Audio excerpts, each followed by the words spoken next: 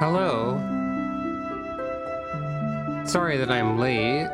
Not only is the stream late, but the pre-stream took a little bit longer than usual. Today's a bit of a rough one. Bit of a rough day. Struggling with health stuff as usual, but also my headset broke.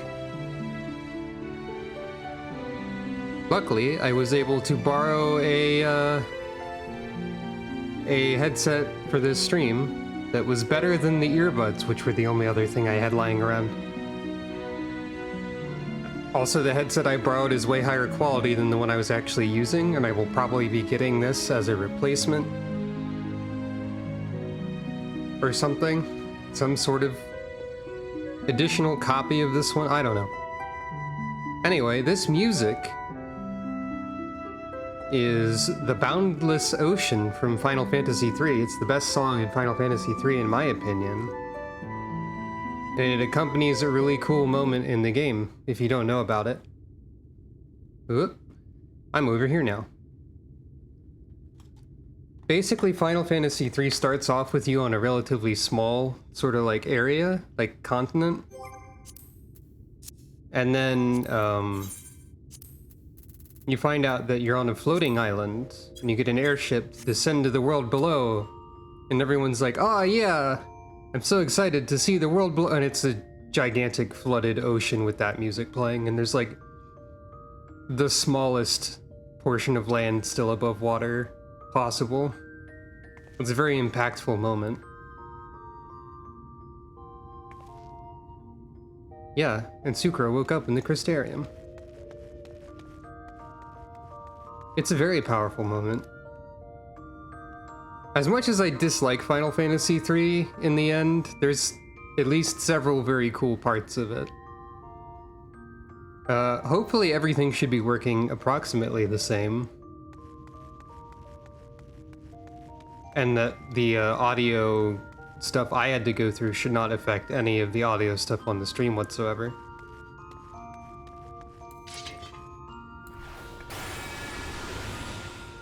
The game sounds weird to me because this headset is very different from the previous one. I also have, like, I'm also weirded out because the volume adjustment on this headset adjusts, like, my system volume in a way that made me think it would impact what is being recorded, but it doesn't. So I don't understand what computer is, basically. I feel like I hear the background ambience a lot more than I used to, which lends this end room an air of ominousness that wasn't there before. I'm also wondering if something is slightly tricking my brain into thinking that some of the sound effects from the game are slightly delayed, which I do not think is true.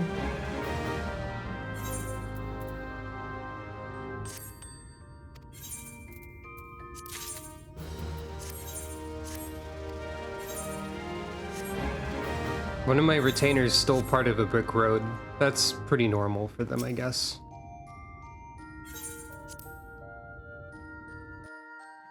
Everything sounds normal? Alright, I'll just have to get used to this, the way audio sounds to me. Which does remind me, actually. I could probably adjust this at some point as well, I don't know. But, it does remind me.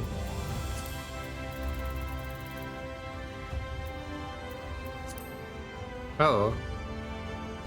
I didn't realize there was a equalizer.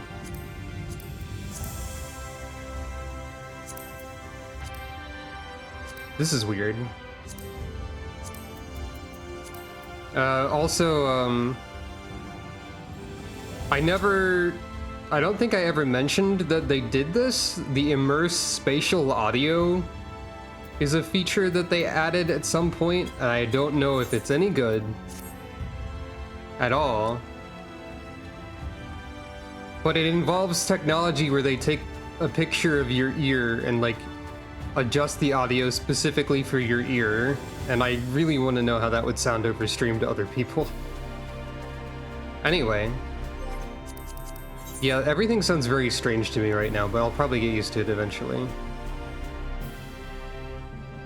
I have no way... I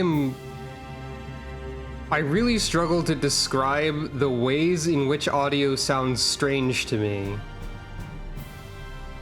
So I am very bad at adjusting headphones to sound correct to me when I have new headphones. Anyway, before we actually go see what Alphino is up to, there's a couple side quests laying around that I think are probably important to look at. I can hear myself more, even though these are like noise canceling. That's also weird. I'll stop going on about these headphones. Nuts to you. I guess I can get the clan stuff. Oh, you're, you're her, aren't you? Haldor's been asking after you. You know Haldor, aye? Clan Nutsies man? If you're keen to hunt the deadliest marks for the biggest bounties, then you might want to seek him out. You'll find him by the board over in the rookery. Though, if I were ye, I'd steer clear of that whole nasty business. Bad for one's health, it is. Alright. Random guy. God, this audio is weird. Weird to me specifically. I think... let me actually try... Actually, that sounds the same.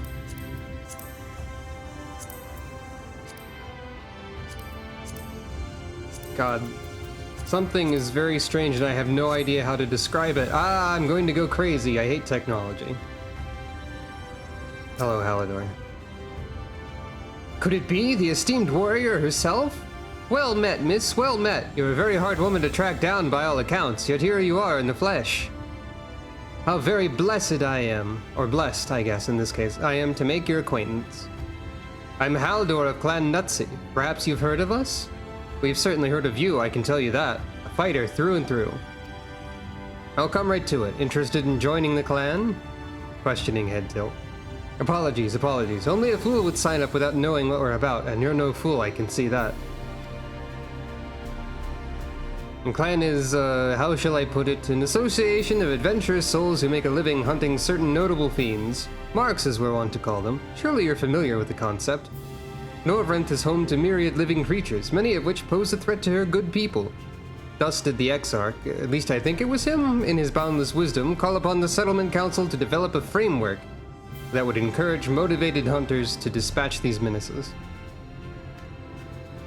Also, you all are very silly in the chat right now. Thank you. To wit, ye brave souls who slay marks shall receive due compensation. Not at all a bad arrangement, eh? If you've a mind to reap the benefits, speak with Ziel over there. She'll record your name in the ledger and see you registered as a clan member.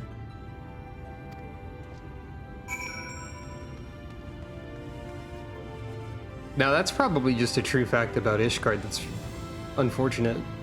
I probably don't need to read all of the Clan Nutsi dialogue. May I help you, miss? At the urging of Haldor, was it? I see. You're plainly more than capable of acquitting yourself well enough in battle, and so I have no grounds to refuse you. I hereby accept your application to join Clan Nutsi. Check the board for the latest bills. The tougher the mark, the better the reward. Hunt what you like or nothing at all. However, you may only undertake hunts designated appropriate for a member of your current status, a novice. The clan is disinclined to allow unproven hunters to commit suicide by mark. Once you've achieved a sufficient measure of success, you will be permitted to pursue more dangerous fiends. Do try not to die before them. Everything sounds vaguely muffled with this audio that I'm experiencing, that no one else is experiencing. Anyway, I can now just proceed to get the rest of these, probably. Still at it, are we? I thought you might be. Hi, I felt you had a bright future with Clan Nutsi. And sure enough, you're not dead yet, which is more than I can say about some other poor sods.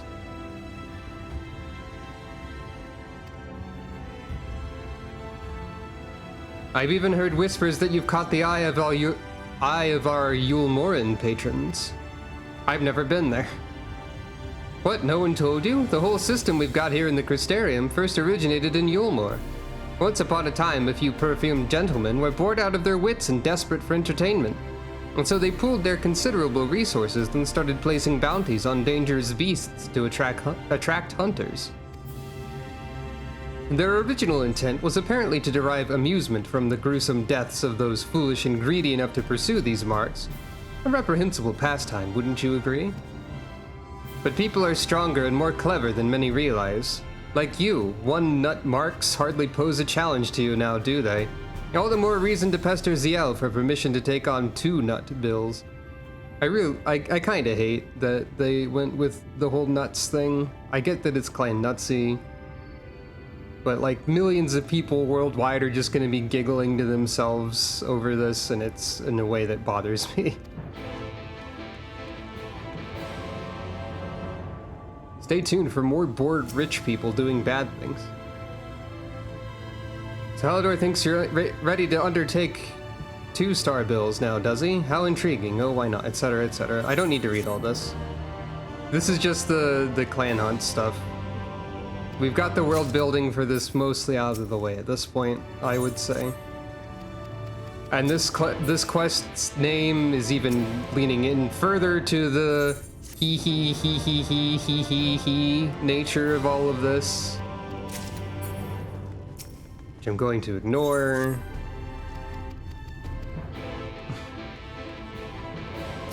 Come on, y'all.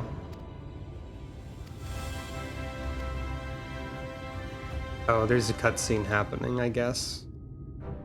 I don't know what's happening. Oh, there's Moogle, I guess. That's fine.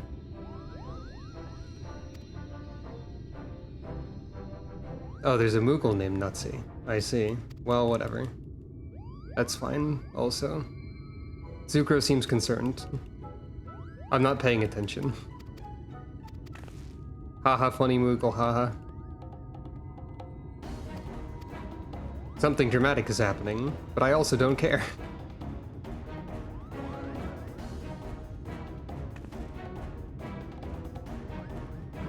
Yeah, I agree, Sucro. Gasp! I don't know what's happening.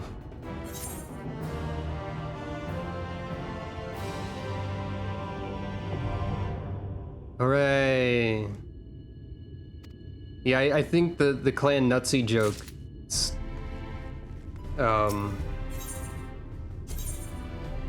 are immediately old, so I'm just going to ignore those. I'll take the mark bills though.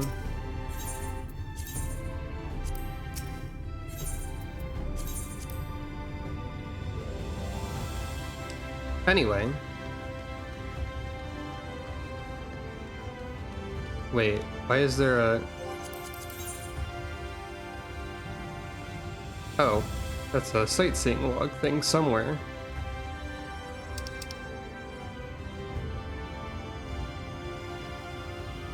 Oh, is that the only other thing? Fair enough. Hello.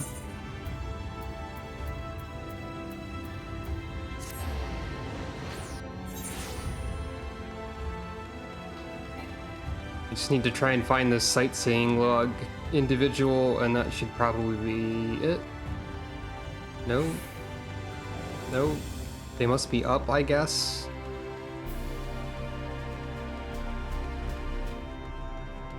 I thought there were other side quests available at this point in this region, but I guess not. I just want to have these out of the way, so I can sort of passively engage with stuff as it happens, like if I notice a sightseeing point. I was expecting something else instead of these, but, you know, whatever.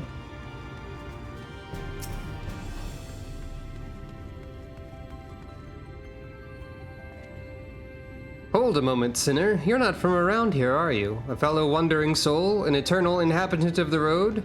I thought so. Erloth's the name. My aspiration is to travel the whole wide world, though it's a fair bit smaller than it used to be, so as far as dreams go, it's a lot more realistic than you might think. Well, that's one way to look at the silver lining of the situation, I guess. But danger still lurks in every corner and around every bend. Even so, this sinner's got nerves of steel. He's a born explorer, Erlolth. There's no land too distant or place too forbidden, aye. But what is that I spy poking out of your pack? A log, if I'm not mistaken. Give it over, if you would. Is this a safe thing to do? Because you might be, like, learning about... I guess you're going to ignore the fact that all of these vistas are from places you've never heard of in your entire life. That's fine. Aha, I thought so. A record of fantastic vistas and unforgettable sights. We're kindred spirits, a morrow of a feather. Excellent, excellent. 'Tis only right that I share with you such wondrous experiences as you have with me. A collection of amazing vistas I catalogued myself that I guarantee will rival the best you've ever seen. Norvrant may be a shadow of its former glory. Actually, it's pretty bright, but there's still joy and excitement to be found if you know where to look, my friend. So I implore you, look, look, look! Follow in my footsteps, savor every moment of the journey, and then when you feel you have discovered every secret this realm has to offer, start again. I promise you won't be disappointed.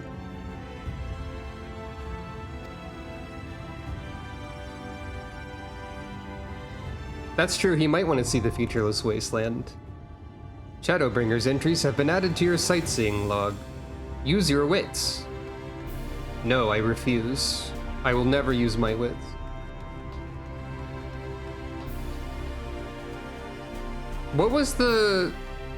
What did people call the region of Minecraft outside of the world generation borders when that still existed? I think that part of the game, that was an unintentional part of the game that I think has been fixed.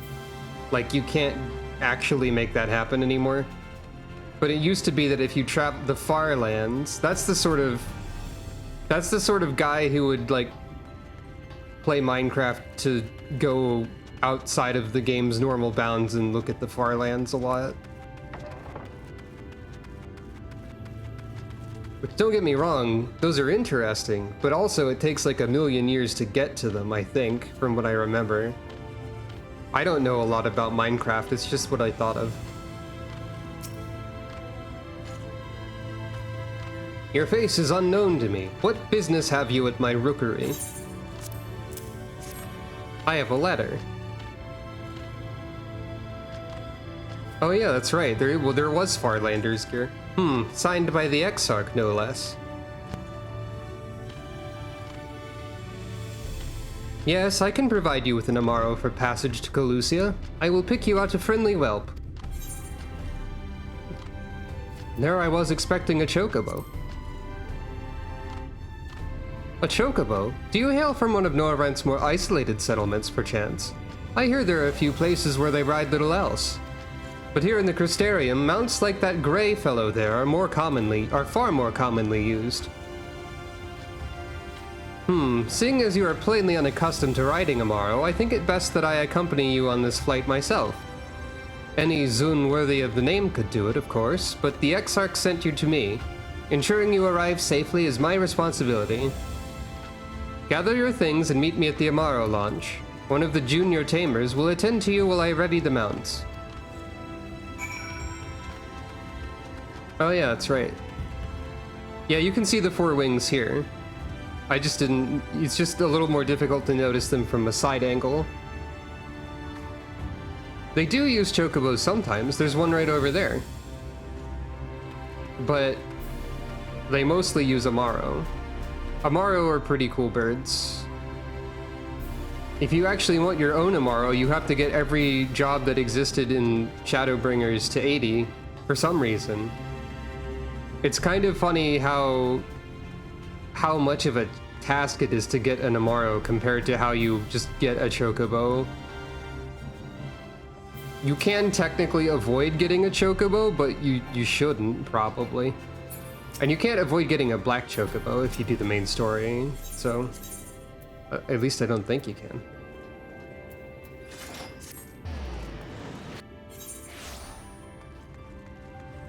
There's at least one person out there who has the black chocobo, but not the regular chocobo. There's someone whose first mount was Midgardsormr.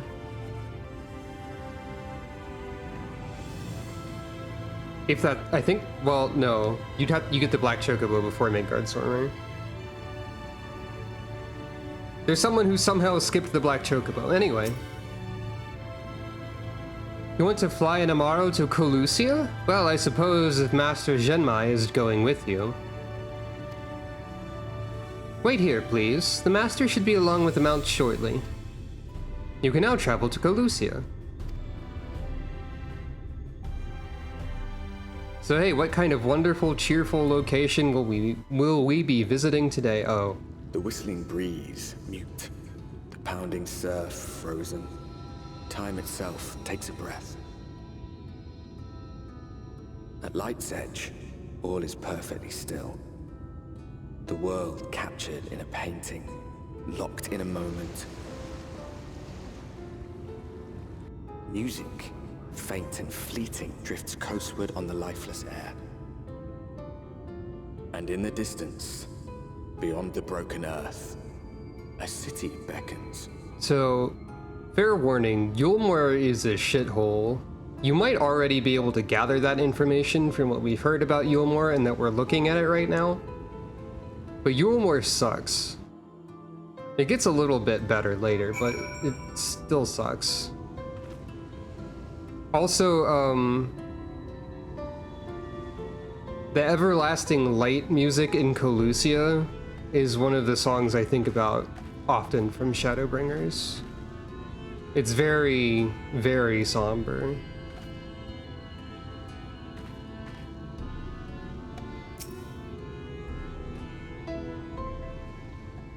Yeah, I'm honestly not sure if that's Ardbert or the Exarch.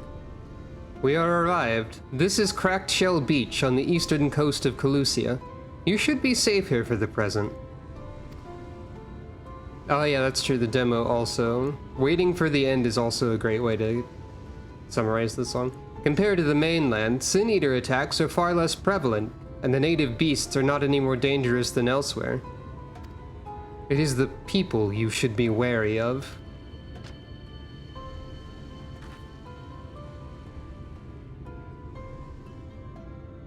Spy you that city in the distance? That is Eulmore, the island's main settlement. It rivals the Crystarium in scale and was once an ally in our battle against the abominations. For years, the Eulmoran elite have fancied themselves the masters of what remains of our broken world.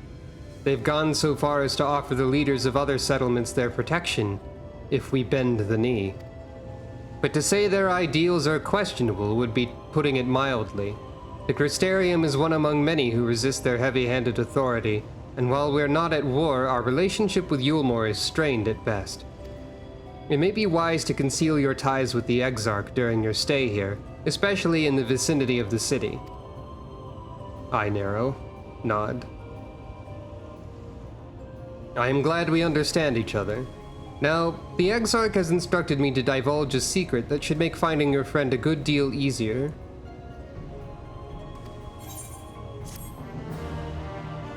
I think there was a listen closely that I forgot to read.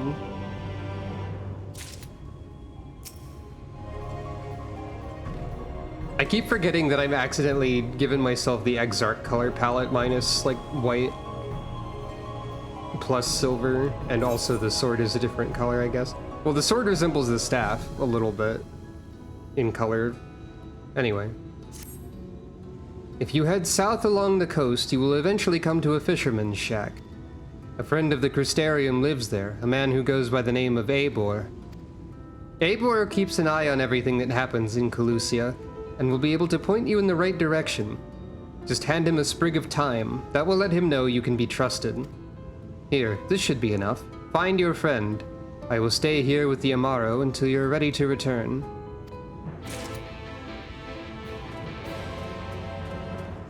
By the way, the enemy that you encounter immediately in Kholusia, this is just Final Fantasy I Goblin. Exactly. Well, translated into 3 dimensions, of course, but...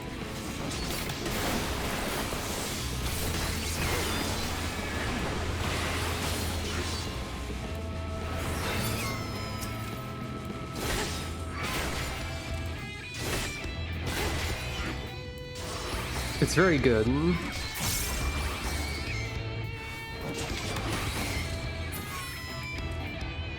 Oh.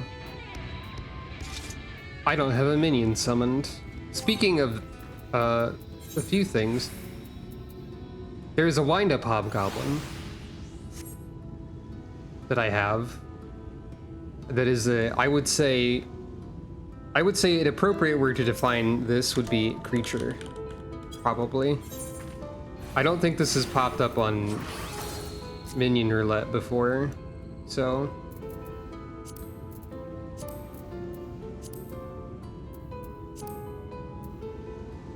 Creature. If anything is a creature, it's this.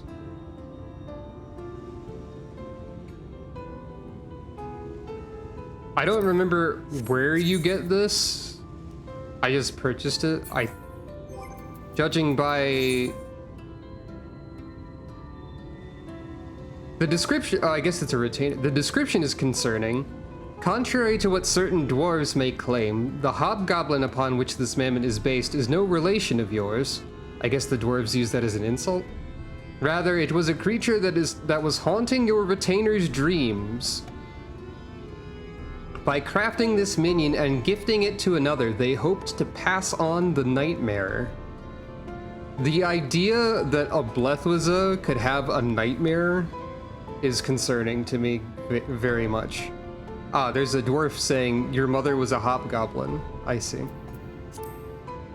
Also, it doesn't seem terribly frightening. So I think that description is not entirely accurate with my retainers, especially considering that I purchased it. So what you basically need to know is that this creature haunted someone's nightmares, so they crafted it in the waking realm. And that's a little concerning. A Blethwizza and company did not give this to me, so I wouldn't say that it has anything to do with them in actuality. Also, you do make a good point with regard to how nightmares work.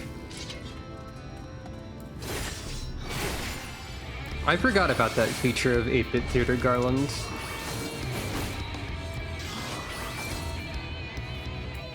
I wonder if they're ever going to go back and retroactively make all other AoEs as glowy as the ones in this. Unless that's something they stop doing again later.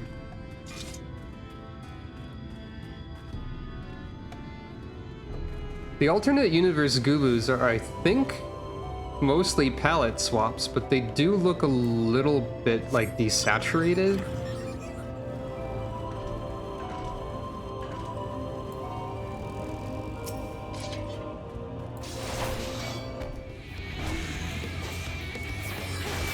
I think the color scheme makes them look a little bit more like threatening somehow.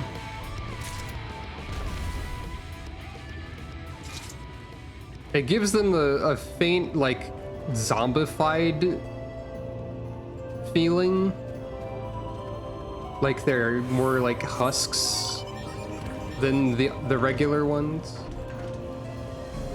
Oh, I didn't mean like the player's AoEs being flashy. I mean the AoE indicators for monsters having that glow around them, which wasn't present previously, I think. Unless it was, and I'm just now noticing it. What are you after? Fish? Crab? Think I've got an eel in a barrel somewhere if you have a taste for them. Lake thyme, a fragrant herb commonly found growing along the floodplains of the source. Oh, I do love a bit of thyme. Chuck some in the pan and it's like a bloody festival of flavor. Now what is it I can do for you? Can't say as there's been any major upsets to report these past few weeks. Interesting. Alphino, eh? Aye, I know the one. Our young champion of the downtrodden. Eulmore is richer than all of Norvrant put together, but it's a different story for them as live outside the city. Most spend every waking moment just trying to stay alive, which makes your friend's dedication to help and others stand out all the more. I can hazard a guess as to where he is now, get a message to him, but you'll need somewhere quiet to meet, away from prying eyes. Make for Stilltide, that's the fishing village just up the path there. You're looking for a rundown excuse for a tavern the locals call the Leaky Keel. Wait there and I'll see that Alphino joins you. I'll see if I can demonstrate more accurately what I mean. Like if I engage a hobgoblin here. I think they have an AoE. Unless I just immediately forgot. Do your funny attack.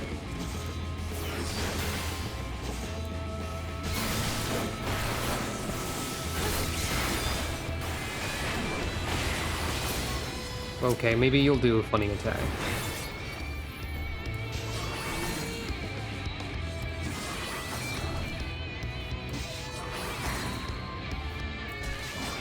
There's like a glow around the edge of the wedge AoE. You could see for a fraction of a second because I accidentally destroyed that creature. And I don't think that glow is present in earlier parts of the game. Unless something about corgis. Unless something about, I don't know, the way Shadowbringers is set up makes that more obvious. Corgis are very loud sometimes. Also, iguana. Funny lizard. Looks more like a chameleon.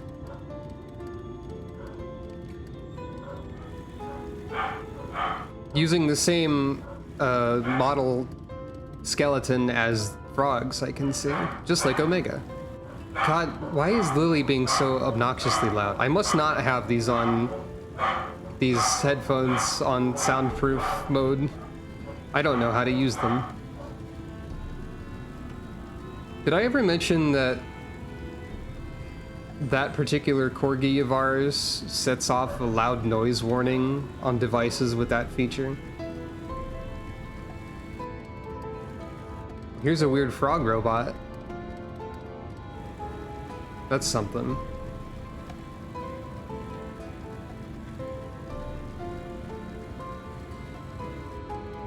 They were? Well, that's because they're being picked up by my microphone. My microphone is at the usual gain settings, so I think it was just Lily was barking closer to my door than usual.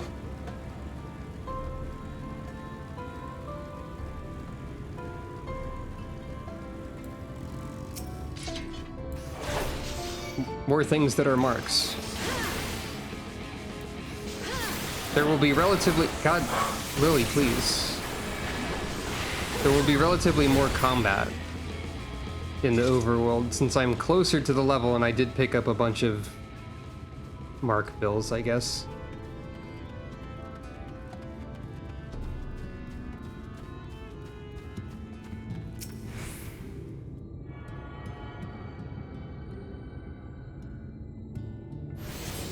It's also possible that I was just talking at the same time as the barks. I think the only way I could fix that would be spending way too much time adjusting background noise reduction and so on. I think that's at the same volume that it was, the same amount that it was before. I don't remember. Adjusting audio stuff is a nightmare to me. We have Amano for hire, or Amaro for hire if you're interested. Amano is not for hire. Actually, before I forget, let me add your name to our register. Etc. Don't know why I was reading the Chocobo Porter equivalent dialogue.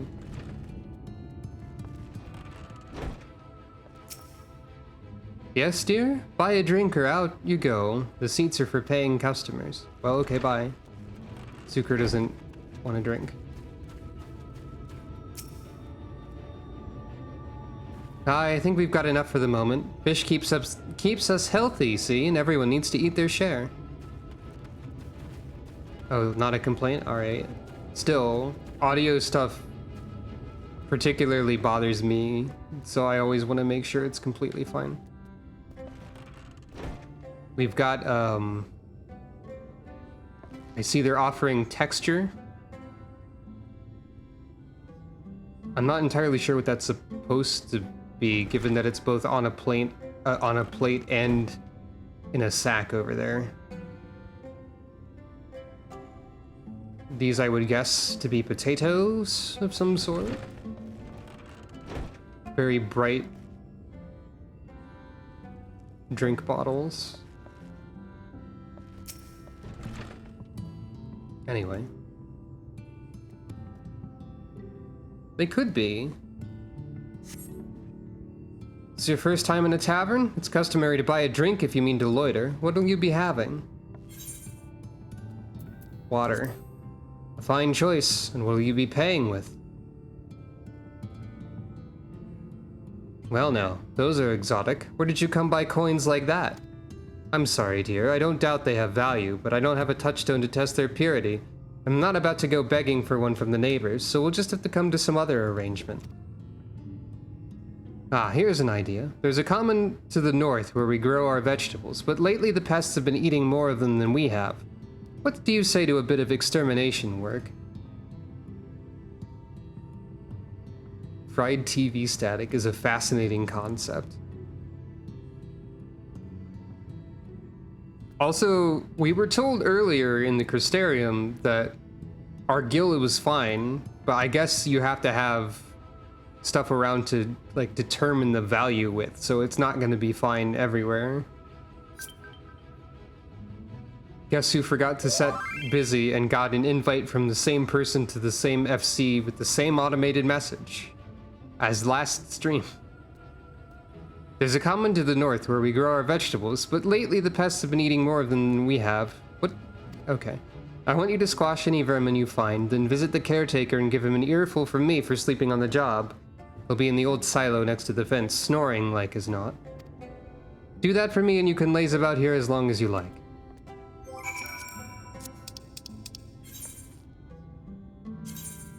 I wonder how many people actually join the free companies that just constantly spam invites at anyone who's not in one. Like, if you just join immediately, you don't know that they spam invites. So I guess that's a way they could trick you. But I can't see that being appealing, oops, to the general public.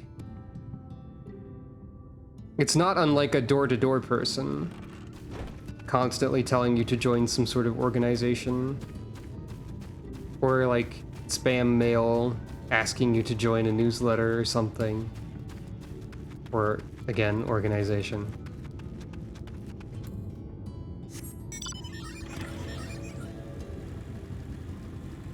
I don't know.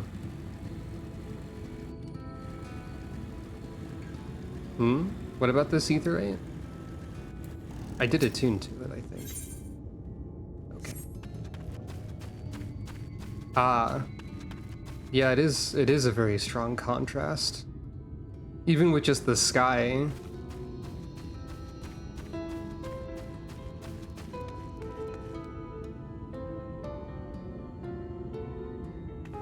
This is the only thing that color, other than Sucro's sword. Like, for malms around, I guess.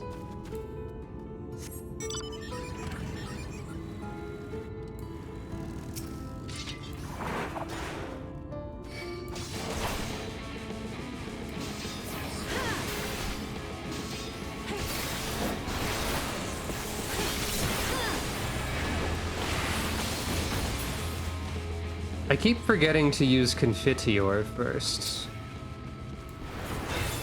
That costs the same stacks as Holy Spirit and is stronger. Eventually, Confiteor, it becomes a whole combo, so I need to remember to use it.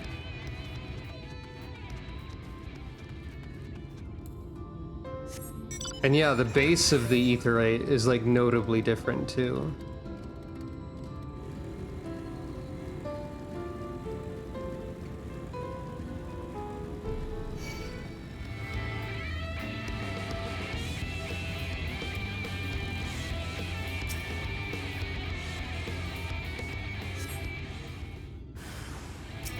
Pestilent Swarm.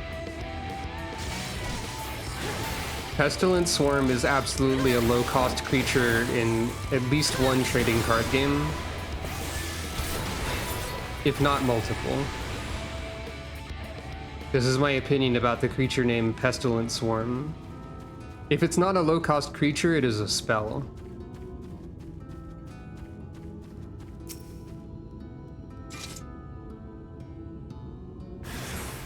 Hey, wait a minute, hold on.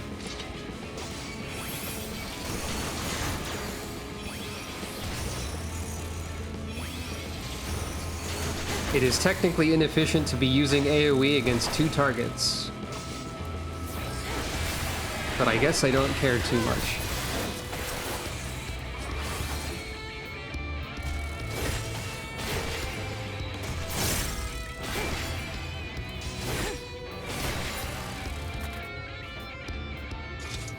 Hey, everybody...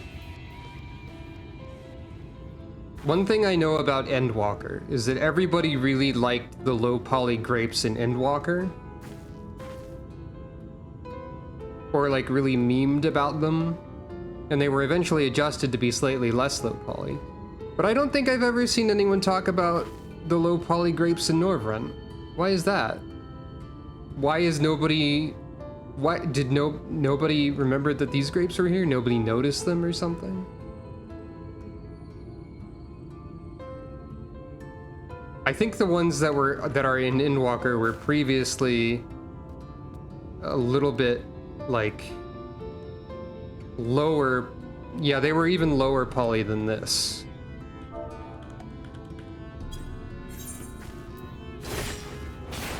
Sucro, no. I need you to not be attacking. Sucro, I just want you to look at the grapes.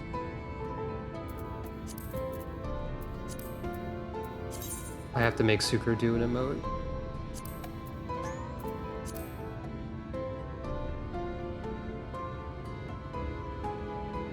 That'll work for me, I guess. Just thinking about grape. It does. She's not really looking at it, but using an AoE on 2 targets. I don't know if that means I've internalized tanking. It just means that I like using AoEs. Even a tank is apparently, ideally, supposed to be using single target rotation when there's only 2 targets, and AoEs for 3+. Knock knock. No response. Maybe you need to knock louder. I wish the character just automatically unsheathed their weapon at that point.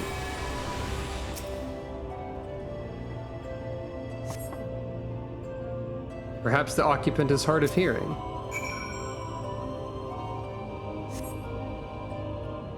Just break the door down.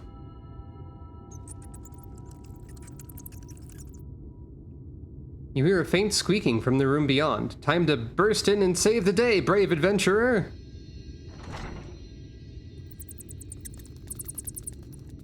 No one is home, and judging by the lack of furniture, they haven't been for some time. The gnawed scraps of vegetables on the floor suggest rats have taken up residence in their absence. Oh. Well, okay. They either ran or were killed.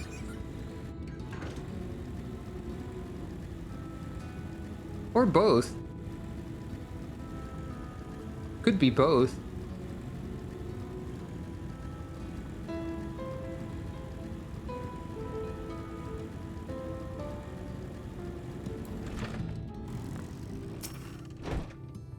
Welcome back, dear. What did that good-for-nothing caretaker have to say for himself?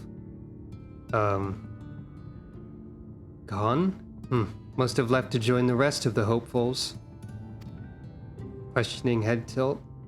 In Gate Town, outside Eulmore? You don't have a clue what I'm talking about, do you? And there I was thinking you were another dreamer. Well, never mind all that. Take a seat wherever you like, dear. You've more than earned it. I'll even throw in another drink on the house. By the way, I'm glad that they let you choose water when asked what to drink. I'm glad that I can finally have some agency over whether or not Sucro drinks alcohol. More water on the house. Water is probably valuable here, to be fair.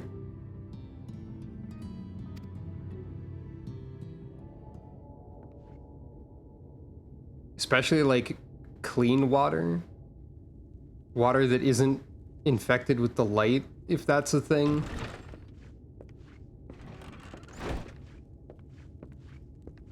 And how is business today, Mistress Theva?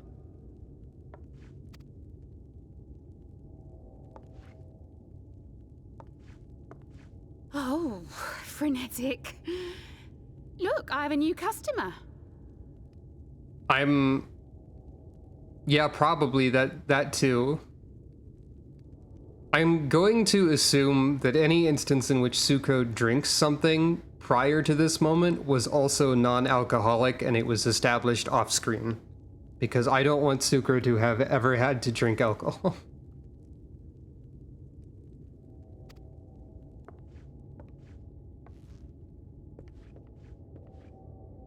This is a very slow panning reveal of Alphino for some reason. 'Tis good to see you, my friend. We had to hide Alphino's face behind a mug for a second, and then pan up to it.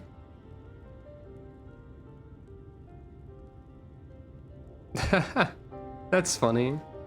I don't think I knew that the Stormblood crafting and gathering stuff had this model.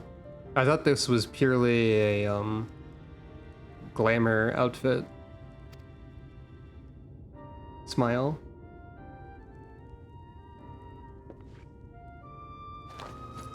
The barley seeds you wanted. They should produce a better harvest than the last.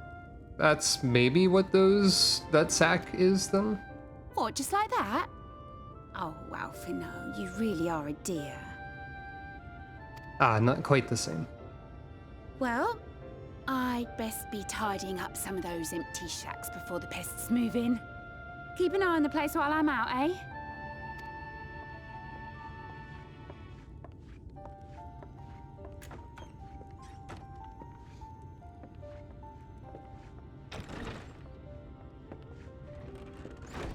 It seems an age since last we spoke.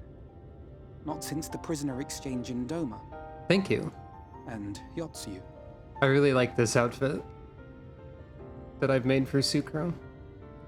It has been even longer for me, of course, if you count the days I've spent here. But the time has only added to the relief I feel seeing you safe and well.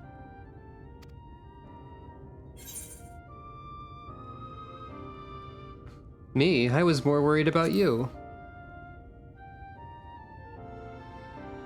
Huh. Alize said much the same thing. I don't think I've ever had such a scolding. But I believe an exchange of news is in order. Come, tell me of your arrival and all that came before. Nod. Explaining stuff.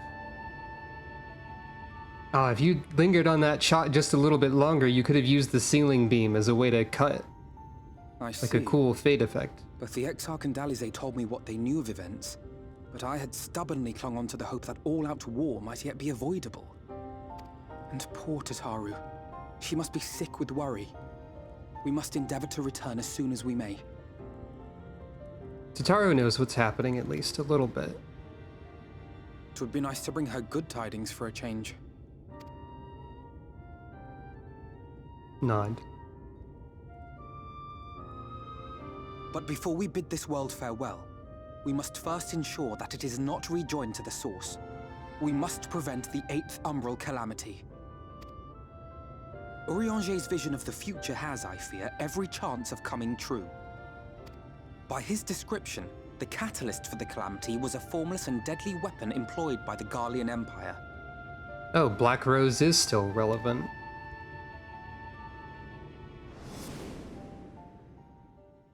Which can only mean one thing. Black Rose. Gaius was telling you the truth.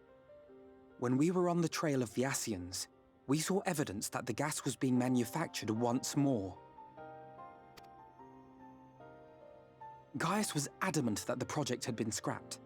But so long as there are wars to be waged, there will always be those determined to win by any means. And thus simply destroying the existing stores of Black Rose would do little to alter fate's course.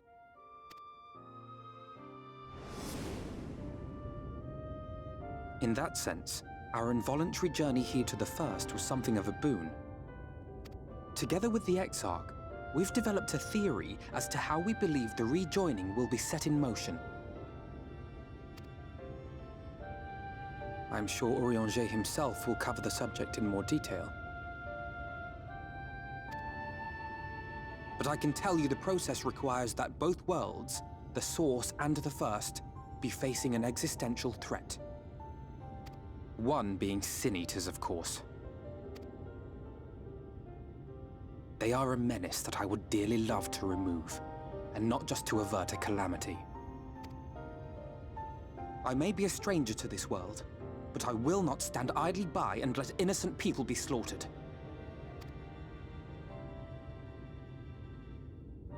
That is what brought me to the gates of Eulmore.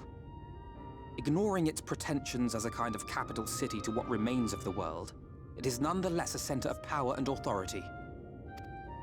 If any solutions are to be found, I believe our search should begin there.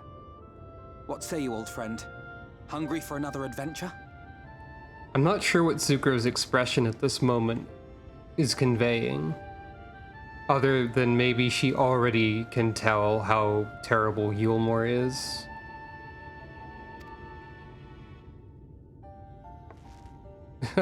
Or she's eager to do something.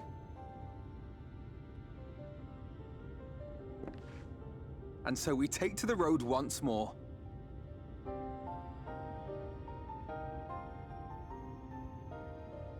That was also just probably a bit of a like, I also hate innocent people being slaughtered. Eye narrow.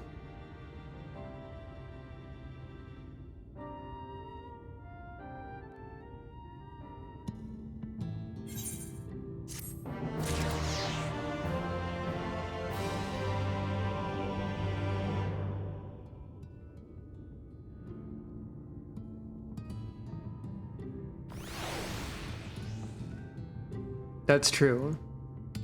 That as well.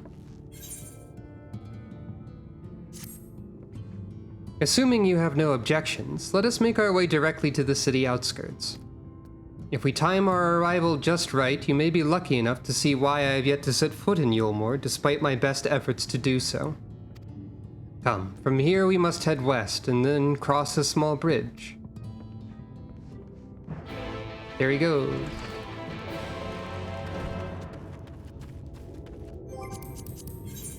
And now there are side quests here. Some of these are probably very depressing, but I don't know which one specifically.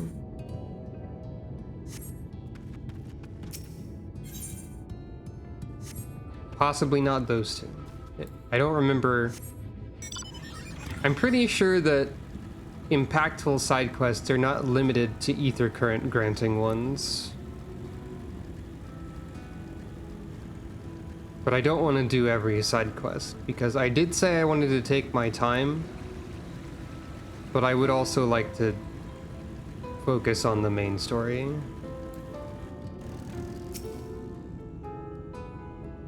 Kholusia seems peaceful, does it not? Almost familiar? I had a similar impression of the Crystarium. Even in this distant world, people are much the same. To think that whenever a calamity struck the Source, a reflection such as this one, with all its culture and history, was being erased from existence. No, get away from me! Over there! Quickly, someone's in trouble!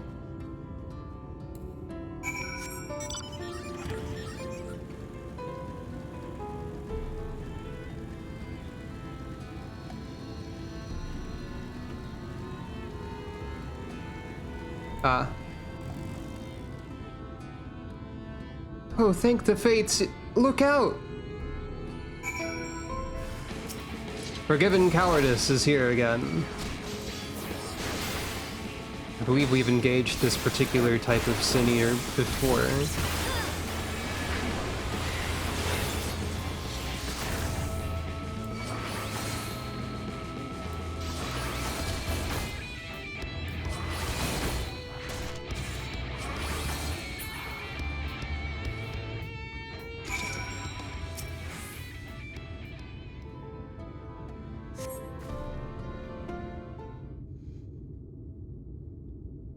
my poor heart. Thank you, young miss. Ah, there you are. In my haste, I lost my bearings, but I see you have the situation well in hand. Fine work. Yeah, I get to use my gap closer. Incredible. I use it mostly as another OGCD attack. Are you alright, madam? Just a few bruises from where I fell. Nothing compared to what was in store for me before this brave soul came to my rescue. I honestly thought I was done for. My feet are not as swift as they once were, and I knew there was no one left to hear me scream. Not that I let that stop me. I should probably leave my old house behind and queue up outside Eulmore with the rest of them. Doubt those fancy lords and ladies would welcome an old crone like me. Still, even a shack near the gate has to be safer than staying here. Shake head. One would hope. Either way, I suggest you avoid wandering alone lest you make the Sin Eater's task any easier. Nod. Thank you again. You saved my life. I'm sure a strapping young lass like you has little to fear, but I wouldn't linger long in this place. There's naught to be had here but cobwebs and memories.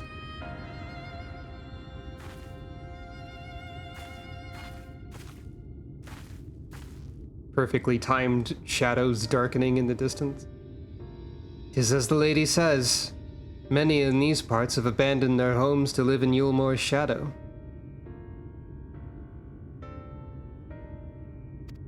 Should the Sin Eaters descend upon this region, there are precious few with the strength to fight them off.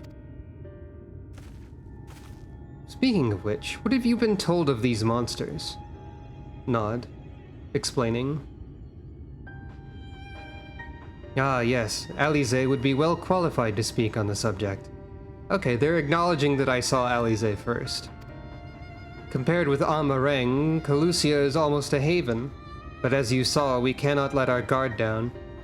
Had you arrived but a few moments later, the Sin Eaters would have claimed another victim.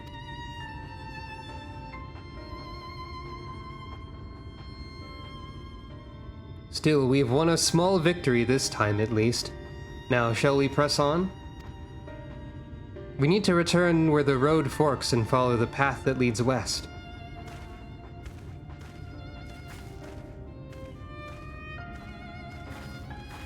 I'm not sure if I get more gap closers in the future. I might be limited to 2 stacks of it. Unless Warrior has multiple gap closers, whereas Paladin just has 1 button for that.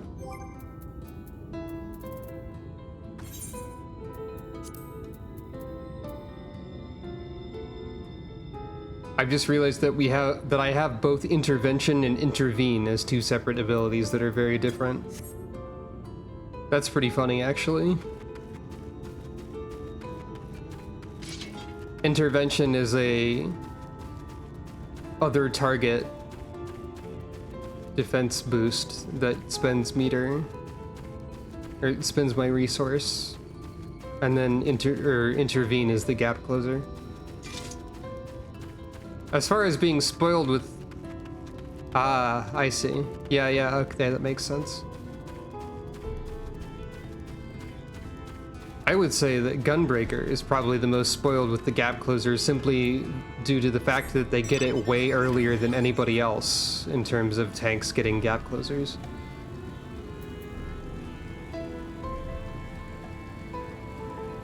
They get to use it in, like, Stormblood content. Maybe even earlier than that. Right, I trimmed my list to only the classes I use, so I can't quickly check. Oh, I forgot Dark Knight gets plunge early.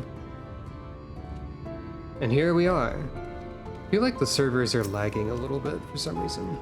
I wonder why.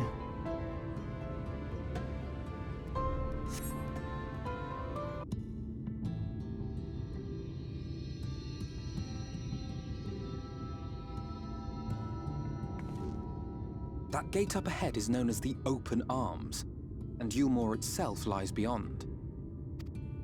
This, meanwhile, is the aptly named Gate Town. The dwelling place of the many desperate souls who hope to be chosen to live in the city proper.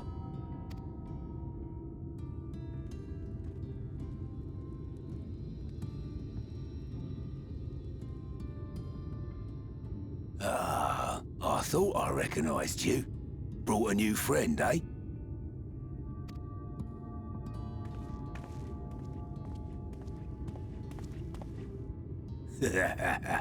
I'll bet you got a trick or two up your sleeve.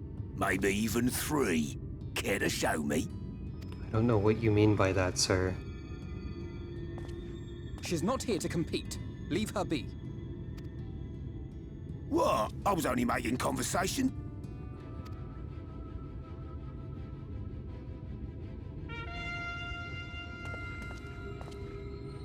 Ladies and gentlemen, your attention, please!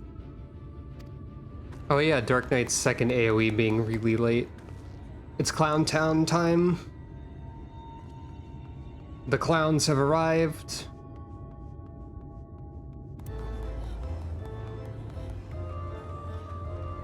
The clown music has begun. Greetings to our hopeful petitioners, one and all! Eulmore extends its warmest regards. The first glimpse of people living inside of... Clown has been detected. Clown has been detected. 2 clowns have been detected. Schmorn and Schmorn. the Circus of Valleys.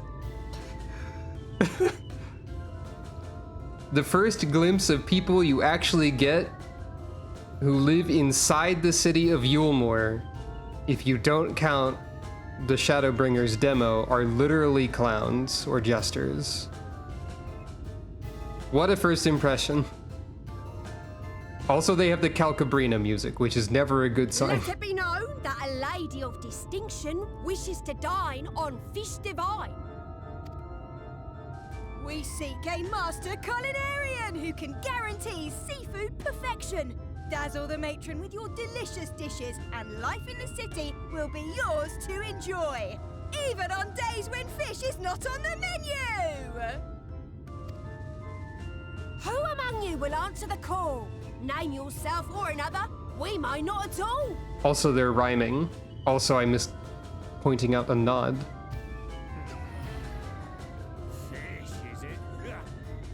Fish, is it? What about that girl?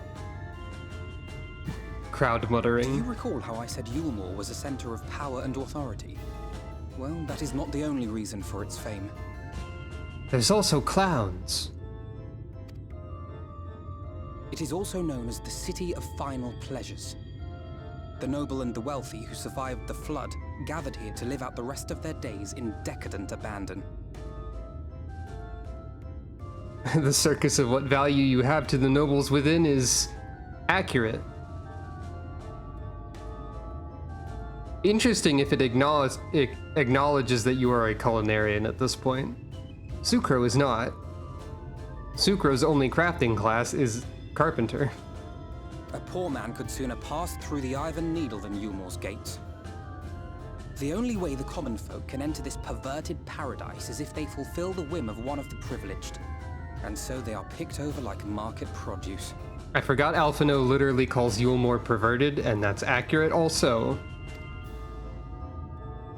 Eulmore sucks. Ah, okay.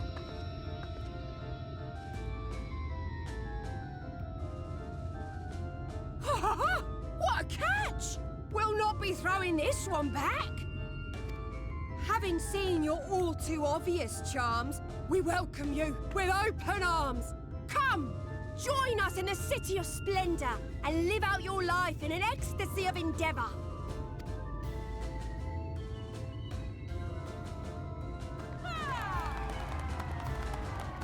Well, at least everyone else is applauding. Oh, just look at those expectant faces. What could you possibly be waiting for? Well, well, what have we here? An extra share of meal to celebrate our newest resident! Meal is also bad, but I won't elaborate just yet.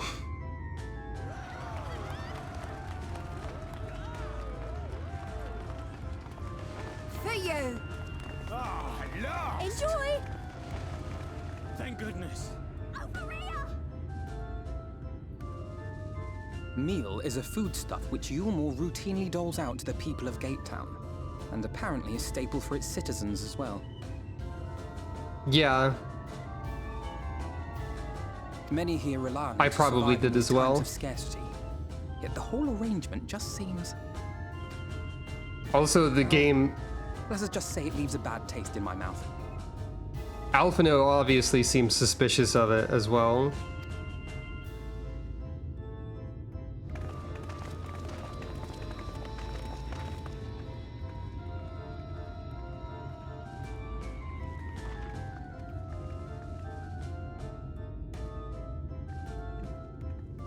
I've been spotted by the clown. Clown A has detected Sucro.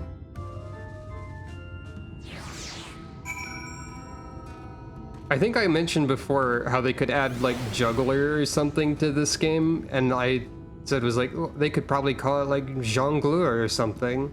That would be within this game's vocabulary. I forgot that these two were actually just called red jongleur and blue jongleur. So not a word that you would, as the player character, would really want.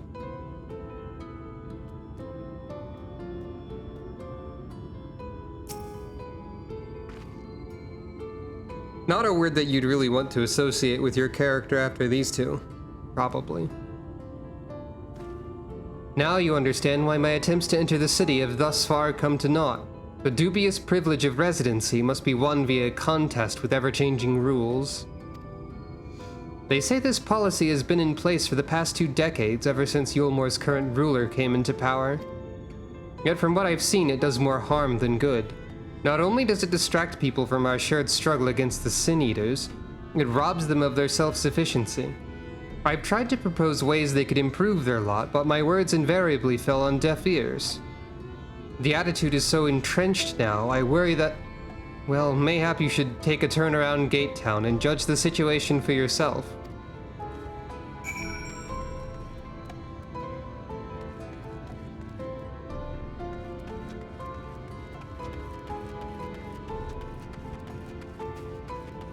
The more I use this borrowed headset, it's starting to hurt to wear it a little bit.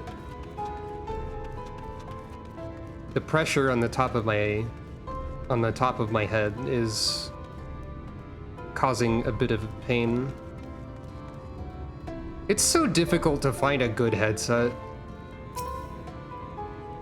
A large pot bubbles over the flame. Pale chunks, meal, you realize, float in the otherwise plain broth.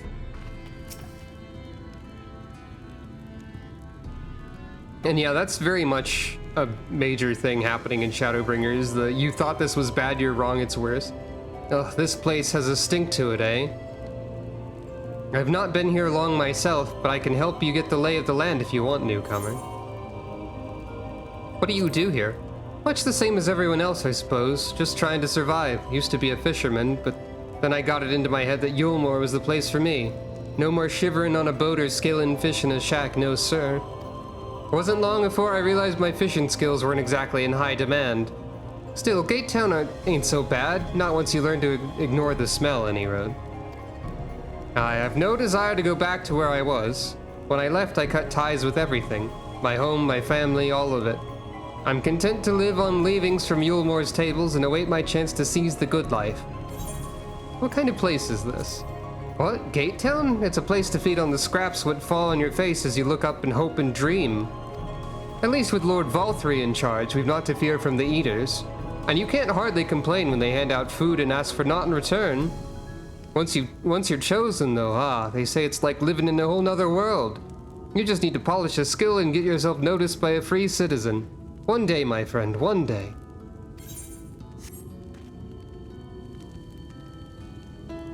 Lord Valthree, huh? On that note, I'll be right back.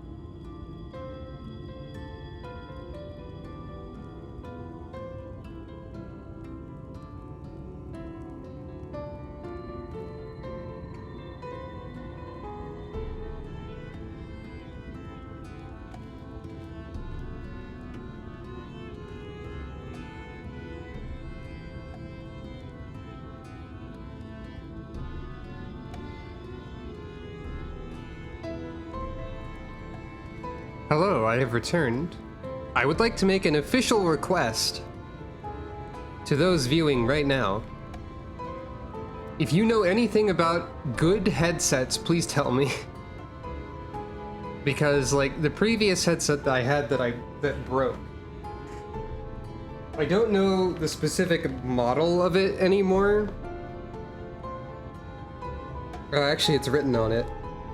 It's a Sennheiser GSP 350, which I'm pretty sure is not available at this point. But it does have that written on it. And somehow, despite being relatively cheap, compared to like the ones I'm using right now and ones I tried recently, it had the perfect audio balance for me, at least. What if I just Google that? Oh, maybe that is available. Maybe I can just buy that again. Somehow that was perfect for me.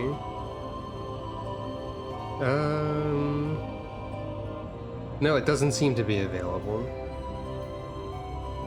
See all options.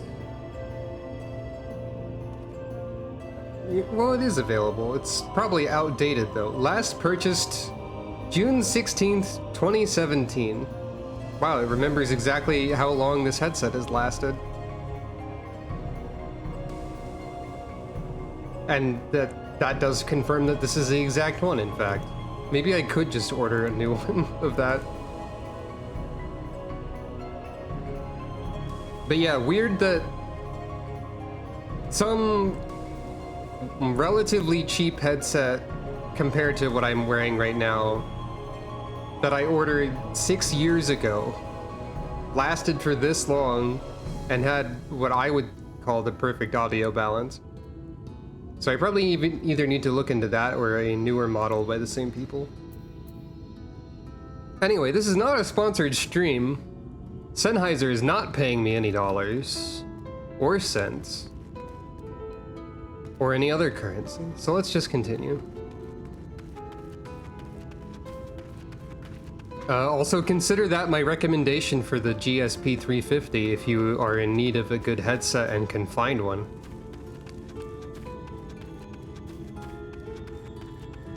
It is a USB headset specifically, if that is a concern for anyone.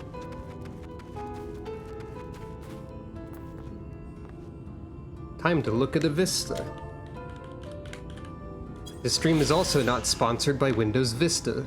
Nobody has ever been sponsored by Windows Vista for streaming, probably. Especially not these days. Preoccupied petticoat. Just look at it. Can you imagine a more beautiful city? Yes. Every day I dream of the life that waits for me inside those walls. Oh, will they ever pick me? Ah, Eulmore, you taunt me with your promised bounty.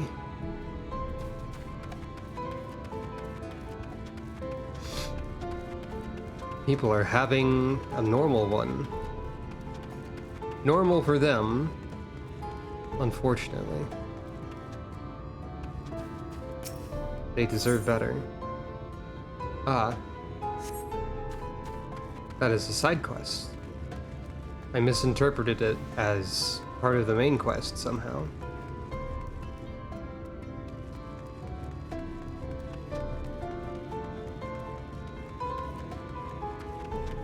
What do you think, Alphino? Go, take the measure of Gatetown. I shall wait here. You looking to get inside? Of course you are. Who wouldn't want to live each day with a full belly and a pretty partner on each arm, eh?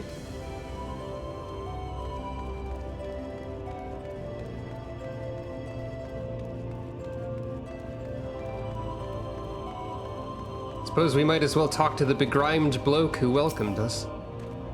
Still here, are you? Can't blame you for wanting a slice of Eulmore's pie. If you ask me, you should ditch that sour-faced brat and make a home for yourself here. Gatetown's not much to look at, but at least it's safe. And the mail is the best thing I've ever tasted. Do I savor it piece by piece or gobble it all in one go? Well, there was someone wearing a swimsuit for no discernible reason. I see we're still playing Final Fantasy XIV, despite being on the first. I say no discernible reason, but I know very well what the reason is. Anyway, moving on. You've seen what Gatetown has to offer. These people can no longer fend for themselves. They've become dependent on handouts of mail, and believe Eulmore is the answer to all their woes. Yet no matter how I frame my encouragement, they seem unwilling. Nay, unable to conceive of any other way of life. I wonder if they are unwilling or unable to conceive of such a thing for any extra concerning reasons, or just because they are in a situation where they can't imagine anything hopeful. Or both. Probably both. Yeah, I don't know why Sucro would look like someone wanting to spend time in Gatetown. She seems very different from most of the people.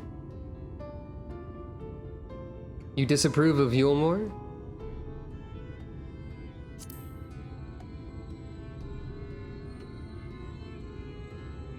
It is difficult to make a final judgment without first seeing the city's inner workings. Mayhap it is that uncertainty which always makes me feel so ill at ease here. Not that it matters. However unjust this system seems to me, if these people claim to be content with their lot, it's hardly my place to criticize their choices. But take that elderly lady you rescued. Does it not seem that those who've chosen to forego Eulmore's largesse are doomed to suffer for their independence? In the end, they are all but forced to seek refuge in Gatetown, and so hamlets and fields across the island are left empty and untended, hastening the region's descent into ruin. Nay, I am not convinced that Eulmore's generosity truly serves the best interests of Kholusia's people. I am not so naive as to think there is some miraculous solution to all of this, yet I cannot help but frown at the sight of hard-working villagers struggling to survive, even as the chosen few rejoice at being plucked from poverty by the hand of a capricious noble. There has to be a better way. I will not know for sure, however, until I've taken those long-delayed steps through Eulmore's gates. 'Tis fortunate that you arrived when you did, Sucro. I've been working on a scheme to insinuate myself into the city, and if all goes to plan, it should soon come to fruition. There is a beast tribe, oh, we're back to calling them that, I guess, who makes its home in the seas surrounding the island. The Ondo, they are called, though you and I know them as Sahagin. For the most part, they keep to themselves in their ocean grottos, and rarely have dealings with land dwellers. But as Totaro took such great pains to impress upon me during our stay in Kugane, business favors the bold, and so I reached out to them. I duly discovered that the Ondo are inordinately fond of land-grown produce, fresh fruits in particular, and when I offered to procure such goods for them, they promised to pay me in pearls. An attractive business venture for any prospective investor, would you not agree? Surely even the most jaded Eulmorean lord would have time for a merchant who can make pearls from plums and pumpkins. Oh, that is a fun fact. Yes, I've come a long way since my days of buying samurai swords without first negotiating a price.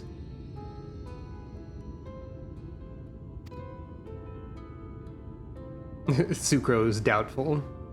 My appointment with the Ondo is due to take place in a few hours. I just need to collect the produce and meet with them on the shore. Might you help me make the exchange? Determined. I'm going to punch some produce. I mean, procure it. Excellent. I should be glad of your company. First things first, then. We must pay a visit to Moshamoa, my supplier and right. Come, it's just to the northwest of here. Nod.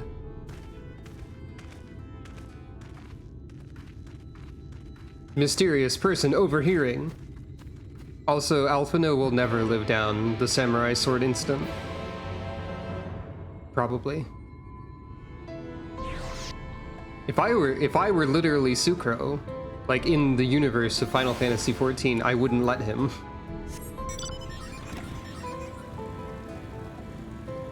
It would be equivalent to any time someone makes an outstanding typo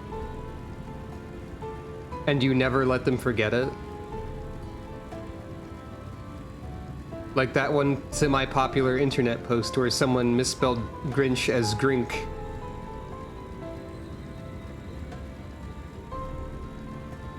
Anytime I saw Alphino buying anything, I'd be like, what you shopping for, samurai swords? And he would get very tired of it. I've decided that this is canon Sucro behavior in the middle of talking about it. Sucro will never let Alphino stop thinking about the samurai sword incident. This is Moshe Moa, the farmer of whom I spoke.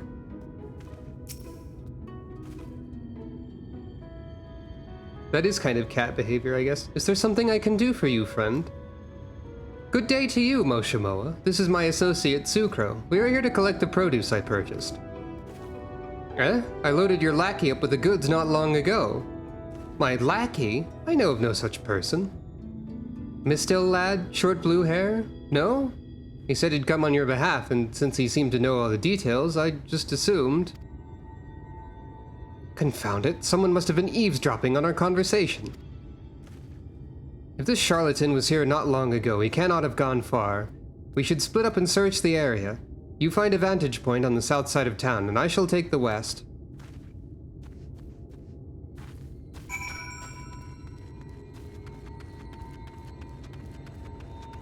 An opportunist.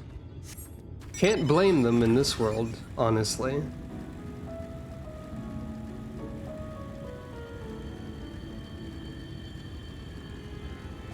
I suppose this is the first equivalent of a treant, is it not? Wood eyes here. Pretty cool enemy design.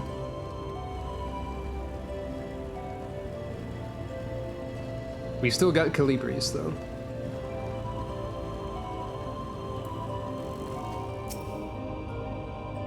Search the surroundings for a male Mistel with short blue hair. You may move the camera as well as zoom in and out. Did you think we were done with this mechanic? Because we're not. Located immediately. Wood Eyes Arbor Dragon? That'd be pretty good. You have located your quarry.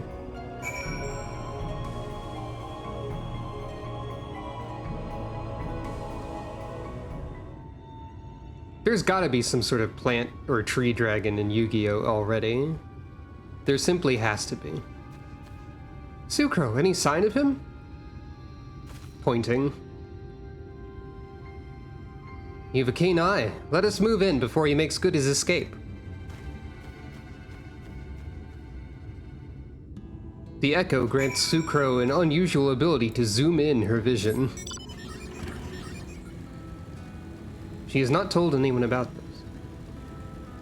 Black Rose Dragon. Well, that would be very bad news in the context of this video game, because Black Rose is a bioweapon being employed by the Empire to destroy many people silently and instantaneously.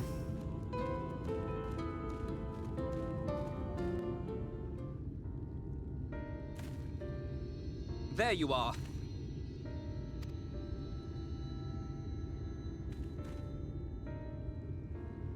The thief who claimed the harvest on my behalf.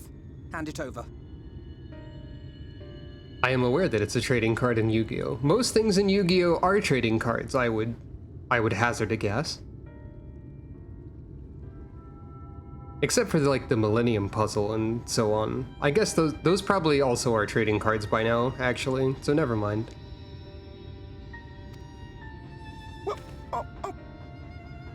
forgive me. I have to get into the city.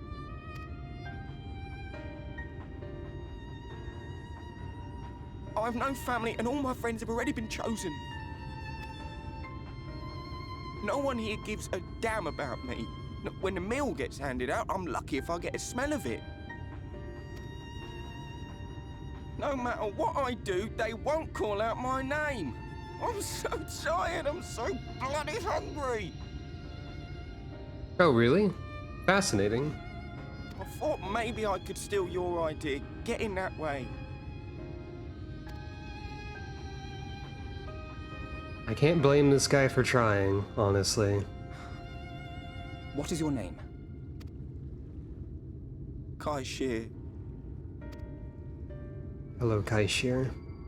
Tell me then, Kai Shear. Must it be Eulmore or nothing? You could go to the Crystarium. What of the Crystarium? Yeah. They may not offer charity, but you would be fairly compensated for any work you did. No, it has to be Eulmore. That's where all my friends are. We made a promise that we'd live together in paradise.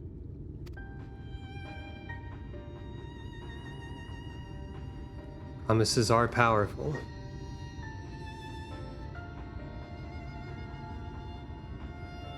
I was to make my deal with the Ondo at the Clave. Listen carefully, and I shall tell you my plans for the business, and how best to arouse the Eulmoran's interest. You'll give me your place? Just like that? I'm giving you a chance, nothing more. What comes of it is entirely up to you. Oh, I absolutely agree. It's not a good idea to live in Eulmore. I know more than I'm supposed to at this point of the story, but still. Even now, with what we should know, it's obviously suspect or not a good place. I understand. Oh, thank you, thank you!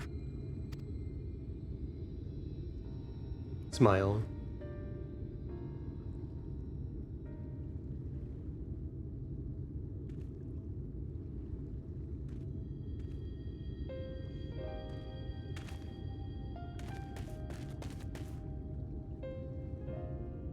This was but one path.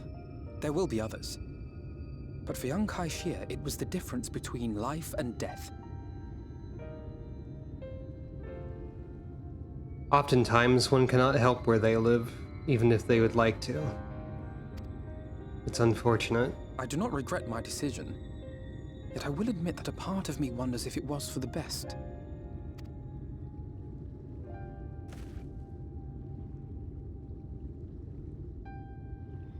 We strive to bring swift salvation to this world, that countless lives might be saved, not least your own. Even if it came at the cost of one man, should I have forged on regardless? Stick to your principles, Alphino. That's what I say. That's not who you are, or quite possibly, meaning we'd better hurry up and think of a new plan. Warrior of Light SAS levels SAS option levels are increasing rapidly. But I basically literally said the first thing already, and that's what Sucre would say. That's not who you are, Alphino. I suppose not. Were Estinian here, he would most likely scoff at my soft-heartedness. Same old Alphino, ever the slave to sentiment. That's a surprisingly good Estinian impression, Alphino. Maybe we can get into Eulmore on your merits as a comedian. I forgot he did that. That's really good. But I thank you for your kind words nonetheless. Let us see to it that both these stories have a happy ending. Shall we return to Wright then? Alphino, hear me out. What if we got into Eulmore using violence? Is that?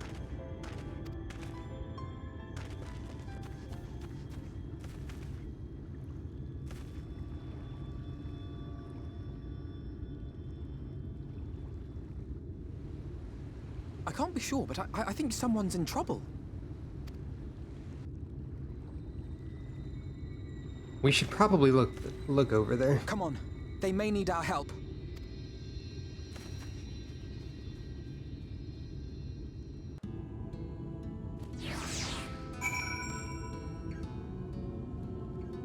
Now, Alphino, I know you might doubt the plan to immediately go to violence, but consider the angles.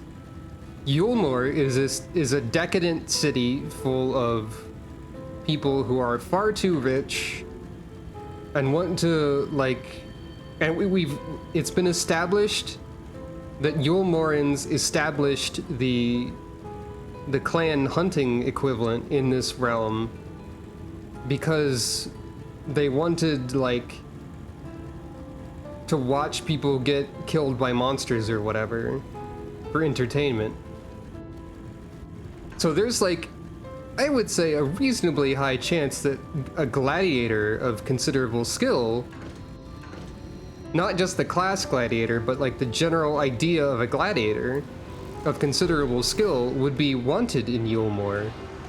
And therefore, all we need to do is drag a very impressive looking monster to the front gates and kill it, and then it'll look like we're super cool fighters, and all the rich people who love to see violence will want us to hang out. And then we can be like, surprise, the violence is for you, and destroy them all. It's the best plan I've ever had, Alphino. I'm so confident in this plan that I'm running in circles. I just do that anyway, actually. Here, he's breathing, I think, though he won't last long without help.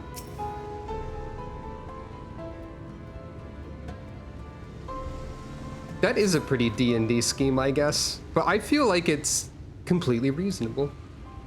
That should take care of the worst of his injuries. Cough, splutter. Mercy, mercy, I beg you.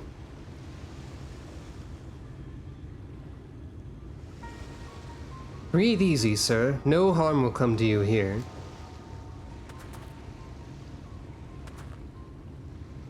They often say, write what you know, but also consider plan what you know. Poor man is shivering. Pray keep an eye on him while I get a fire going. Oh, I never said you said it was a bad idea. I don't think I did. I didn't mean to. I thought for certain I was dead. How am I ever to repay this kindness? We'll settle for the tale behind your current predicament. Why don't you begin by telling us your name? Tristal. I was invited into Eulmore to work as an artist. Gasp. Also gasp. A wealthy couple took me in to paint pictures for them, but when my style proved contrary to their taste, they just as quickly turfed me out into the street. I was left penniless and patronless, a grave sin in Lord Valthry's city. Within days, they had me brought before the man himself, and he asked me what I meant to do. Dejected as I was, I told him that I wished to leave. Little did I know how soon he would grant me my wish. They flung me over the balustrade and into the God's damned ocean. Balustrade? Is that how you say that? From up there? How were you not dashed to pieces? Don't ask me. Luck, I suppose. If you hadn't found me when you did, it wouldn't have counted for much. Okay. Monstrous. And the citizens condone such barbaric punishment? Nod. Oh, without a second thought. When Lord Valthry passes a judgment, no one so much as blinks, let alone argues. In Eulmore, his word is law.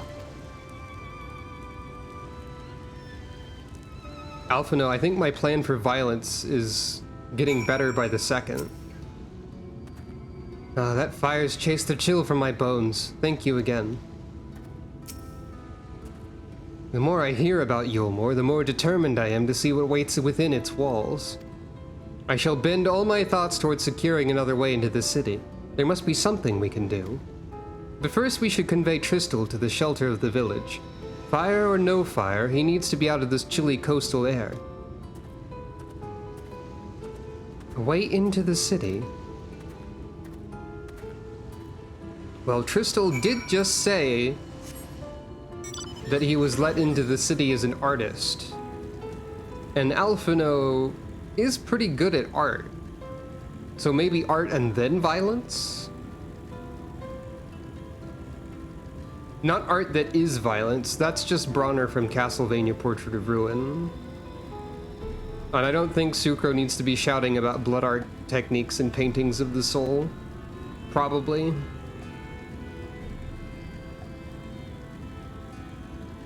As bombastic as those line reads are.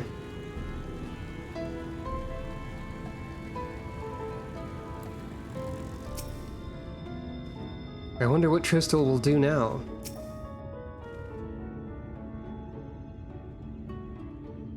I would love Pictomancer, which I think is the official name for, hey, I sold a curtain. Congratulations to, probably to Hanatos, I think was the one selling stuff recently. Anyway, I think Pictomancer is what they call Realm's class these days. I think that'd be great. Pray accept my deepest gratitude. I owe you both my life. And if you'll permit me, I would assist you in your attempt to enter Eulmore, insofar as I am able, at any rate. To be frank, the thought of sending my saviors into that awful place makes me sick to the stomach. First you paint a picture, then you beat target overhead with picture. That is a great plan. May I suggest, instead of painting a picture, carving something into stone? Because I think that would result in a better bludgeon. The thought of sending my saviors into that awful place makes me sick to the stomach, but since it's plain you've set your minds on it, you should take this. It's my favorite paintbrush. The Eulmore and Elite are never satisfied until they get exactly what they want, and if I'm not mistaken, the couple I mentioned will be looking for someone to replace me. If you make a show of owning such a well-used brush, you may be able to convince people you have a talent for painting. Are you certain? This is your livelihood. We cannot deprive you of such a treasured possession. I give it gladly after all you've done for me. Besides, I don't think I have the heart to paint anymore. As to what I'll do instead, I honestly haven't decided. But I shan't stay long in this place, not with that city brooding over me. Nay, I'll move on to new lands and a new profession. And I'll keep you in my prayers from now until my dying day. I hope Tristal gets to go to the Crystarium and we get to see him again later. Should you make it into the city, have care what you say and do. I wouldn't want you to save my life only to lose your own. Don't worry, if they throw me off of the balustrade, I will simply become invincible before I hit the ground. 8-bit theater was mentioned earlier. I could also just block the ground. Or parry it, or whatever fighter did. The city of final pleasures. They say kindness is its own reward, but Tristal has repaid us with a gift as timely as it was unexpected. We will, however, need to act upon his advice before another painter steps in to fill the vacancy. Thankfully, I do have some modest skill with a brush. Nothing approaching that of a true artist, of course, but enough to play the role, I would hope. As for you, well, if you don't mind taking a subordinate role, mayhap you could pose as my assistant. Nod. Then it's settled. All we need to do now is return to Gate Town and await the next appearance of those vile jesters.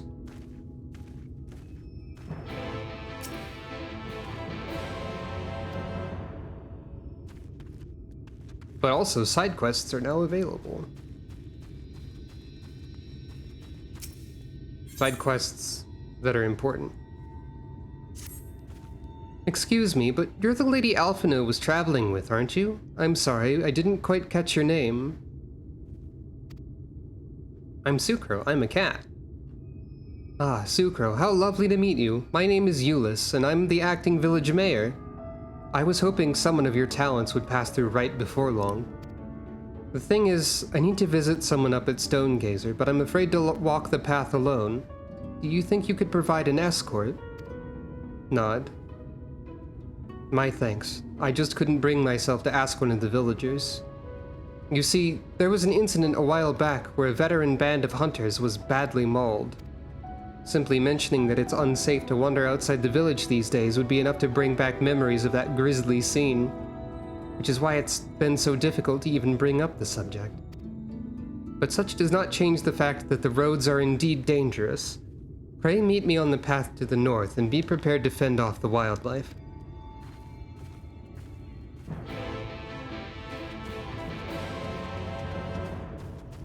I know that there are at least some quests, side quests in Shadowbringers, I mentioned this a little bit earlier, that are very impactful despite being side quests, and I will at least do all of the Ether Current ones on camera, because those might be some of those. I think there's some that don't give any significant or special rewards that are also very good, but I don't know what they are, so...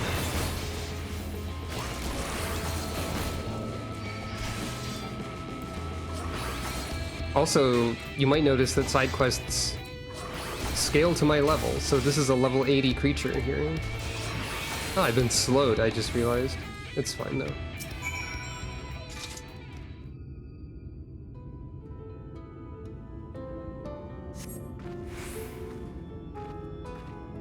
What did I tell you? I was barely 10 steps out of the village. Come, let us hurry along before more predators have a chance to gather.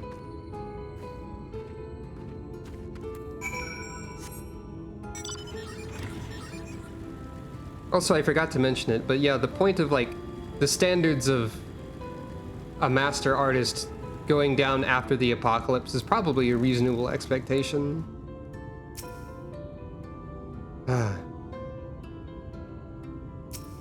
Says this random person. They just say sigh.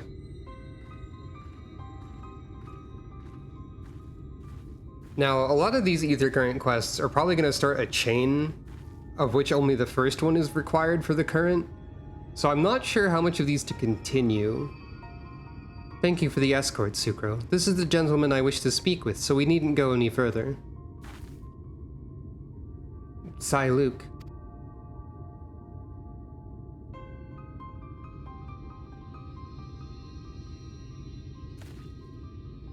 Are you wandering around by yourself out here? You know what kind of creatures lurk beyond the borders of the village. Ah, well, if it isn't Clifton's little girl, something I can do for you, lass. Yes, sir. I came for an answer to my proposal from the other day. Have you given any thought to taking over as village mayor? I'm doing the best I can in the interim, but I have neither the age nor the wisdom to continue in the role, and the rest of the villagers agree with me. Shake head. I'm fairly sure I told you nay once already. But seeing as you found a guard just so you could come and talk to me, then mayhap I will consider the idea, in exchange for a few small tasks. You will? Please, just tell me what I need to do. My friend Clifton, your dear father, was looking for a sickle to cut some rope. Would you mind skipping back to the village and borrowing one for me? Why would you... I mean, a sickle, was it? For cutting rope. That shouldn't be too difficult. I'd only meant to ask you along for the one trip, but if I'm to complete these tasks, would you be willing to indulge me a while longer? Nod.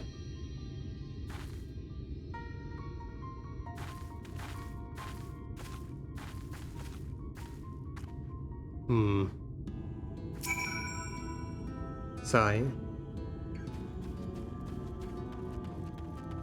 So yeah, question for everyone. As I said, many of these are likely to involve a quest chain, of which only the first one is technically required to unlock the Ether Current. Do you think I should show the entire quest chain?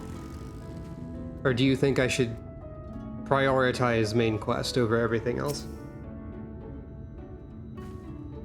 Good day to you, young Euless. You look a little flustered, dear. Was there something I could help you with? And a good day to you, madam. I was actually hoping to borrow a sickle. Is that all? Here, you can take this one.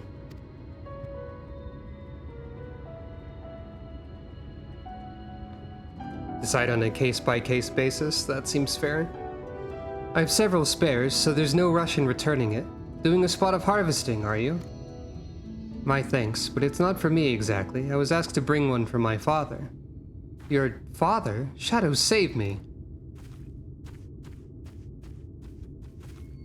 Forgive me. If you're to accompany me in these tasks, then you deserve to know the whole story. It was my father, Clifton, who was the former mayor of Wright, and the incident I spoke of was something that happened a year ago. One day, a stray sin eater came prowling around and slaughtered nearly half the village. It was a waking nightmare. Some of the villagers blamed my father. They said it was because he refused to accept the protection of Eulmore. The sheer scale of the tragedy and the accusations that followed wore away at his conscience until finally he could bear the guilt no longer. He hanged himself. Luke, the old man we spoke to, was his closest friend. But considering how he worded his request, it seems he's reluctant to accept the fact of my father's death.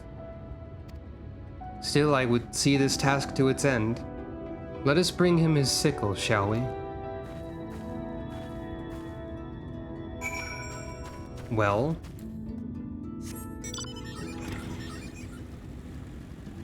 I did say that the Shadowbringers side quests started being impactful and depressing.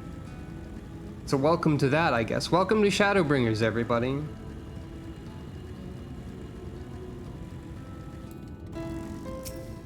Still sighing. Did you bring it? Luke, sir, we've brought the sickle you asked for.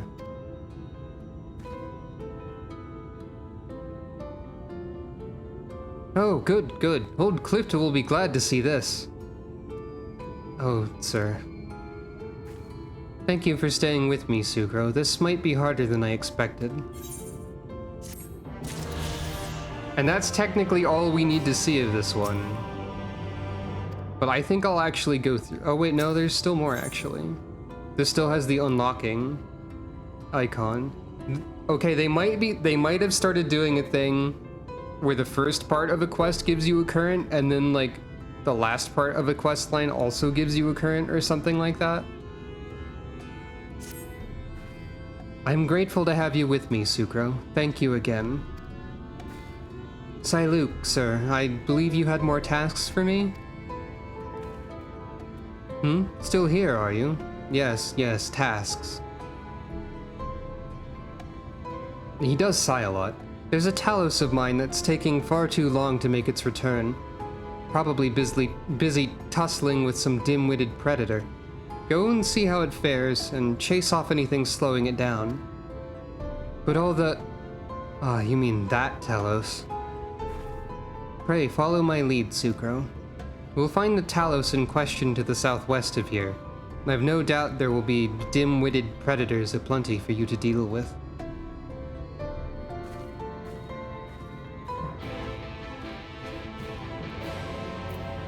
By the way, I've just remembered, because I'm thinking about sighing, and there's adjacent sounds in speech. Let's see if I can remember how to do this correctly. Is it this? Whisper. It is that. Calico's text-to-speech now features SSML, which you can use a variety of secret codes to make Callie say things differently. I don't have a link to any resources for that presently, and I should probably install one, but I feel like people should know that that's possible. There's like whispering, there's breath noises, which is concerning. There's a range of notes that can be played, but not enough to play the first 4 notes of Megalovania, so don't bother trying. I already tried. You can change pitch and timbre and speed of the voice stuff. I don't know all of the details, but the text-to-speech has incorporated, of the program I use for Callie, at least the text-to-speech portion of Callie, well, more or less all of Callie. Up, up, down, down, left, right, B, A.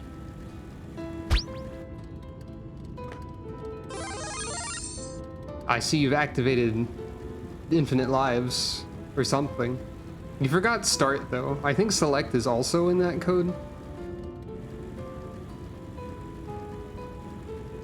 I wonder if I can make it so that if you input a specific message, there is a secret response. Because I've just realized from you putting that in, that I could call it the Callie Konami code. And it would be a pun, or a play on words, as you know. And I think that's funny. Even though Konami kind of sucks. Their code will always live on in the hearts of gamers everywhere.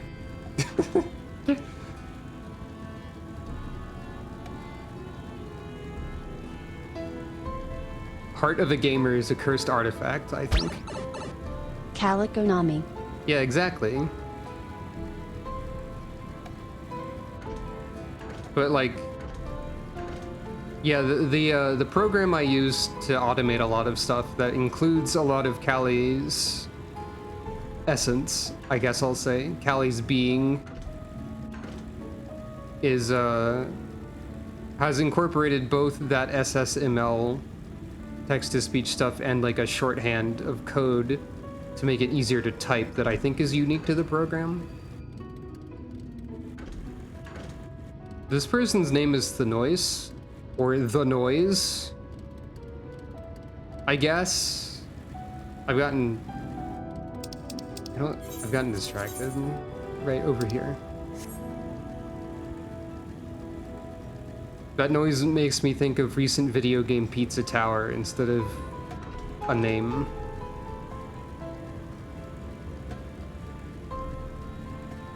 Anyway. Here's the Talos Sai Luke was talking about. I think something's made a nest in there. A Talos is a sort of golem, or golem.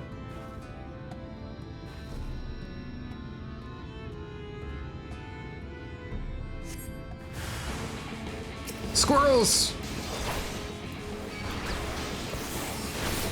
Level 80 squirrels that are using the same model as rats.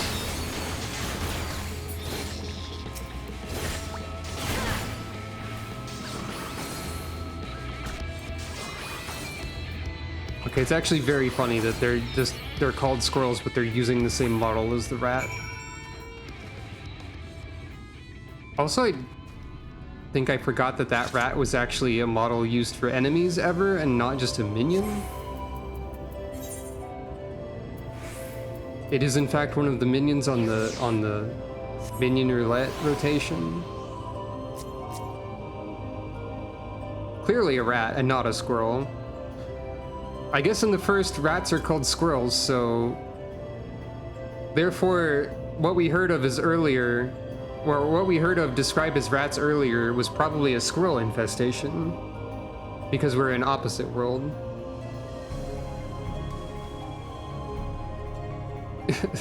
Squat squirrels.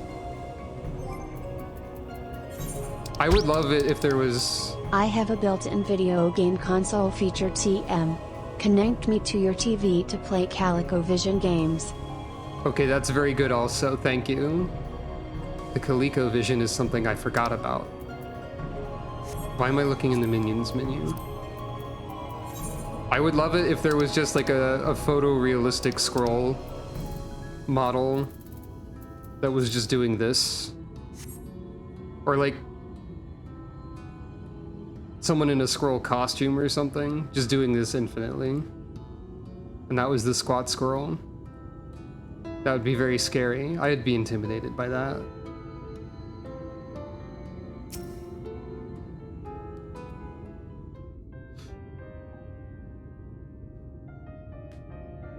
You know, I need to look up the CalicoVision. Hold on.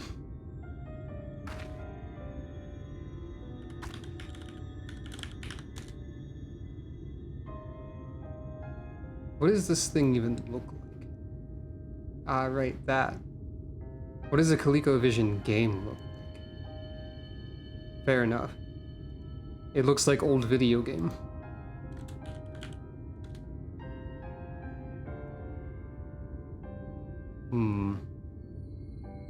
I wonder if I can use this pun for shenanigans.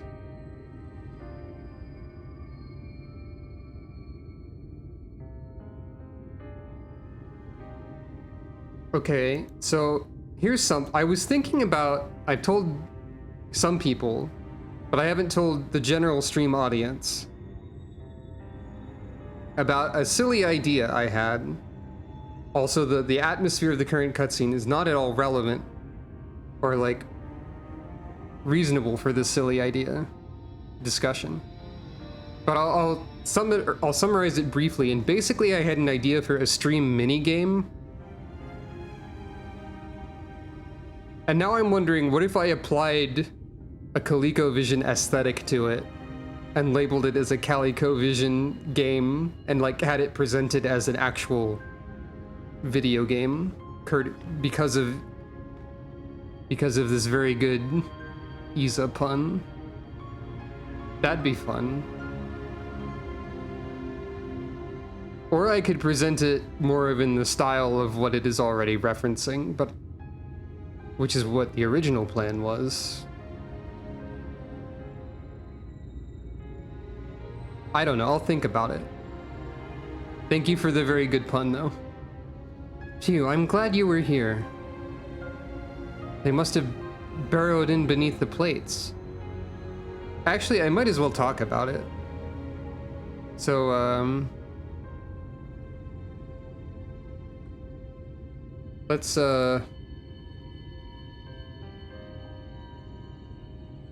let's mute the music for a second and go over here so we're not looking at something depressing that's about to happen. And then play some funny music.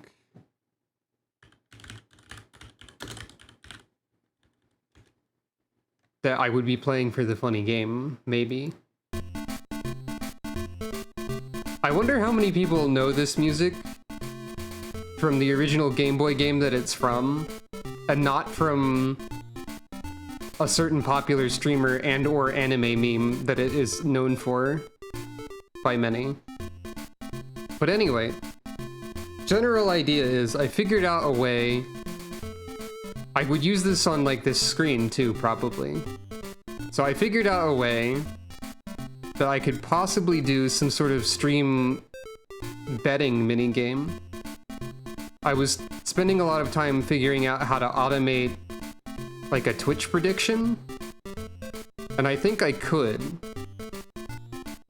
So the mini games this music is originally used for in Tamagotchi situations are left or right mini games where you guess which direction the Tamagotchi is going to face. And essentially, no, this is from the Tamagotchi Game Boy game. Essentially what I would do, I can use this demonstration of emotes that exist, is have a version of left or right that I would call this or that. It's basically just you bet on a coin flip. Just a little funny interactive activity to do while I'm away, if I need to BRB for a moment. So it'd pop up with the this or that, and you'd have like a minute or two to make a channel point prediction. And if you've been looking at my Twitter, this is also why I was designing a Hamtaro OC to go with the this or that, which are items from the Hamtaro game that I streamed a while ago. And that's also why there's a funny little ghost hamster that I've designed. Her name is Ghost. She's pretty good, I think.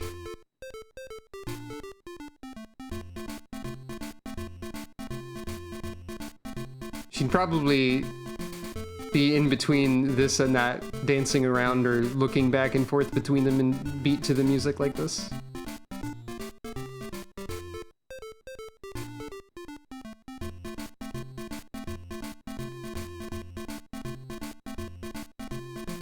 Anyway. So that's my funny idea.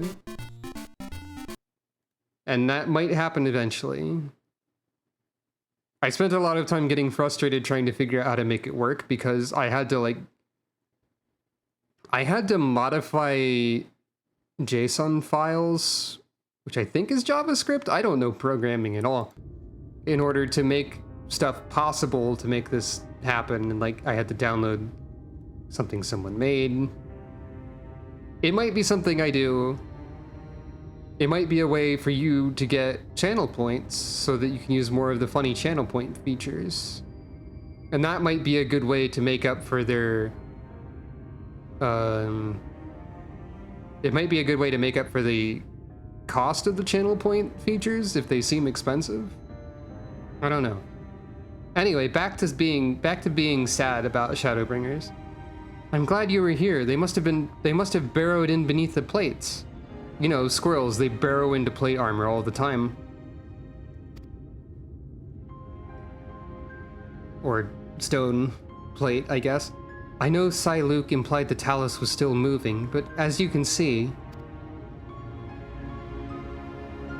once upon a time there'd be a line of these contraptions hauling materials down to the shipyard, step by ponderous step, which incidentally is how the slow road supposedly earned its name. But after Daedalus Stoneworks closed down some 15 summers ago, there was no one left to make or maintain their creations. One by one, the Talos slowly fell into disrepair.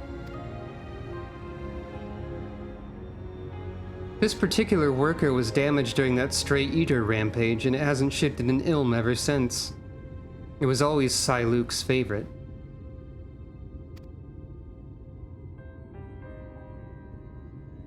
Come, let us make our report. Nod.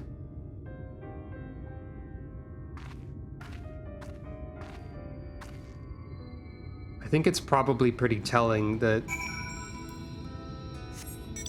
this person who mistakenly believes his old friend and stuff is still alive and stuff associated with that old friend still works and exists and is functioning. I think it's pretty telling that someone like that, someone with a lot of that sort of struggle, is still being considered as, like, she still wants him to be mayor? I don't know if he's, like, suited for that kind of position with the struggles that he has. I think it kind of just emphasizes the struggles and desperation of the people here, probably, is what I'm trying to say, but I don't know if I'm saying it well.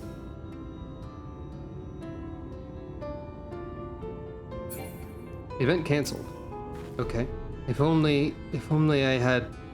Okay, I think he's probably mostly in denial. Luke, sir. Sucro has cleared away the pests who were bothering your Talos. It should be left alone for the time being. Ah, excellent news, but I expect he'll need a good polishing when he returns. The most troublesome ones are often the most endearing, eh? Oh, sir. You've done me a fine service, thank you. Indeed, thank you, Sucro. I never could have fought such creatures myself. I might impose upon you for the next task as well.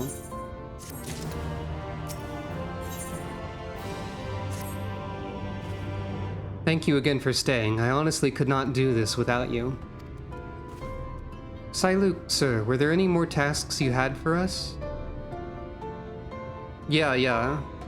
That's what I'm trying to say, I think.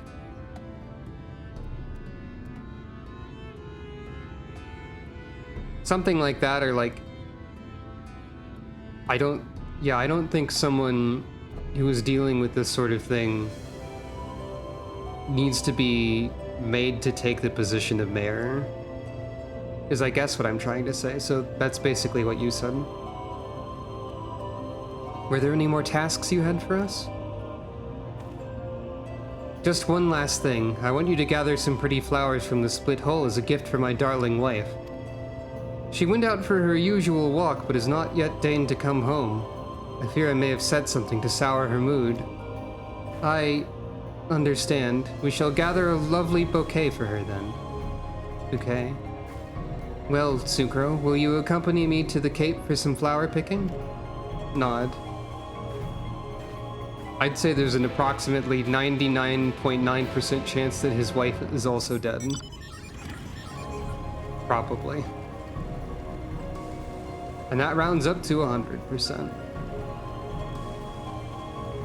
Yeah, I can even see, like, the AoE markers for various enemies from, like, a distance. For whatever reason.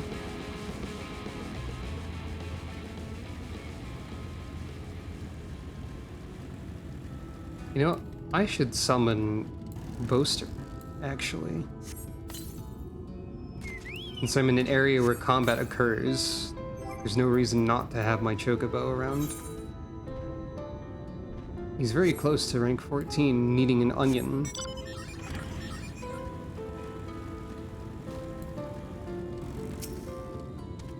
I think the servers are lagging a little. I think I said that earlier.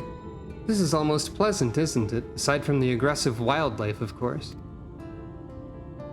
I should tell you about Luke's wife. She was killed in the Eater incident, although I imagine you already suspected as much. They made such a sweet couple. Every day they would walk up this cape hand in hand, and she would gaze out over the flowers with this warm, contented smile. That's a good question. I did not stop to consider how Boaster would even be here. Boaster, how are you here? It's fine. Luke himself has some training as a warrior. He would guard her as if she were a princess and he were a gallant knight. I'm sorry, it's just...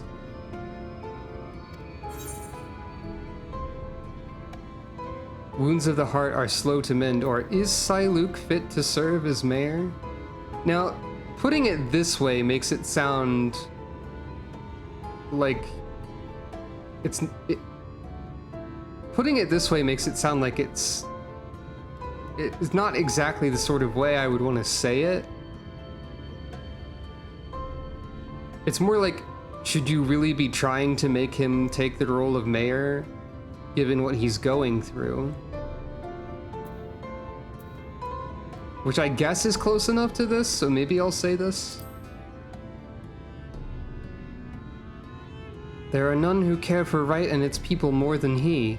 The villagers and I are certain that Luke will rise to the occasion. He just needs a little more time. Boaster is this chocobo here. Named as such due to Boaster Isle, or Yoaster Isle, in Super Mario RPG. Plus Bo instead of Yo because of Chocobo. Boaster hasn't been around on screen too much recently, but he's like the Chocobo helper companion that Sucra has. It has been but a year and we are all still suffering. Some seek to bury the misery beneath cheery faces, and others are yet trapped in the memories of the past. Luke, I fear, is one of the latter. But if a bouquet of flowers is what it takes to help him work through his sadness, then I would pick every bloom from this cape. Will you give me a hand to find some of the prettier flowers? Pray think of it as a tribute to the deceased. Nod. Oh, also, I forgot to mention, the existence of Final Fantasy I, like, goblins in this area are part of why I was going for, like, a Final Fantasy I fighter aesthetic originally, until I adjusted that because I no longer liked the fighter armor. But I think I still have a little bit of that aesthetic in Sucra's design. At least, like, the hair is literally the fighter hair. The colors are still... It still evokes, like, a classic Final Fantasy fighter type person, I think. Also, I'm not a flower.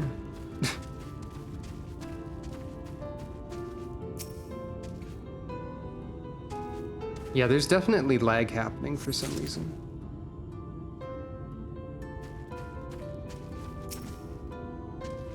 Choose the ones with the brightest petals. Those are the kind she loved best, I think.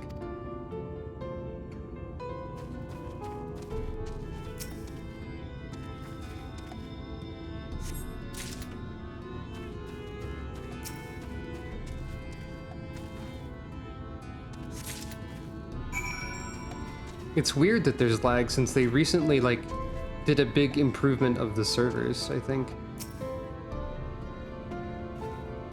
Let's see what we have. A vibrantly colored flower picked from the split hole. Yes, these are beautiful, thank you. Luke will be pleased. Let's take them back to Stonegazer before they get crushed in some scuffle.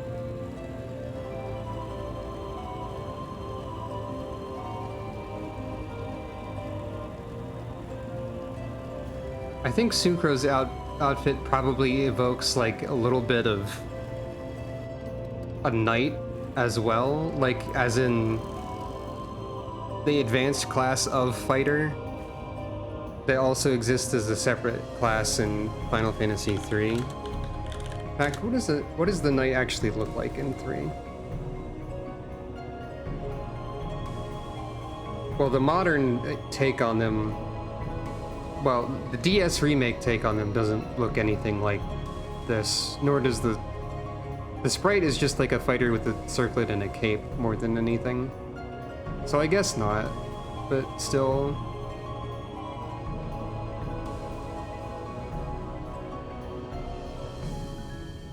It has a sort of knight vibe to it, at least.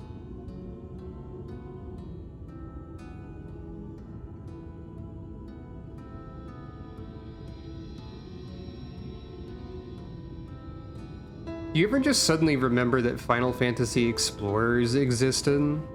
Because I just did that again. Remember that game? Remember how that game was mediocre? Trying to be Monster Hunter, but very awkward about it. And not very engaging. Weird game, that one. I think they got sequels that didn't get localized. If I could but start that day over. Luke does seem to acknowledge that it's different. Final Fantasy Explorers is I think it's a 3DS game? Final Fantasy Explorers.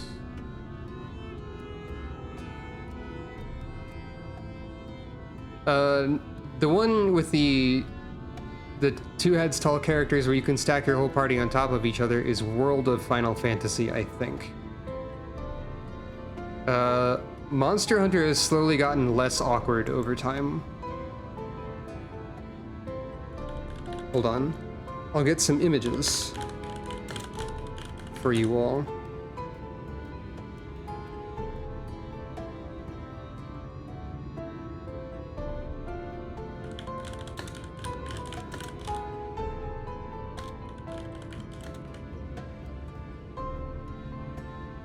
Let's grab a few.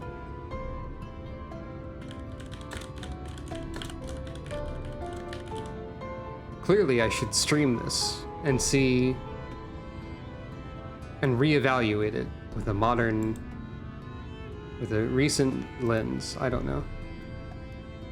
Personally, my personal opinion about Monster Hunter is that I'm scared to go back to older ones because they always remove more of the jank that makes it scarier to me.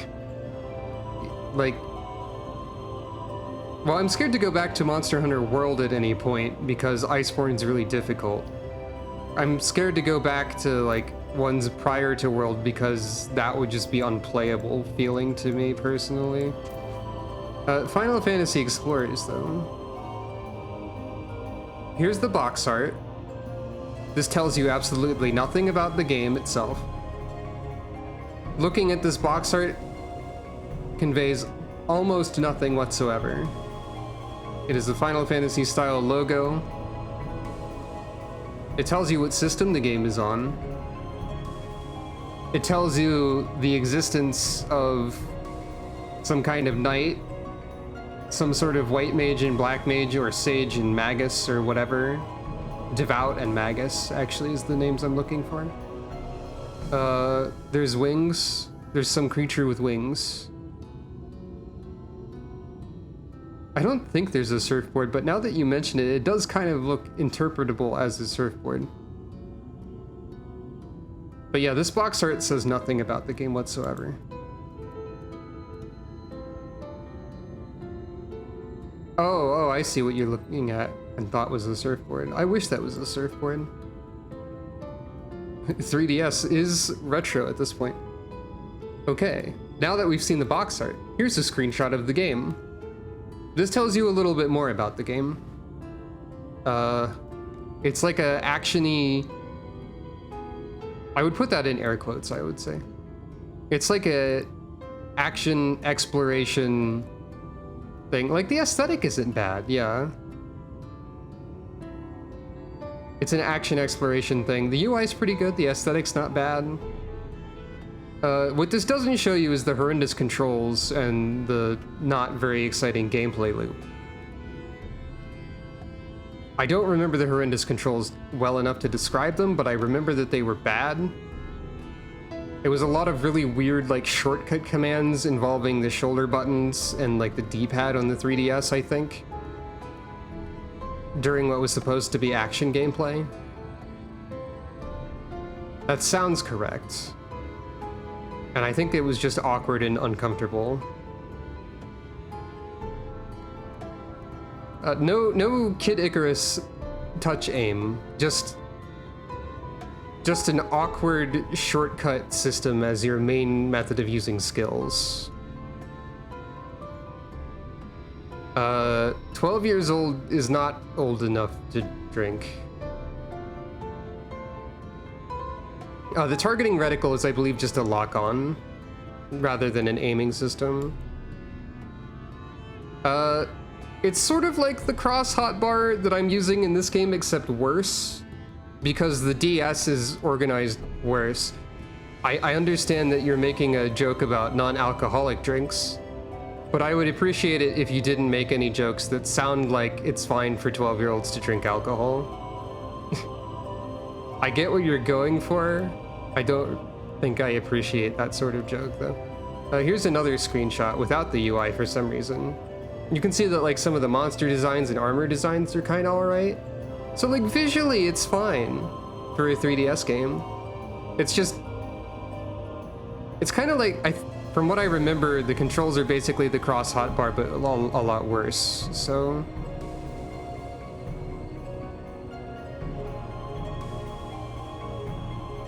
I don't think I've adequately explained Final Fantasy Explorers, but... Still... Interesting to make note of it. Maybe I'll look at it again sometime, just because I'm curious. I remember it not being very good, but I wouldn't say it's outright bad, maybe. But I actually really like the cross hotbar system in this game, at least. And part of that is because it feels a lot more natural on a controller than it did on a handheld. And I've also just gotten used to it. And so on. It was something about, like, the pace of the game and speed of the action and whatnot that maybe made it awkward. I think the soundtrack was also kind of mediocre from what I remember. In fact, I'm curious. Let's mute 14 again. I'm very curious about this. Final Fantasy Explorers OST. How is this? Okay.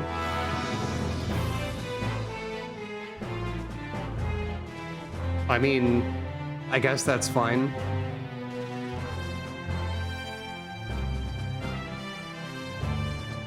I believe all the bosses had their own themes. Like, what's this? Magical Beast of the Wind. Probably Garuda or someone.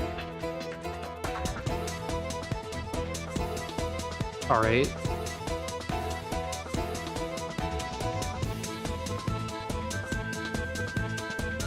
Not the worst.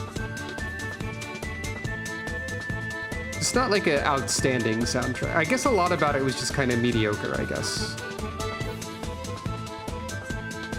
Is how I feel about it. Intercepting Blade. Odin, maybe?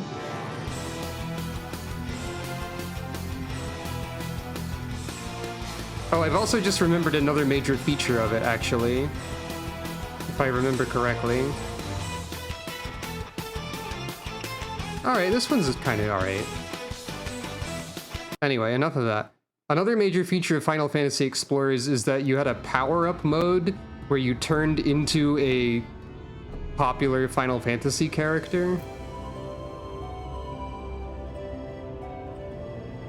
So you would just, like, transform into Squall or whatever, I think.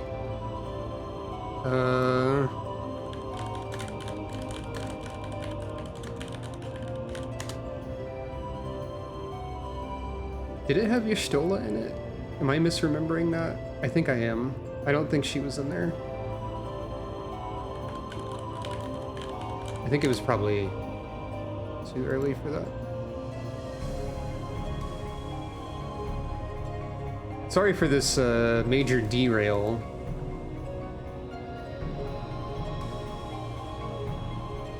But I'm curious about things. I found an image that's not the best quality image, but we can look at it. Call upon the aid of 11 classic Final Fantasy characters. It's, hold on.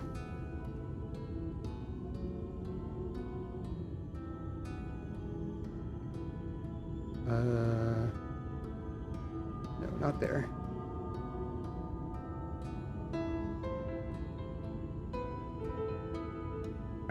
I want the chat bubbles to be over this.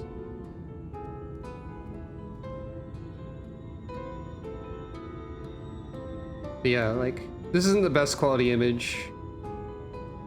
You can sort of see what they look like in this context. There's Cecil, Bartz, Tidus, Tifa. They've got special moves, like Omni Slash and Lionheart. Use a unique blade to deliver a glorious combo, it says for Squall. Yuna with guns. Vaughn, Aerith, Lightning, Terra. Only 7 gets 2 characters. No, 7 gets 3 characters, actually. So you got 5, 4... Oh, wait, no. Okay. So, 4, 5, 7, 10, 8, 7, 10, 2, 6, 12, 13, and 7 again. I guess that's a reasonable selection.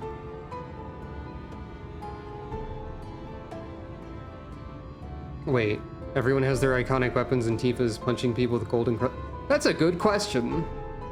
Is that a weapon in 7 that I don't know about? But that is a good question. But yeah, I guess it also feels kind of sad to like have your own character and then they transform into lightning or whatever.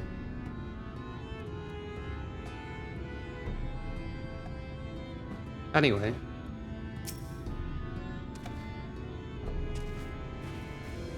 We made it, and the flowers are none the worse for wear.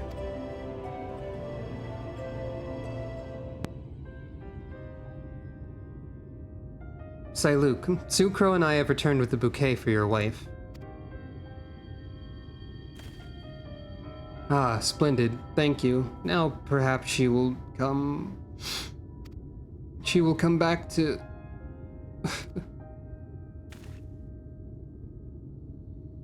Sir. Euless, forgive me. I have asked such cruel things of you. I must apologize to you as well, Sucro. Shake head. My beloved wife, my dear neighbors, so many gone. After it happened, despair became my only company. I could not even save my closest friend when his torment was plain for all to see. I could never forgive myself. So I embraced this delusion, thinking that maybe if I tried hard enough, if I truly believed they were still alive, the events of that day would fade away like the nightmare it was. But I succeeded only in hurting those around me.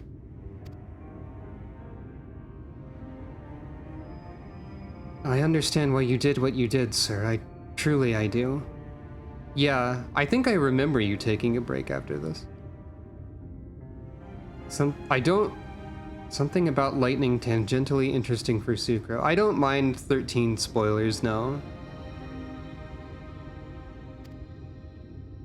You always were such a sweet child. I will place the flowers you brought on her grave. She would have loved them. As for me assuming the role of mayor, I'm sorry, but I cannot give you a decision just yet. Take as long as you need. In fact, I might need a little time to recover myself. Oh, yeah. That's right, I forgot about that. I don't know exactly how canon that is to Sucro lore at this point. I should probably figure out a way to, like, solidify Sucro lore more. But I think she does work summoning into her sword work in some way. Like, I keep calling the Excalibur Excalibuncle, and I don't think that's just as a cute nickname. I think it's partially because I like to imagine that her carbuncle is actually turned into a sword. I think that's a neat idea. I think the part about Odin, or her father having turned into Odin, is also a pretty good idea, but I don't think she needs to have to summon an Odin E-guy to go with that. It's just another neat idea. That can just be a way that she's established to have like to be able to fight primals or something. And I know that I don't have to define Sucro lore more. I just like to, and I would like to be able to have it very defined, but I struggle to figure out how to do so. Anyway, in fact, I might need a little time to recover myself. Sucro, if you could give me a moment or two?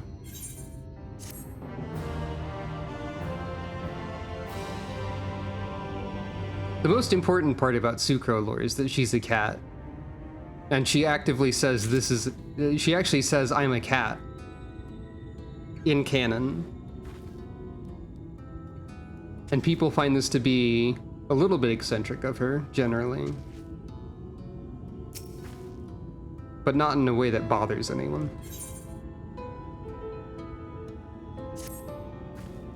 Thank you for your patience, Sucro. Luke still appears to be wrestling with his thoughts, but perhaps we can help him come to a decision. Sir, I don't mean to press you, but might you have arrived at an answer to my proposal? Not exactly, no. There's another matter I've yet to reconcile. Would you mind sharing this matter with us? Well, it goes back to the day that the Eater attacked the village. I was taking my turn as the lookout here at Stonegazer. It's a duty we take very seriously.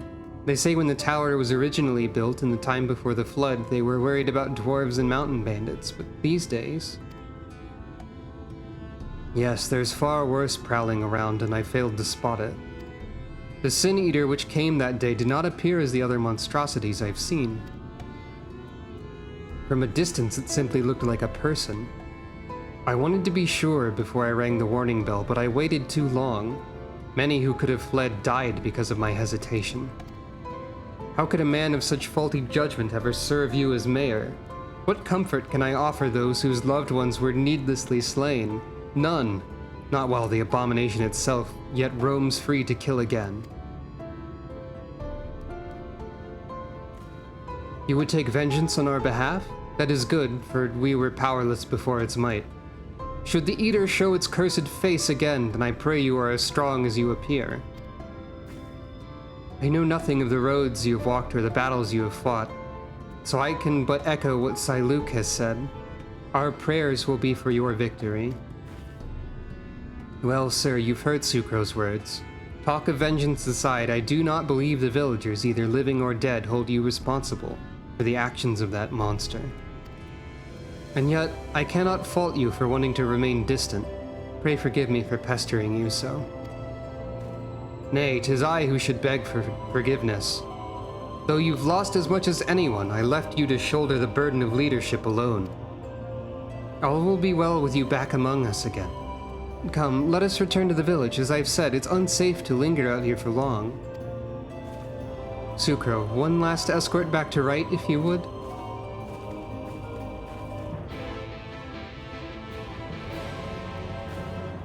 Unrelatedly. Yeah. The village of Right. I wonder if I should start just randomly using minion roulette. Oh, it looks like it's time for the fat cat to appear, I guess. I'm uncertain about the fat cat being present in the rotation. Because on one hand, it does appear to be a calico, which is relevant. But also, there's a lot of weirdness surrounding the fat cat in general.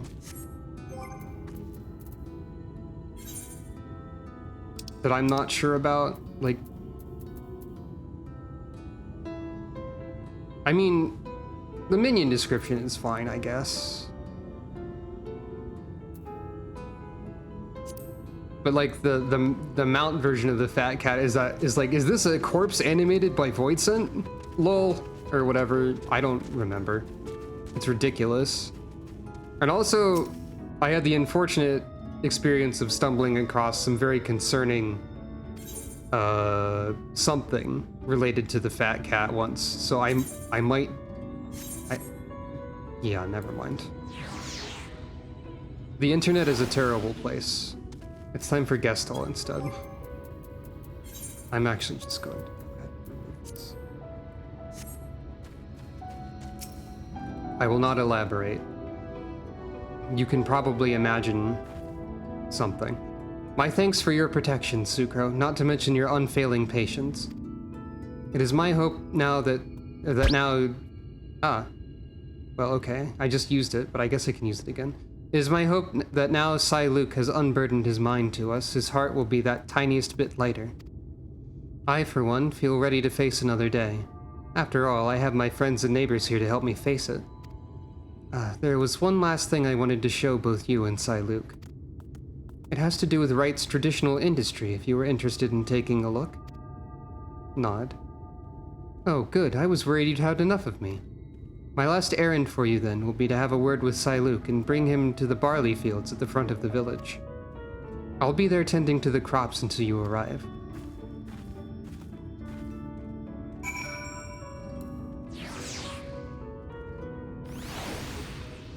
Ah, a Bunui. I do really like the unlucky rabbit minion. I think I posited once before that perhaps this was a childhood plushie of Sucro's that she figured out how to animate, and the Mammoteer title isn't just a formality that means nothing. I think that would be fun.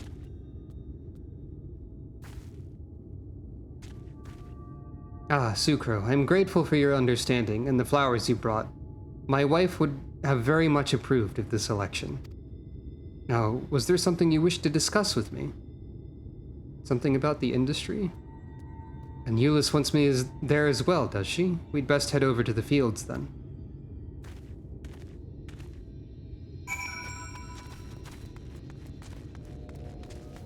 This questline, well, distractions aside, this questline does seem to be taking a fair amount of time, but I think it's worth it. How long has it been since I've set foot in these fields?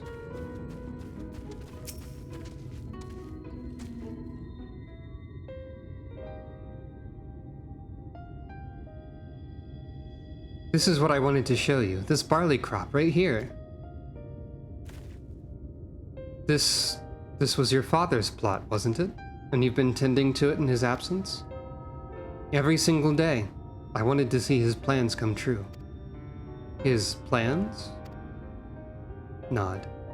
Yes, he dreamed of restoring things to how the history books said they once were, before the flood ruined everything.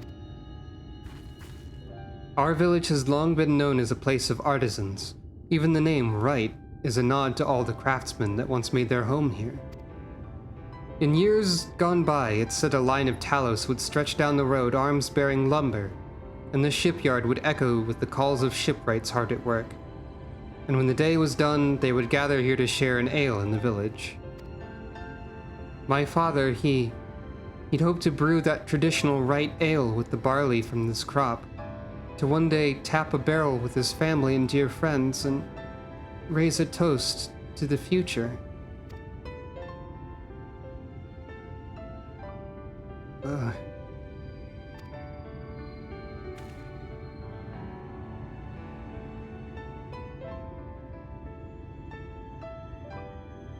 Luke, Sucro, will you raise a mug with me when that day comes? Nod, of course I will. Nod. Parentheses, at least if it's water.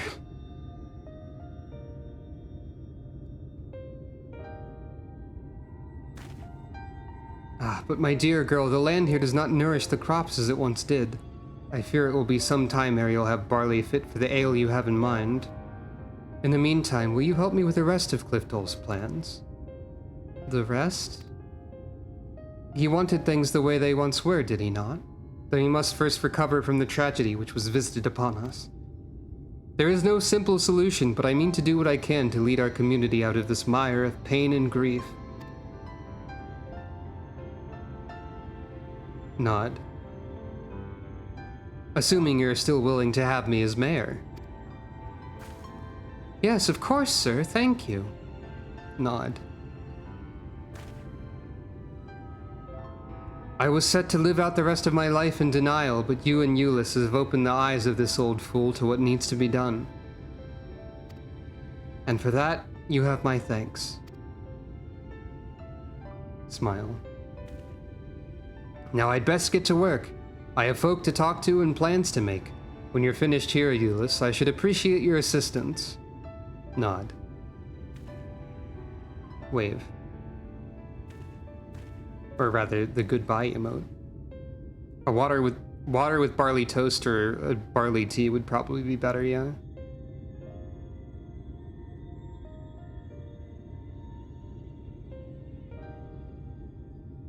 So yeah, this is what a side quest chain in Shadowbringers is like.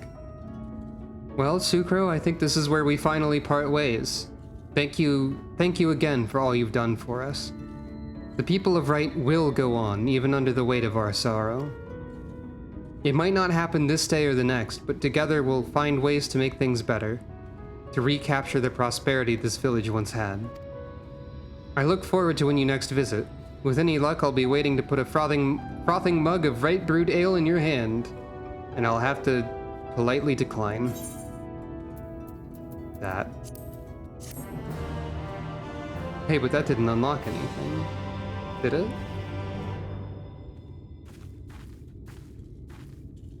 That must have been required for something later, then.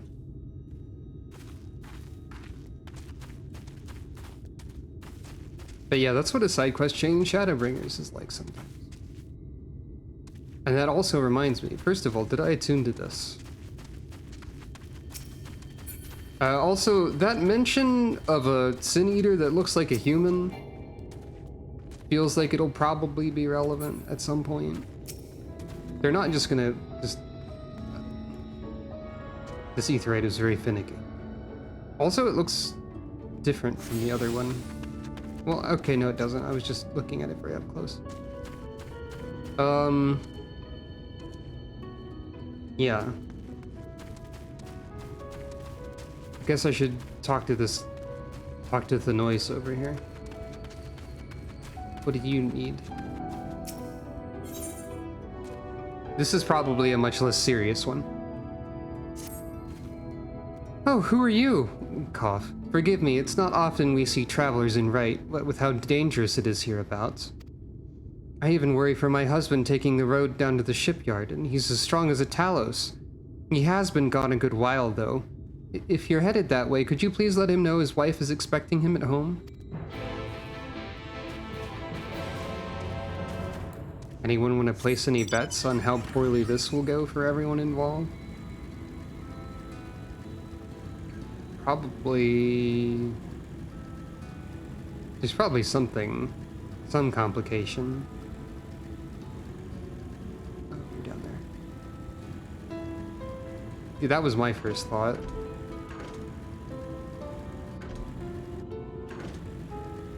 Seems to be alive, though. Huh? Something I can do for you, stranger. Don't beat me with a hammer. Has it been that long? I was aiming to salvage the planks from this old hole, but she's given me more trouble than I bargained for. Bit of a waste to leave all this lumber lying around. Not much call for seaworthy ships since the light ate up half the world, you understand. So I reckoned it were better for a woodworker like me to put it to good use. These boards, though, they're so tightly joined I can't pull the bleeding things loose. Here, do me a favor and sprinkle some of this powder on the joints along the keel. I'll keep working on this end, and with any luck I can make it home before the wife stomps down here to fetch me herself. Maybe this is just fine, actually. The red-tinted dust of a ground-up fire crystal.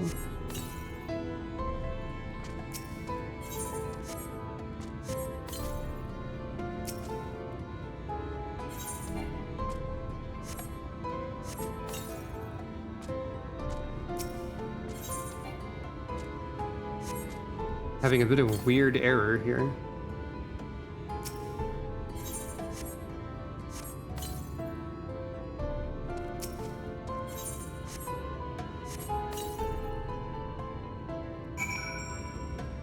Yeah, that makes sense. That should do the trick. Powdered fire crystal is the best thing for melting wood glue. Just pour on a little water and the steam will take care of the rest. This ought to be a one-man job now, thanks to you. Oh, if you could let the noise know I'll be done within the hour, then you should have helped. Then you'll have helped me out of 2 rough spots today.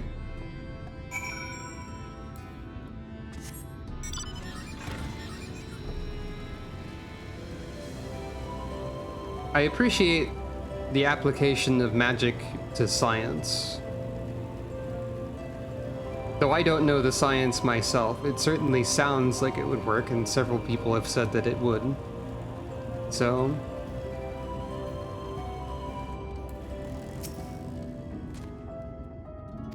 Crystal still says the same thing.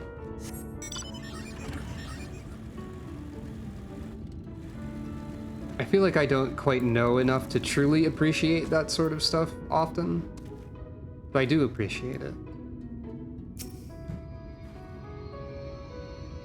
He's alright then. Well, that's a relief. Wright's had its share of troubles, and a wife does worry. What, he had you helping strip planks? The cheek of that man.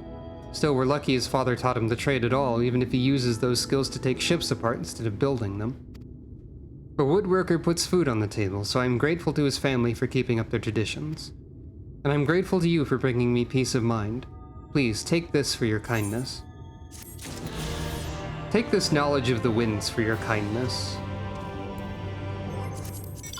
Okay, that was just a regular side quest. So there are some side quests where things are fine. It's not all doom and gloom, and things going boom, and Dexter's lab. Sometimes it's just fine.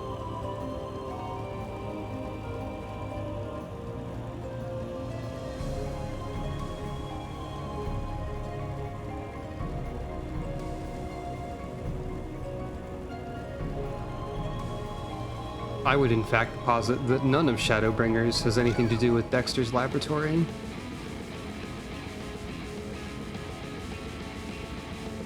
As far as I'm aware.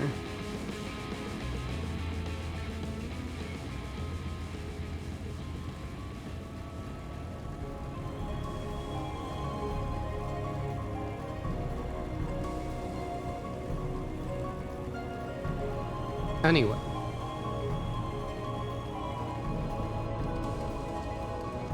I would say, okay, it's time to get back to the main story. But I did remember in the course of there somewhere that I forgot to contribute to the Doman restoration today. So, time for a detour. Time to decompress from a sad side quest by giving money to a restoration effort. I don't know if decompress is the correct word there. I cannot donate Wondrous Tales. That would be silly.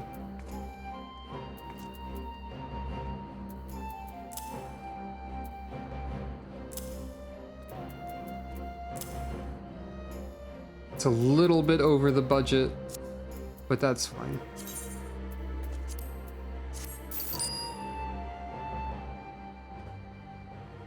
On behalf of the Shazenkai, Sukro, I thank you for your support. Greeting. Much progress has been made on the yard owing to Master Suranuki's guidance. I have no doubt that he would enjoy telling you of his triumphs. My main plan for donating to this is probably just to save up the pieces I get from quests. Since you mentioned getting them from retainers, it seems like a pretty good use of that resource. And also, like, the platinum piece that I get from Wondrous Tales works very well for this too. Until I encounter the problem of I have no second chance points and Chloe wants me to do 1,000 things I've never heard of, like this week. I have that problem currently. And by I haven't heard of, I mean Sucro has no access to. But anyway, much progress has been made on the yard owing to Master Tsurunuki's guidance. I have no doubt he would enjoy telling you of his triumphs. As it happens, I expect I will soon have wonderful news to deliver to him as well. I should be glad if you were present for it.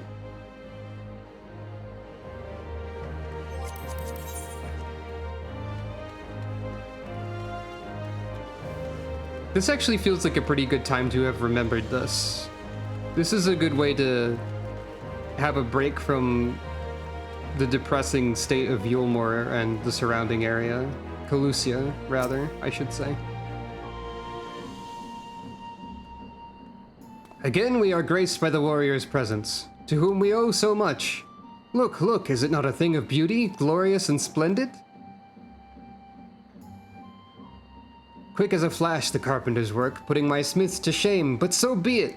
More time for them to finally use that which they've built. That's fair. I'm still sort of afraid to do roulettes as a tank. Just a little. I just don't really feel like it, maybe. Master Tsurunuki, Sucro. By the Kami, what sorcery is this? The boy Hozan here? But you were for the west on Lady Yugiri's boat. To Eorzea's shore, aye. There we remained for some time, but we are returned at last, Master Tsurunuki. All of us. All of the refugees who left Revenant's Toll safely arrived not long ago. They are resting from their long journey at present, but you should see them out and about soon enough. Hey, they made it. Thank you again for helping to secure their passage home. This day has been far too long in coming, and were it not for you, I fear we would still be waiting. I'm told you've contributed much to the restoration of the Enclave as well. Truly, my friend, your generosity knows no bounds.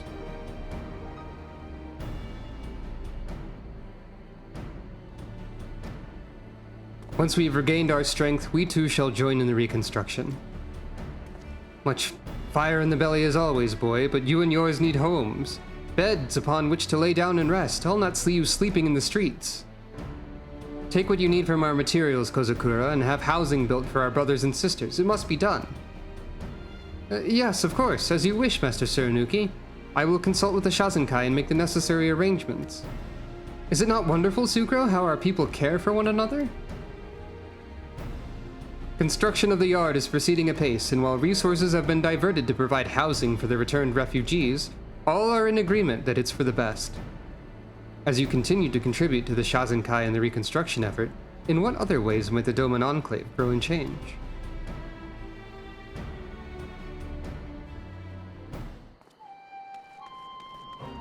Since we donated the full amount, we may end up seeing 1 or 2 more events here. I think the amount of money you need for more progress slowly increases. And it's not just, unless they like changed that later. But I don't think the 20,000 every week is gonna guarantee something will happen every time. Maybe it will though. On behalf of the Shazenkai, Sucro, I thank you for your support. Nod. I'm pleased to inform you that we've made great strides in our efforts to rebuild the Enclave.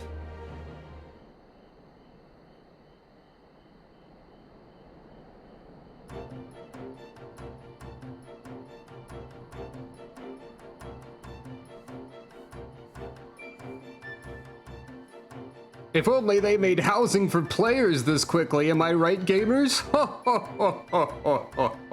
I'm kidding. I understand that it takes developer resources and the spaghetti code situation makes housing difficult to manage. Owing to your many contributions, the yard has seen further development. It was too easy of a joke to make, though.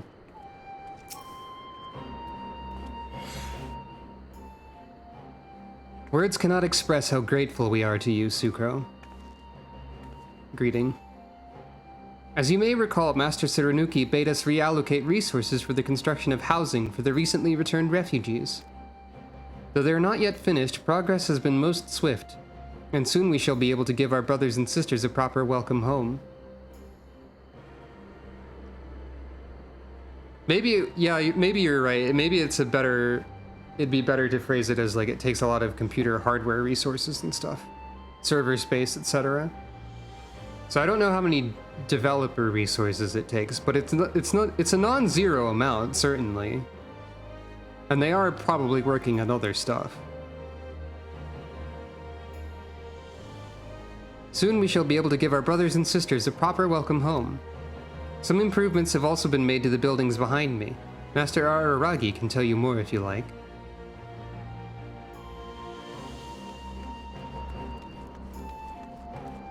Now, it certainly would take more developer resources to implement an entire new set of housing wards by adding them to the Crystarium. But that would be very cool if they ever did that as well.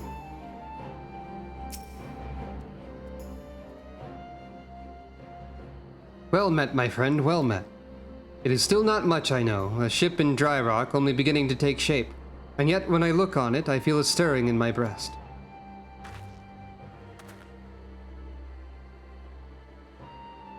You wonder as to the purpose of yonder building. It is to serve as a storefront.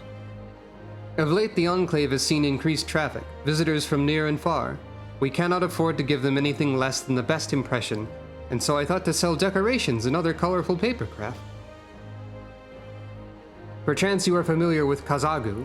Ah, yes, there is a word you know for this. Pinwheels. Miniature windmills made of paper, yes? Oh, a Blethwizza loves those.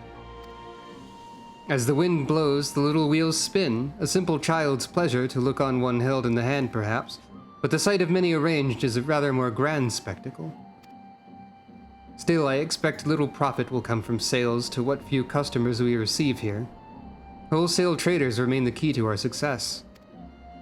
The other day, Kozakura told me that they had a promising lead, but she has yet to give me further details.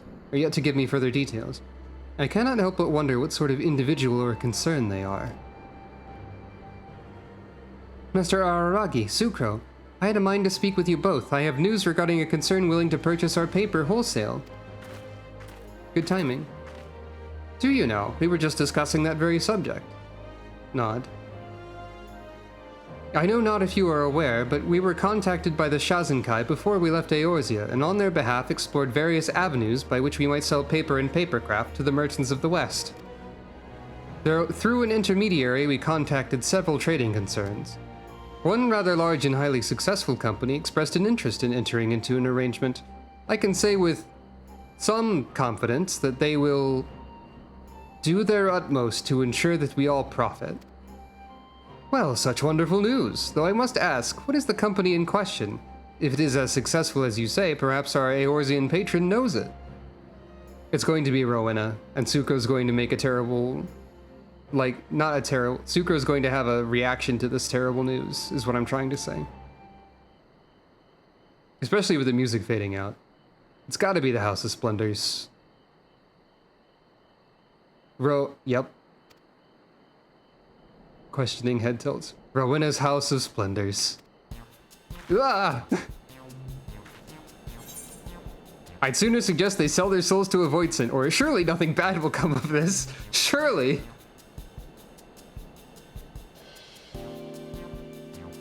Now is a good time to remember that Sucro has completed 2 relic questlines, so she's had a fair number of dealings with Rowena's House of Splendors.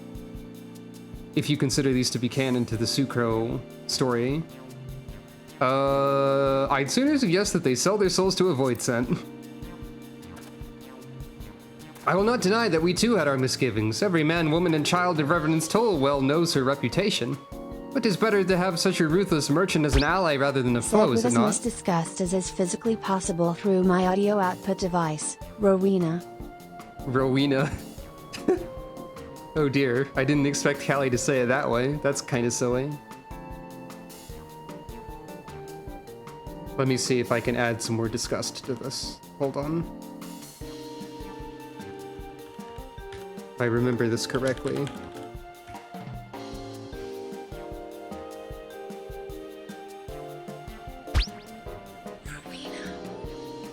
That just makes it sound more menacing. Instead. Anyway. None will fight more fervently on our behalf, I pray. I suspect there is a story I'm not being told. Regardless, we found a partner, and this is a positive development, yes? Ro Alwina. Then we shall resume our labors and strive to complete our paper mill as soon as possible. Back to work, everyone. Construction of the yard is proceeding apace, and the Shazenkai is prepared to enter a contract with Rowena's House of Splendors, from which Doma will surely profit. Rowena. Surely. Unfortunately, Callie does not... The text-to-speech in general, but Callie also does not particularly read repeated letters or capital letters much differently than regular. As you continue to contribute to the Shazenkai and the reconstruction effort, in what other ways might Rowena bring terror to the realm at large? That's not what it said.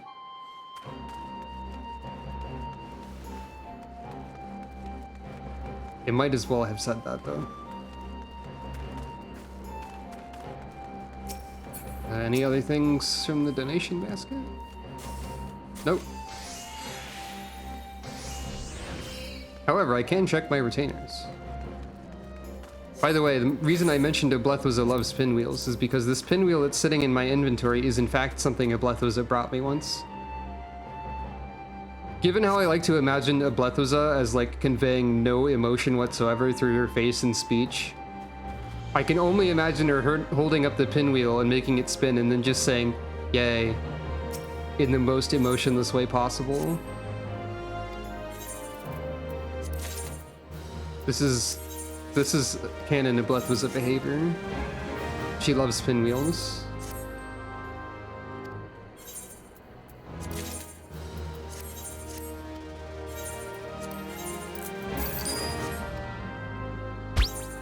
Pin, wheel. True. Oblethwaza's opinion on the boss from Dark Souls that is also named Pinwheel is more neutral, though.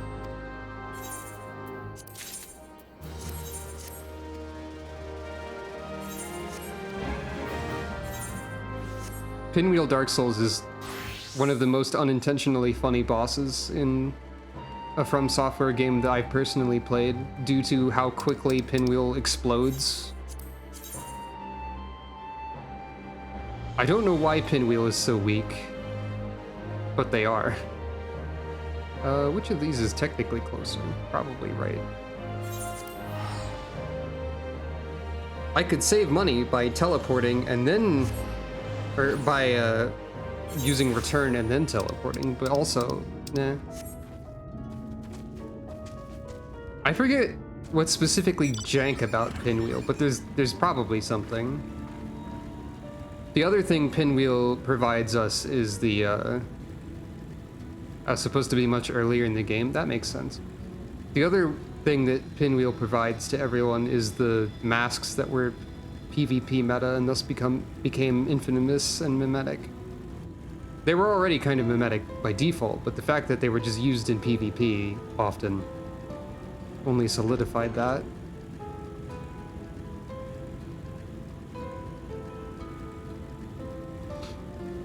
And now I'm thinking about the little message items that you could throw that would go hello and such. I need that on my soundboard that I don't use very often. Thank you. I'm sorry. Those are all very good items. Anyway, now we wait. This should be as good a place as any.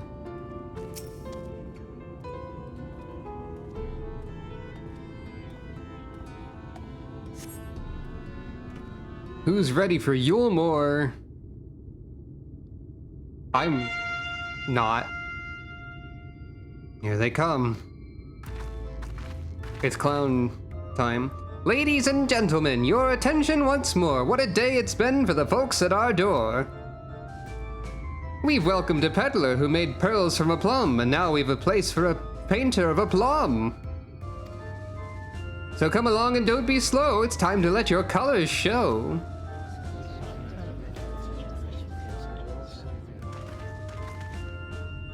I can paint, portraits at least. Landscapes and still lifes are so rarely commissioned these days. Oh, I thought I spied some new faces in the crowd. What fortune that you should feel at ease around an easel. What proof have you of your prowess? Any masterpieces on your person? Sadly not. Everything I paint is soon sold, such is the life of a working artist. I only have my brush to testify for me, though you will note that it has seen no small amount of service. Aha, ho ho, flecks of paint both old and new, and a tool much loved and much used. Nod. Not a prop to be conjured on the hop. Very well, come with us and we'll put those talents to the test. Nod. And who is this hanger-on? Well-wisher or parasite? Oh. Rainbow Robin. Whoop. Why, this is my assistant. She whose unfailing support allows my art to flourish. I will go with her or not at all.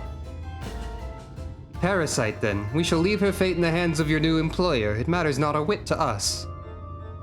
And having filled our latest vacant space, we retire to Eulmore's sweet embrace.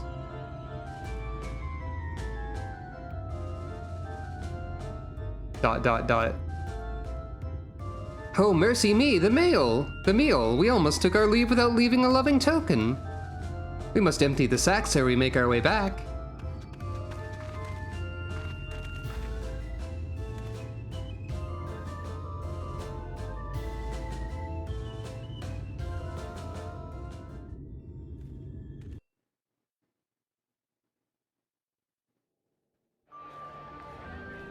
And here we have Eulmore interior. Redemption is beyond us. Yeah, powering down at this point is accurate. I've taken damage from Eulmore. The lament of all Despite but the saints and invincibility. fools, and the comfort of the lords and ladies of this accursed place. This is definitely Ardbert, I think. I can hear it listening closely. Once they held fast against the madness, only to embrace the coming cataclysm and delight in the end of days.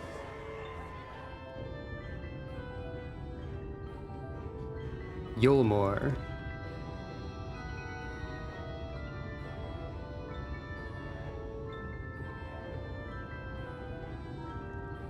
I've just noticed that Alphino and I, well, Alphino's not currently wearing blue, but Alphino and Perhaps in I rapture they seek to lose themselves and the misery they share. accidentally match the jesters. Or We've perhaps for them even alone, the promise of eternal pleasure really does hold true. we've even lined up with the correct color of jester. That's kind of funny, and also not intentional. Eulmore, finally.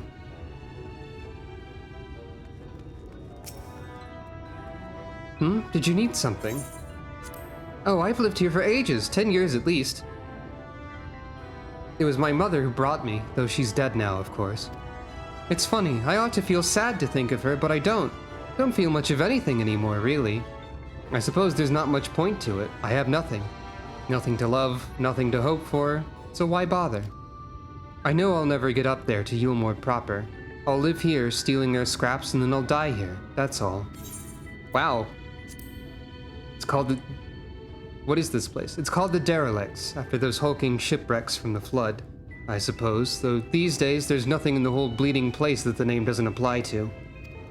The buildings, the paths, the people, all forsaken, just sitting here and waiting to rot. Oh, we survive, I suppose, like maggots in a corse, feeding on whatever carrion we scrounge from the city, but live? No. Wow. I think that's the most impactful, like, Who are you and what do you do there? NPC in the entire game, probably. I usually haven't bothered talking to them, since I figured they were just like a reminder of places. It may be a drafty shack, but I'm doing my best to make the place look nice. Just because the world is a terrible place doesn't mean I have to be miserable about it.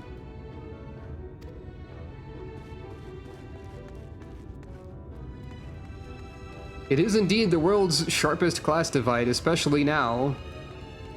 Because, like, there's not much remaining in the world that we're in. Come inside, see my dance. It's an experience you won't soon forget. Free of charge, just make sure you tell all your free citizen friends.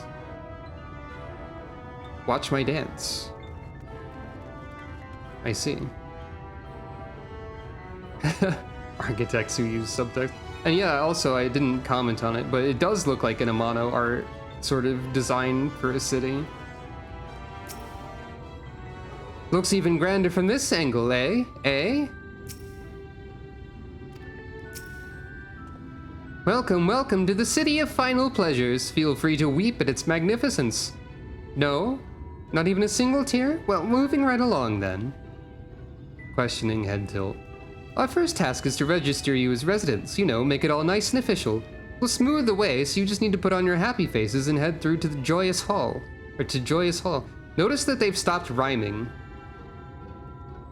Now that they're just talking to us. They're not putting on a performance right now. The Bureau of Immigration is in the first room on the left side of the passage. Declare your name and occupation in a nice loud voice. The clerks will tell you where to go from there. A euphemism? For what? For a place that's not joyous at all, probably?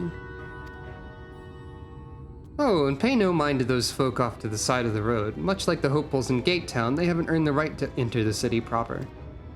If, however, you enjoy basking in the envy of your fellow man, by all means, take your time. But why waste another moment? Go, enjoy the beginning of your new life in paradise.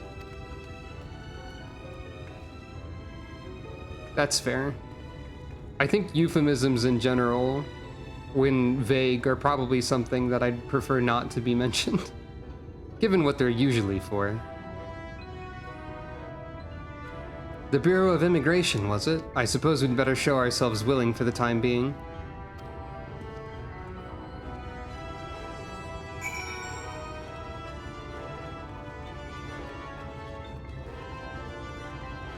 I wish that the weather had a unique icon for Eulmore, and when you hovered over it, it was like, wow, this place sucks.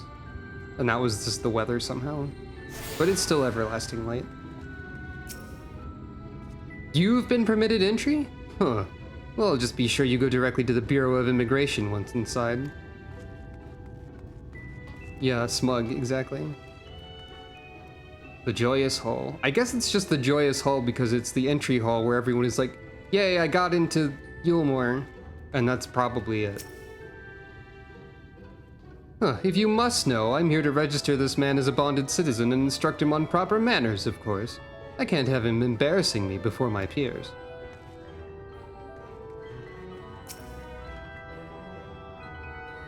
New to the city? I can explain how it's laid out if you like. Just imagine 3 layers, one on top of the other. This layer here is called the buttress. Above us is the understory, where the military has its headquarters. And above that, you've got the canopy, which is where the free citizens of Eulmore spend their days. Oh yeah, they've also got a military. More derogatory than usual is a very powerful parenthetical, I think.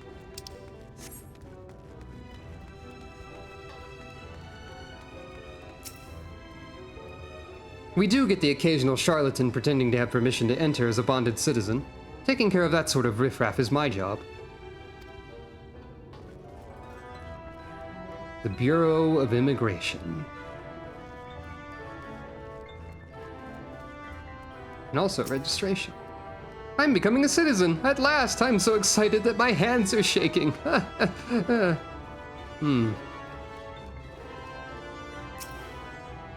Though we are not free citizens, by the grace of Lord Vothri, we are allowed to hold relatively comfortable positions here in the Bureau.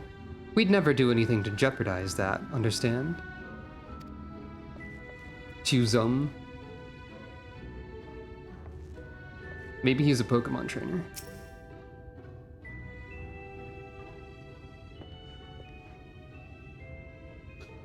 Welcome to Eulmore, fortunate friends. May I have your names?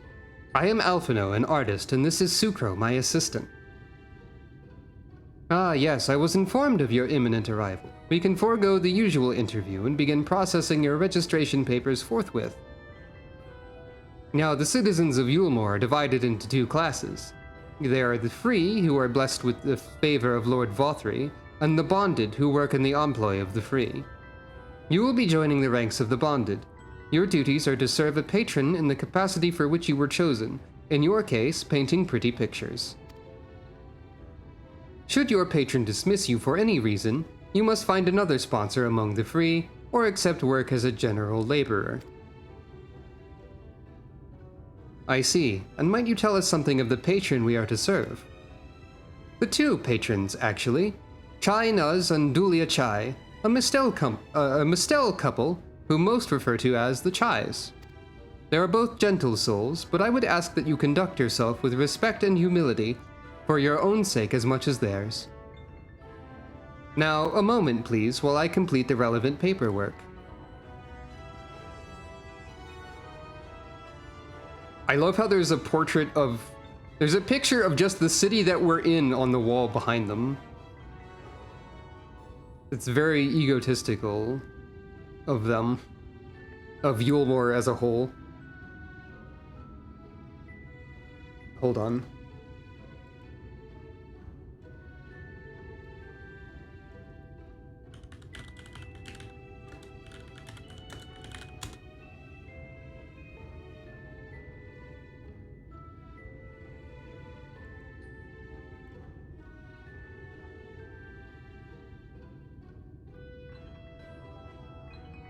Hold on.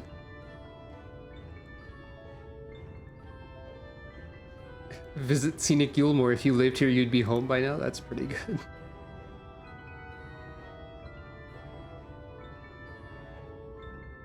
It's this situation. To me.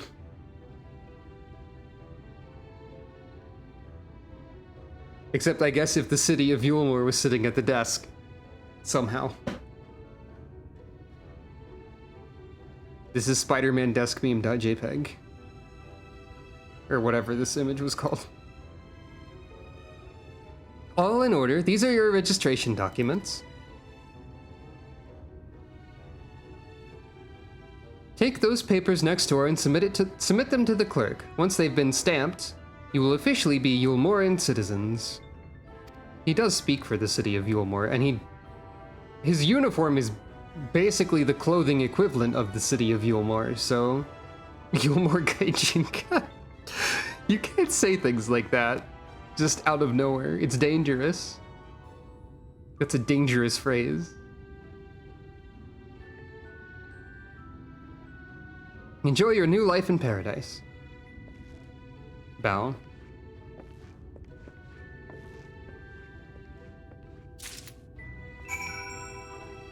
I feel like I need to take a picture of this desk situation here.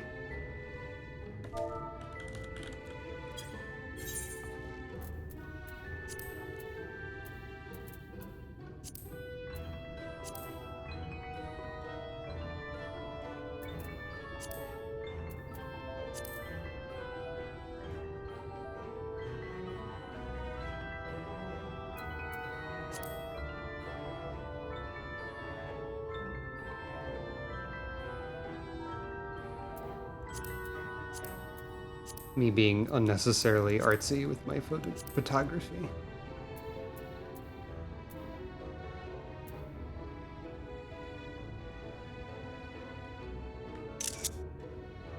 That'll do. That wasn't even that artsy. I could have spent hours on that. Not necessarily. Oh, where'd Alphino go? You're sure to be impressed by my posing. Are you trying to get in on the merits of doing poses? I think you are.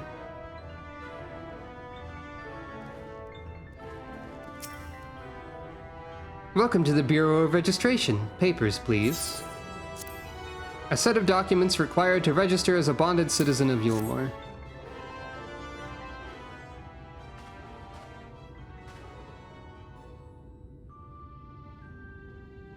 What have we here? Alphino, artist, Sucro, artist assistant, to be employed in the service of Lord Chai Noz and Lady Dulia Chai.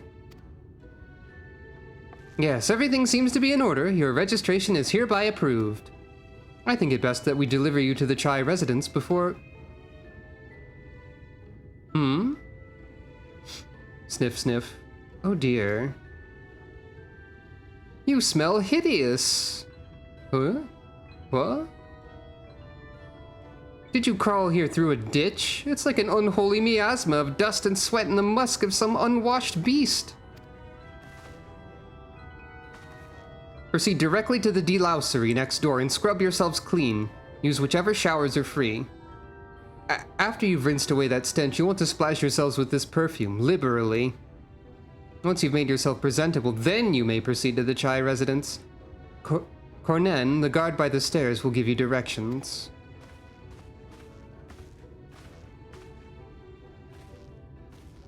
I hadn't realized we were so aromatic. We probably aren't, actually. I'd prefer not to think of sucrose being unclean or smelling really bad, I guess. We're to bathe in here, then? Delouser. Well, fine. This is... fine, I guess. Yeah. You rinse yourself clean in the stream of water. Nod.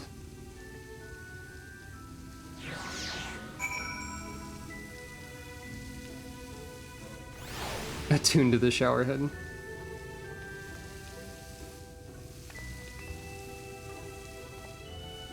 Apply the sweet-smelling perfume. This bottle contains scented water, the liberal application of which can conceal undesirable odors.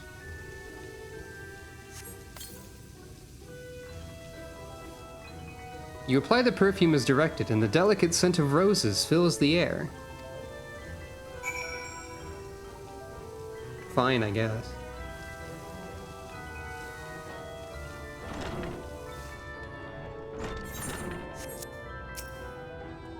Oh, you've showered and dressed already, have you? Is it not... that is to say, it seems rather exposed for one's ablutions, does it not? Hurry up and shower, Stinky. Wow. What would Estinian say? Or Alize would have been drying her hair by now. What would Estinian say? Estinian doesn't know what a shower is. Alize would have been drying her hair by now. Wouldn't she just? Very well, I shall endeavor to emulate her boldness then. Courage, Alphino! Sucro just showered without removing any clothing and then used prestidigitation to dry all of it. It was fine. That's what prestidigitation's many uses allow you to do. Well, that was bracing. I believe the lingering smells of the road have been successfully expunged. Prestidigitation is such a useful spell. Says the person who's never actually had a D&D character that knows prestidigitation, I think. Actually, my current one might have it. I forgot already. I think she does? She probably does. Anyway. I think she does, and I just haven't gotten to use it yet. Yeah. I do like that Alphino also uses the item in the same way. That is funny. Shall we go and present ourselves to our new patrons, then? Nod.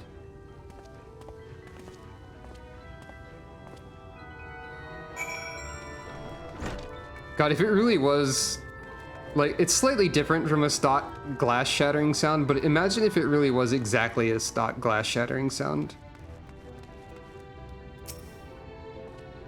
We'll need to get we'll need directions to the Chai residence.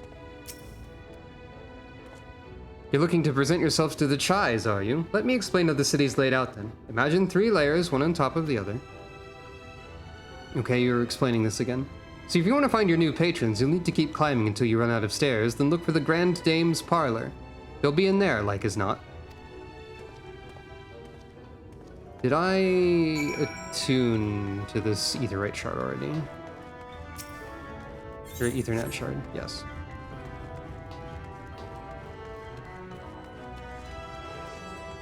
Yeah.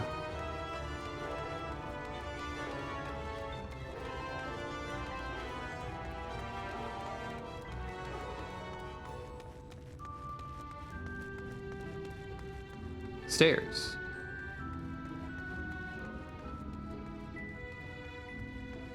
Observation from having watched the Shadowbringers demo on stream.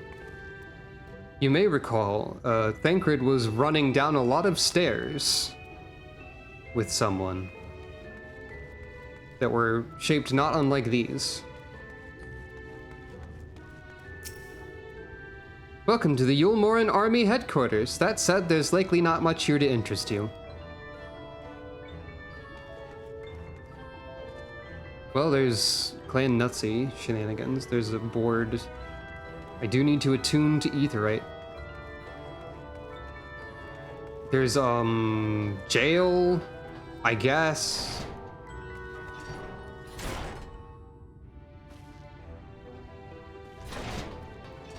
Actually, I think the room Thancred was shown running in looks more specifically similar to this one, maybe.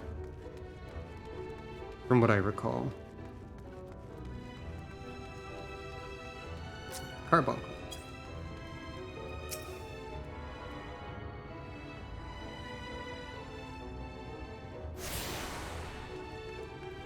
Person who summoned this carbuncle also has a Yokai Watch minion. I don't know if I've ever mentioned that there was a Yokai Watch collaboration before. Oh, there's a funny jumping puzzle object. I.e., Vista that you need to fall onto from a very specific angle, I think. Ow. Probably cannot do the jump from here. Oy, certainly not. I won't worry about it right now. If you're wondering about all the storage rooms here, one of the Army's responsibilities is to ensure that all staple goods and resources are accounted for and stored securely. Okay, they're storage rooms, not jails. Though I have no doubt that Eulmore would consider a jail a storage room for an undesirable person. Haven't seen you around before. Are you a newly bonded citizen? If you're here to fetch something, you'll want to speak with Shai Sat in the storage room over there. Look around all you like, but whatever you do, don't lock me in here when you leave.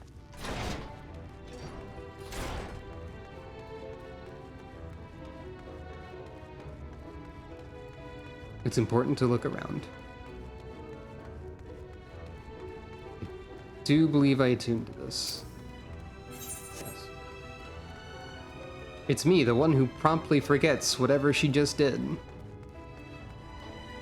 And everything else. These still look like prison cells to me. Storage rooms, they say, and yet so many of them are very empty. That speaks to the state of the world more than anything, probably.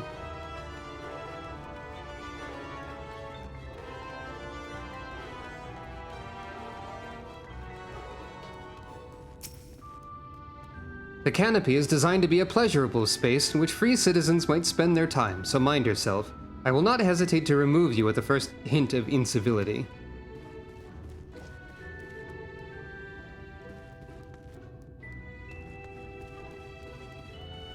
The Xylem Lift. Beyond this lift, you will find the residences of Eulmore's free citizens, or you would were you authorized to enter, which you are not. God, that almost makes it sound like they planned to make Eulmore housing, which sounds horrendous. I don't want that. Anyway, here's the Aetherite crystal with standing in a shallow pond with roses scattered in it. According to the message engraved in the base, special permission is required to use the Aetherite. That's right, you can't even attune here. I forgot about that. Ishgarda's gotten somewhat better over time, at least. Here's the Chais. This is the first instance of a different body type existing in the game unless you count children characters. Thankfully, they treat Dulia Chai fairly respectfully. So it's mostly just good that they've done this. Yeah. This place is definitely designed to make you hate it. He's going to make himself ill again. He always says that I should tell him to stop before he drinks too much, but does he ever listen when I do? No.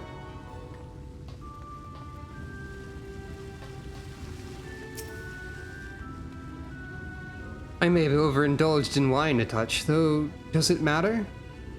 I suppose Eulmore would say that it does not.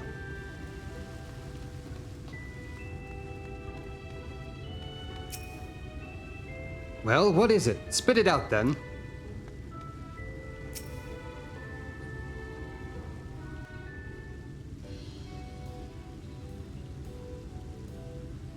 Well, this music makes them seem like a nice couple of people.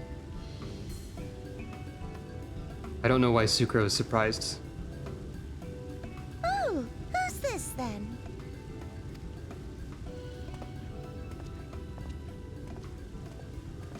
Why is Sucro making a shocked face? Bow. Lord and Lady Chai, pray forgive our intrusion. I am given to understand you were in search of an artist. Alvin, are you acting? Ah, you must be the new, Artist. Oh, goodness me. What an adorable boy. That silken hair, those pearly cheeks, oh, and you even smell wonderful, like a bed of flowers.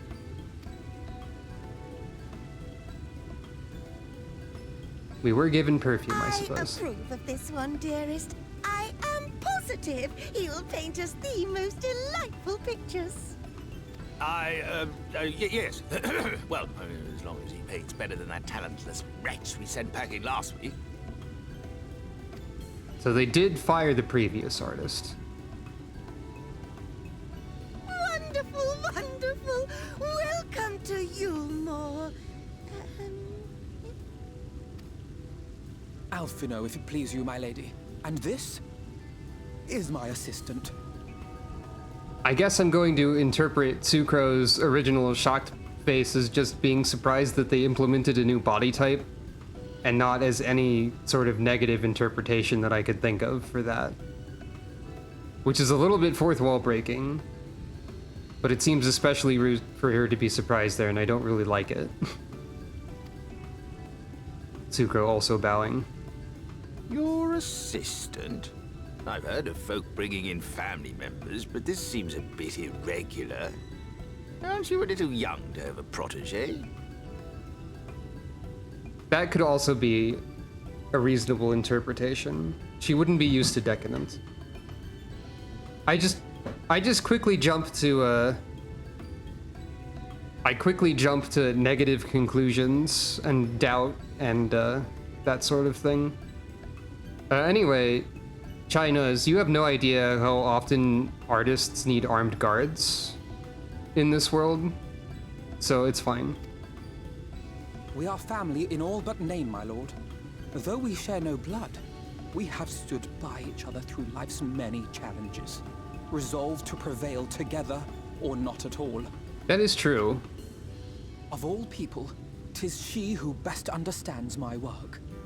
With her unique insight guiding my hand, the art I create is sure to satisfy your expectations.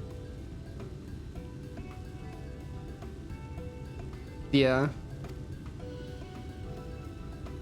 Once the picture is begun, of course, I shall have no need of constant encouragement. And so I wondered, rather than her being in your way, might it then be permissible for my assistant to explore the city she has so longed to see?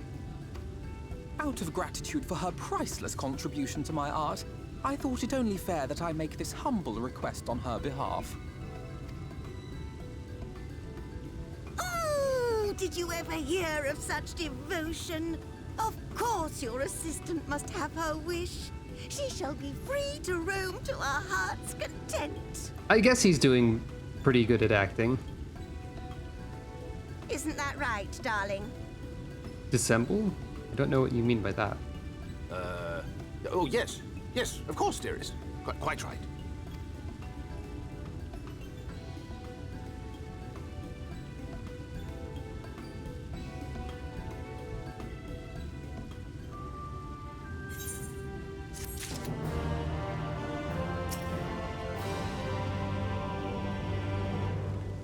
Off you go, the city is yours to explore. Oh, but do be careful along those outer walkways. I should be most upset if you were to slip and fall. My wife has given her permission, and you need not seek my say-so. All I ask is that you behave yourself. Draw no attention and be respectful at all times.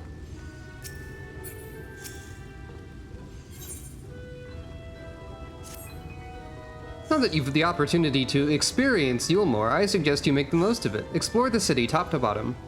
In other words, I would start with the canopy and go from there. Try wandering around the market stalls, mayhap? Such places are usually filled with colorful characters, only too eager to share local gossip with a friendly visitor. I would appreciate it, of course, if you could share any discoveries with me in turn. We should both learn as much as possible about our, new place of residence. I shall remain behind and set up my painting paraphernalia, very carefully and deliberately. It could take some time.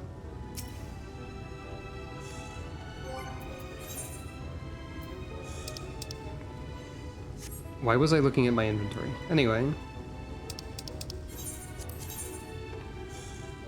Information gathering time.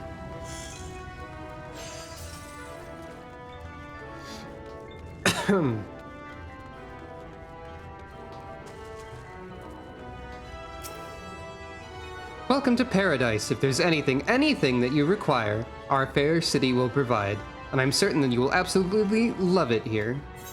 What do you do here? How flattering that you should ask. I have the absolute pleasure of introducing guests and new free citizens to the wonders of Eulmore. Actually, now that you mention that, that is kind of strange, isn't it? Is this an instanced version of Eulmore that most people wouldn't be in at this point? I'm not sure. I have the absolute pleasure of introducing guests and new free citizens to the wonders of Eulmore. I can only dream of someday joining their ranks, but I am ever so content to be here, watching, listening, waiting, and performing the duties that I enjoy so very much, of course. Okay, it's probably just odd nowadays. What kind of place is this? Why, this is the canopy, the towering boughs of Eulmore in bloom throughout the seasons. Here our residents revel in the many luxuries that paradise has to offer, including the breathtaking view. I do so hope that you enjoy your stay. Yeah. Makes sense that it's not as populated. There's a few people. Karna here has very, like, Disneyland greeter energy. Of like, I am being paid to be joyous. This is my job. This is not my reality. Not that I've only been to Disney World once. I don't know why I chose to say land. Oh, hello there. A fresh register, are we? You seem a little lost. Nod. Well, 'tis lovely to make your acquaintance. Speaking of acquaintances, you wouldn't have happened to run into my attendant on your wanderings, would you? Big, strong lad, long hair tied back? He was escorting me on a shopping errand when I realized I'd dropped my handkerchief, and now I've been waiting here all alone while he's been off searching for it. I'm not terribly fond of being alone. If you do see him, I would be obliged if you could pass on this message. Forget the silly handkerchief and return to my side at once.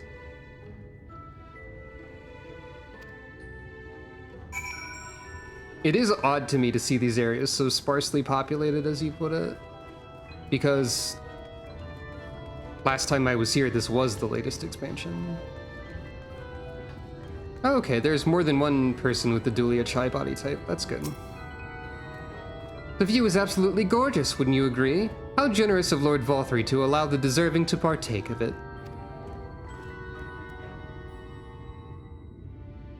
actually, in my professional opinion of a person who spends a lot of time looking at stuff, this view stinks.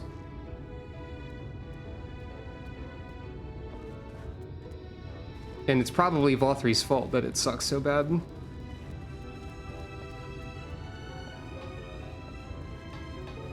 So,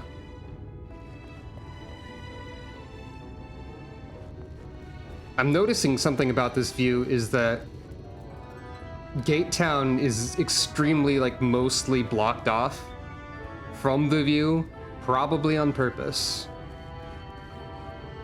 Though, I mean, I guess it's kind of cool to look at shipwrecks, but that's not, like, a good sign about the world.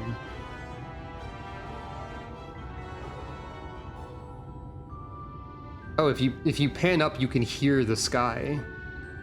Or maybe I imagined that. I think that was just an unrelated noise that happened at the right time. Oh. You're having some trouble.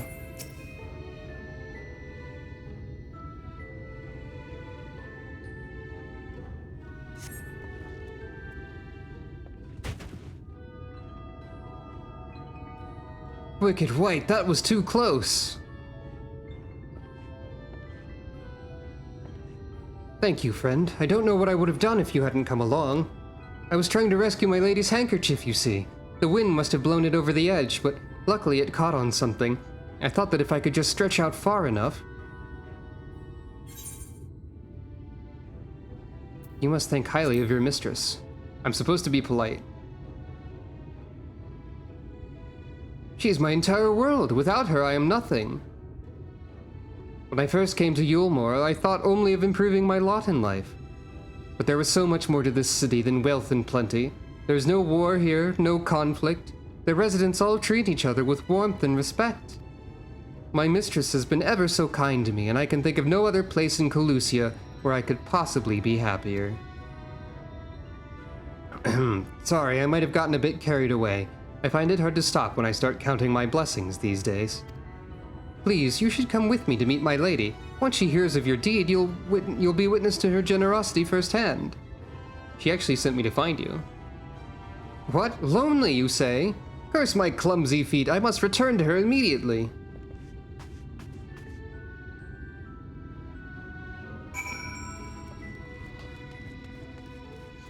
Yeah, I can't help but notice that the view seems to, for the most part, intentionally obscure anything that the wealthy would not want to be looking at, such as the poor. And also, you'd have to go out of your way to look down and see the shipwrecks and so on, I guess. Like, you can see some of Gate Town, but you can't see, like, how bad it is there from here at all. And, like, there's also these banners here, which say to me, like, they're deliberately obstructing the view of Gate Town. Like, especially from specifically where Rinda Sue here is standing. Like, those banners are covering up a fair bit of it. That's gotta be on purpose. Or a very thematically correct coincidence. Could also be possible. I will never leave my lady's side again. Yeah, this guy does seem to like his job a bit too much. Everyone likes Eulmore situations too much in general in Eulmore, so that's all I get out of that, really. My attendant told me everything. I'm so very grateful you were there to offer your assistance. You seem a dedicated patron, or you value him highly, then. You seem a dedicated patron. I have to be polite. Oh, my attitude is not unusual, I assure you. Without the efforts of our bonded residents, we free citizens would not enjoy the pleasures of our daily lives. They are deserving of our unending gratitude. Mayhap in another society, our different standing would breed prejudice or resentment, But in Eulmore, a most glorious measure is in place to avert such an unpleasantness. Part of that measure requires that the free surrender their fortunes. Upon registration, all of our property, financial, intellectual, or otherwise, is given over to the city. In exchange, we're provided with ample funds and commodities to live a life of pampered luxury. Being liberated from the concern of earning coin has an almost miraculous effect on people's outlook. There are no rivals to compete against, only fellow residents with whom to enjoy our tranquil existence. There are some measures of truth to this statement, and that's why universal basic income is a great idea. However, the way Eulmore does it is not a good idea. Eulmore is not good. Forfeiting all of your possessions, property, money, etc. to the state, bad. Making it so that people don't need to worry about earning money is a good thing, but not like this.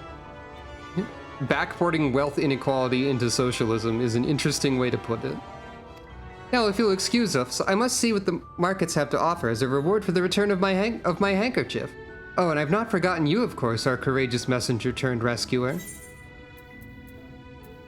Thank you for presenting me with a treasure chest of context-sensitive boots.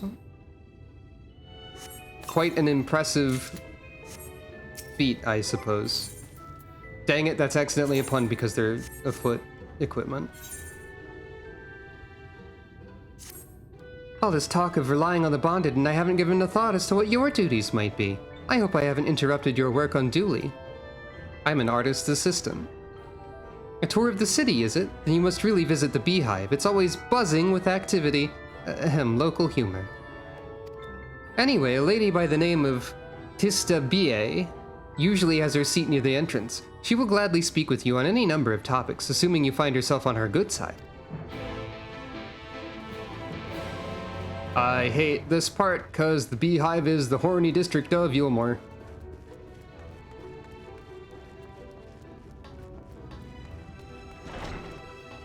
There's a specific dance that is done in the Beehive called the Bee's Knees that I do have the emote for, but I primarily have it out of a vague sense of I have the currency for this completionism, I guess, and I kind of wish I could delete it because of what I associated with. Which is that not only in Eulmore is it the dance that all of the people here do, but it's also a dance favored by many players who wear even less than these people. Why is there a vista here? Of course there's a vista here. Well, at least this place doesn't care about gender, I guess. The workers are often called honeybees, while the owner reigns above them as a queen. Great, I guess.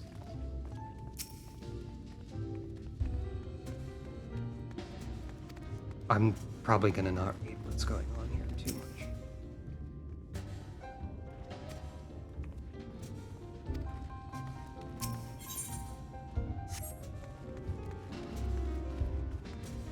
Look, I know that this game is a game with mature themes, but I'd rather not have to go into a strip club.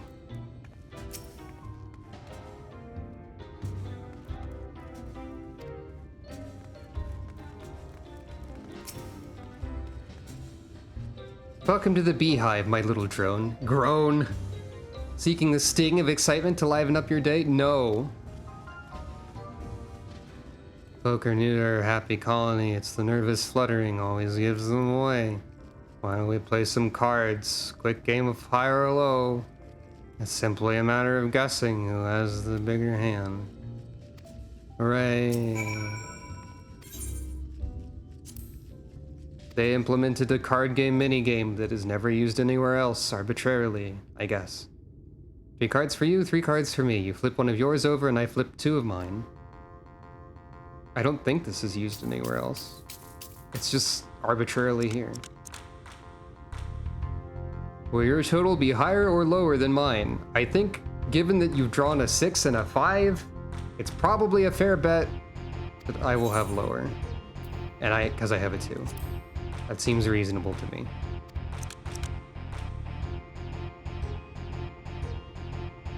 You have 13, I have... Oh. Also 13.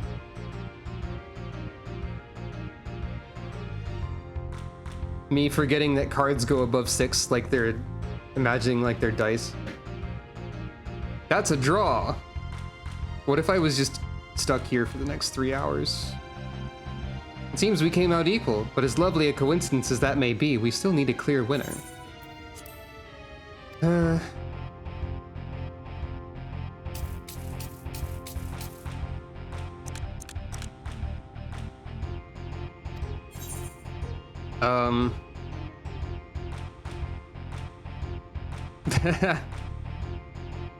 If they recycled high-low, that would start being funny pretty quickly.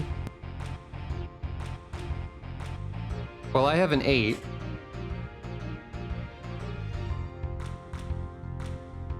You have 9 currently. I don't know, high? Whatever. Yeah, it seems likely. You have 13.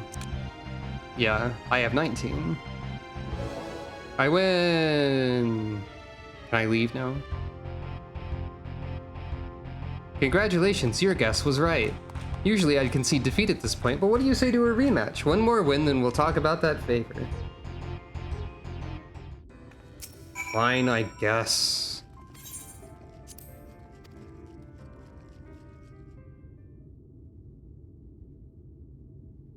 This is vaguely like my idea for a funny gambling minigame, and that makes me less inclined to want to make the funny gambling minigame because it'll associate it with this area that makes me uncomfortable.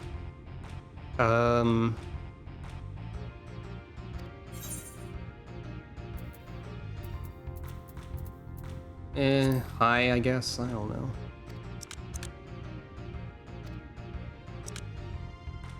I have one more number than you.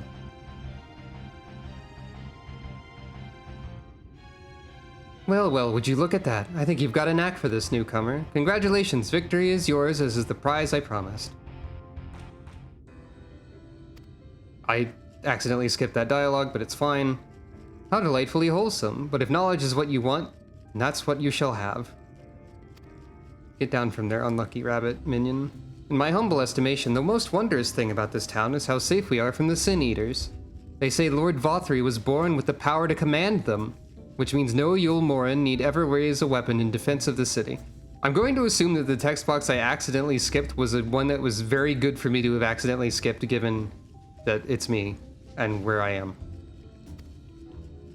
Was that the kind of thing you wish to know? If your itch still needs scratching, you might get a few words out of a Tharn over there. There's not that Merry Sot likes more than the sound of his own voice.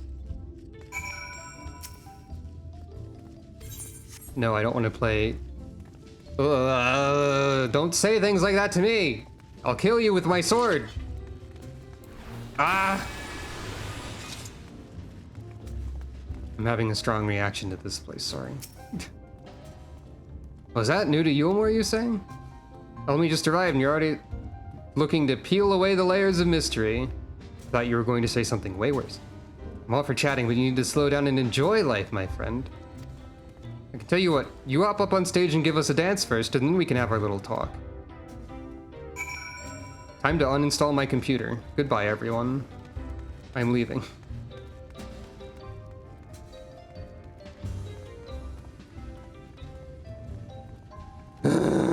Well, at least I only have to do the regular dance. Ha, I do funny dance. Ha ha wee. I hate it here. That didn't count. Was it up here? Oh, there's a mark on this. Oh, it's up there. Fine. What if any dance counted? What if I could do the Manderville Mambo here, and that counted? What if they allowed me... Yeah, see, that dance that's happening over here is the bee's knees, which I technically can do. I'm getting the impression that this is not functioning as I would hope for it to. Fine, I'll just do the regular dance. I guess.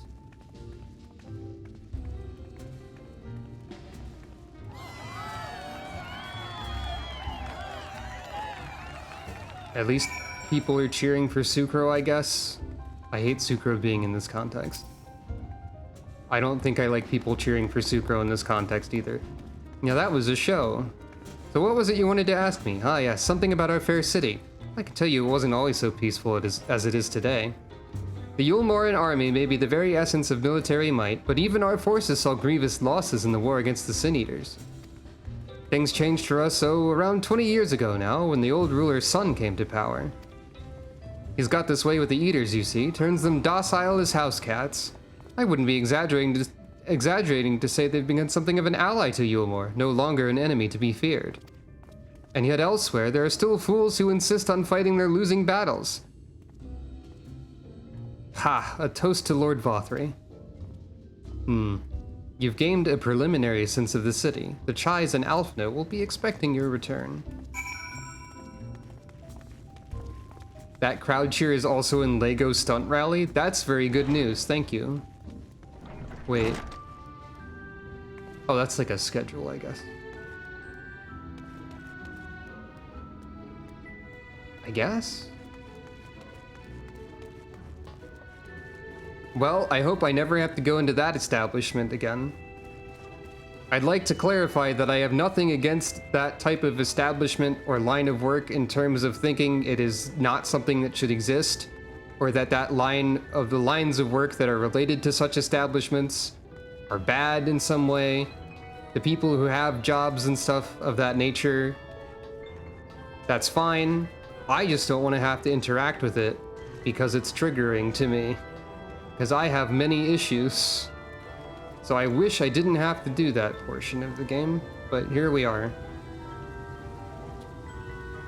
I just want to make it abundantly clear that I don't want to object to anyone's livelihood or way of living on like the grounds of this is morally wrong or something. It's just personally very upsetting to me for personal reasons, and I don't want to hear about it or interact with it. This is probably very clear already, but I wanted to make it even more clear. I'll try to move on from this now. I'm glad that that sound effect, that cheering sound, plays every time you finish a race in Lego Stunt Rally, though. Ah, yes, the assistant. Was there something?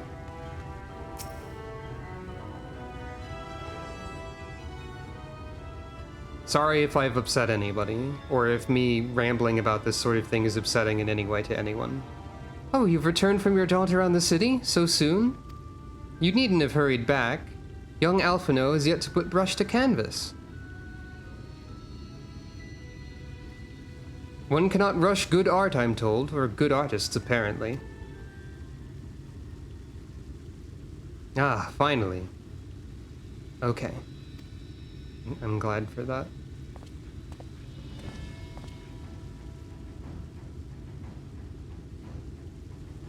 Now Alphino is wearing blue. I put together an ensemble out of the garments you chose. Is this satisfactory? Oh, goodness gracious me! That last outfit was precious, but this makes you look positively dashing. You truly are a handsome boy. However am I to decide?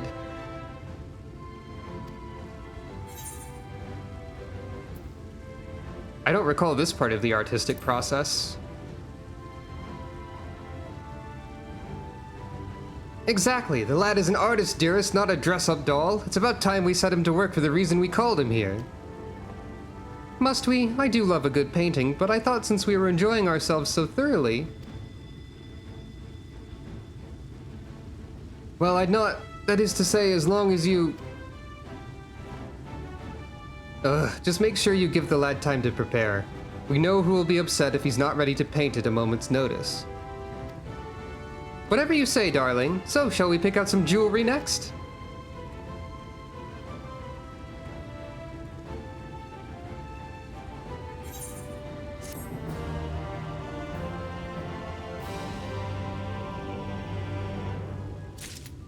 Alphino's outfit is pretty good.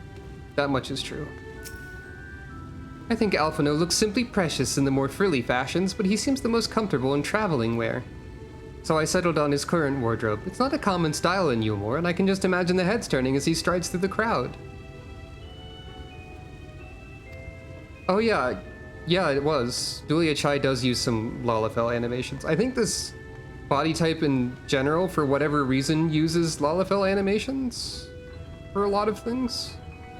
Not everything, but for some things. So Julia Chai is really the only one who has that body type that is important. I really must have your mentor concentrate on his art.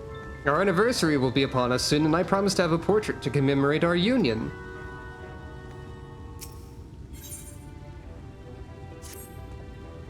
Lady Chai has a very particular sense of beauty, and apparently that extends to how I should dress whilst painting.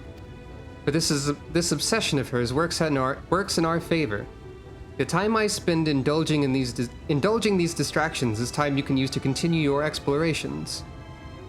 For this excursion, I'd like you to delve into the layer below us and sniff about the military headquarters. I'm sure the understory has its own tale to tell. Now's your chance to squeeze in another round of reconnaissance. Go, I will cover your absence should the Chais become suspicious.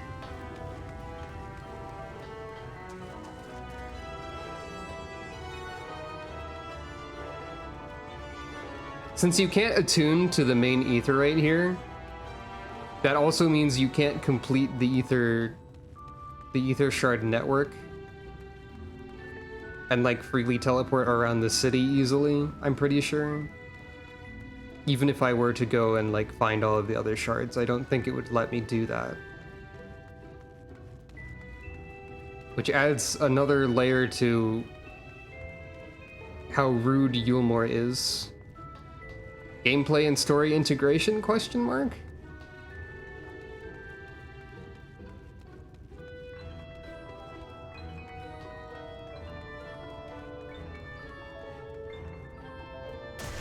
I've given up on stairs. I'm just going down here now.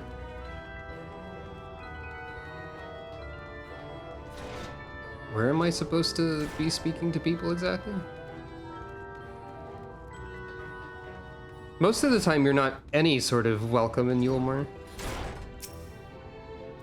Sob, sniff. You're one of the bonded, aren't you? Like me. Please, I need your help. My throat, I can't sing anymore. I've been making excuses, but it's not getting any better. My patron thinks I'm of no use to him, then I need you to sneak out to the derelicts and describe my condition to Thorich. Here's a list of symptoms and a hunk of mail to pay for his medicines. Please, I have no one else to turn to. So we've already heard a little bit about people being thrown out when they're deemed as like having no use to their patrons. And here we have someone who's desperately trying not to be thrown out.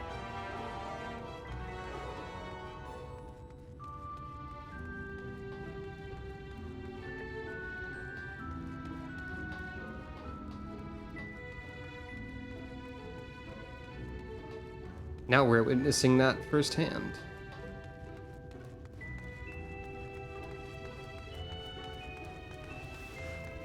Probably won't really need to sneak out to the derelicts so much as just walk over there, but still. And yeah, like, the lack of teleportation does extend your stay in here longer. In a way that benefits the story.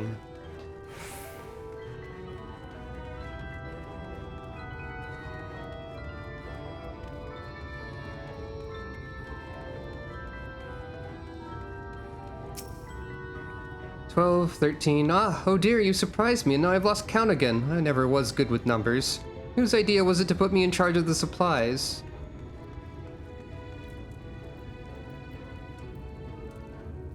Oh, I see. Maybe you'll find out. I don't know. Those are some fine clothes you have there. Who's your supplier? It's me, I guess.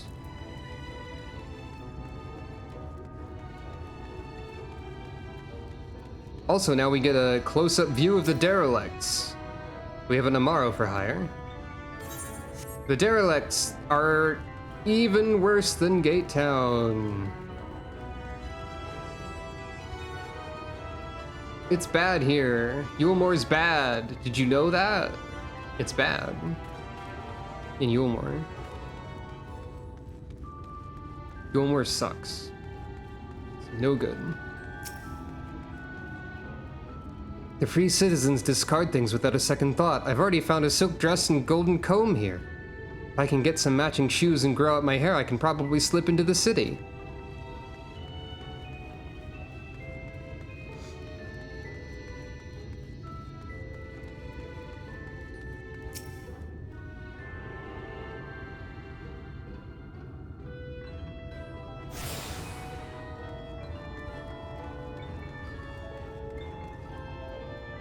Night soil pot? Isn't night soil just shit? It certainly is in Dragon Quest Builders.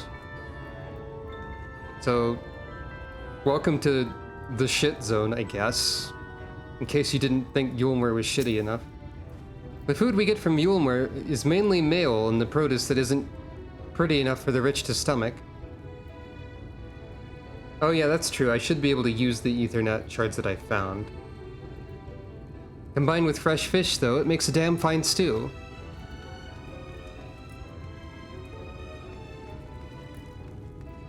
I feel like the fish are probably not the safest thing to eat around this area. You need medicines? Tonics? Potions? Coughing, hoarse, hard to swallow, feels like something's there, sore throat. A portion of mail intended as payment for an apothecary's medicine. A cure for an ailing voice, is it? No medicine will cure this. Methinks your songbird has a lump in her throat. It must be cut out, excised, and even then the voice may never heal completely. Heh. Poor little songbird. Will they kick her from the nest, I wonder, or simply silence her chirps? Questioning head tilt. Oh, your face you don't know. Of the many hopefuls who enter the city, very few are ever seen to leave, even as corpses. Oh, you might see one or two fortunate fools hurled from the balconies, but the rest? Gone. A town of nightmares it is, not for this ship's rat, oh no. I'm content to scurry around down here and nibble on the crumbs which fall from the table. This consultation is over. You have my verdict, and I have my mail. Good day. Meal. I don't believe you can see the frozen wall of light from here, no. You could see it from Kholusia, or not Kholusia. You could see it from Amareng, but not elsewhere.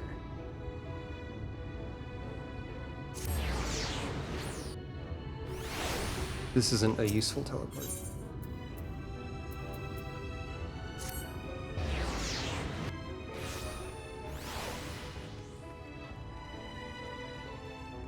I suppose that's possible.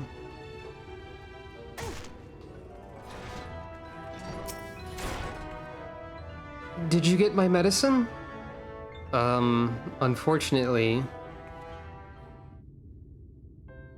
So that's it? What am I to do if I can't sing? Ah, there you are, my sweet canary. Have you been crying again? Don't tell me your voice is still not on the mend.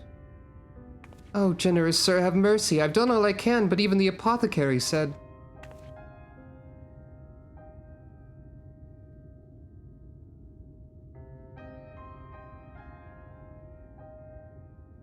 So you've been suffering all this time? I'm sorry, my pet. I hadn't realized your affliction was this grave. But you needn't fret. I'll not reward your hours of trilling by casting you out into the street. Don't like how you're referring to her, but at least you're not throwing her into the street, I guess. You are too kind, sir. But what use am I if I cannot sing? I fear the day I become more burden to you than treasure. I shall have a word with Lord Vothry and arrange for your ascension. Oh. Her what now? In that paradise where resides neither pain nor illness will your song ring out clearly once again. Or mayhap you think it a step too far? No, you would do that for me? Of course. Why, I would almost wish to hasten my own ascension knowing your blessed instrument was waiting there to greet me.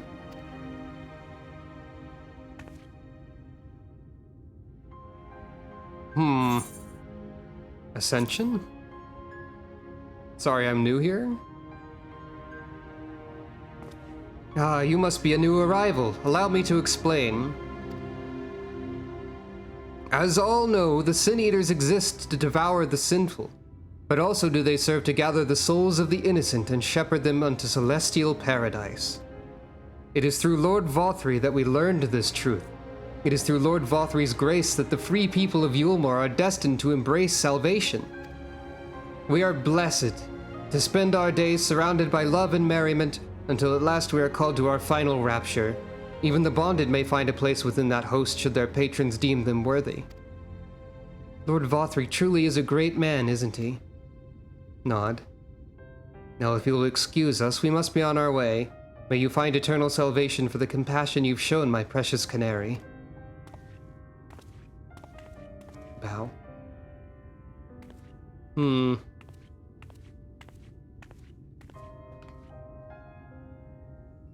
Sucro doubts this. Alphino, it's a cult!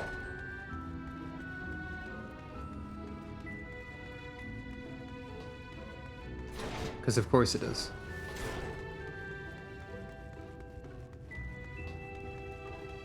Alphino, it's a Sin Eater cult.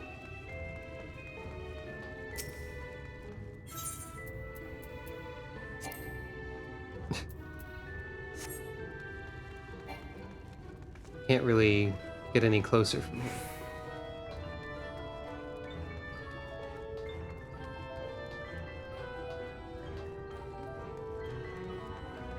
I kind of thought, by the way, that I might be able to get to like the first dungeon of Shadowbringers today.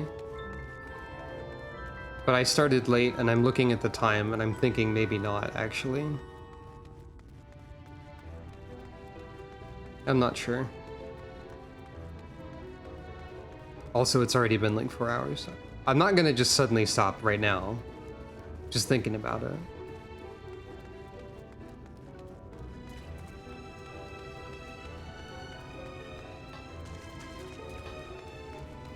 Alphino is painting.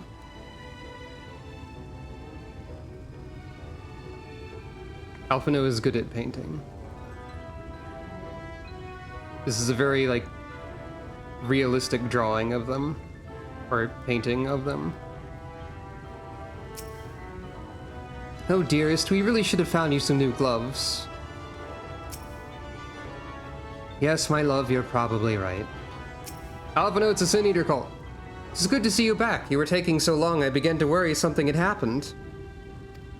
I began sketching an outline for the portrait, but nay, the chais appear otherwise occupied. Will you share what your investigations have gleaned thus far? Alphino, it's a Sin Eater cult. It's bad news. So Lord Vothri boasts some manner of influence over the Sin Eaters, does he? That would explain the reverence in which he's held by the citizenry. As for this ascension business, I cannot help be put in the mind of that apothecary and his ominous remarks. So many folk have entered the city over the years, then where do they go?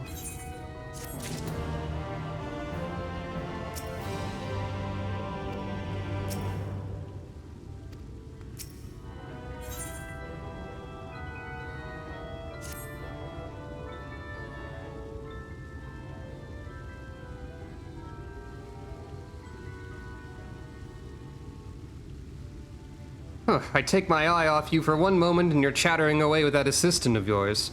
Am I to assume the outline is done, then?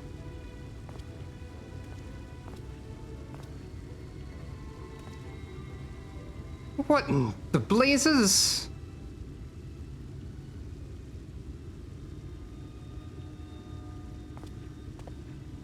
It's so unflattering. Explain yourself, Alphino.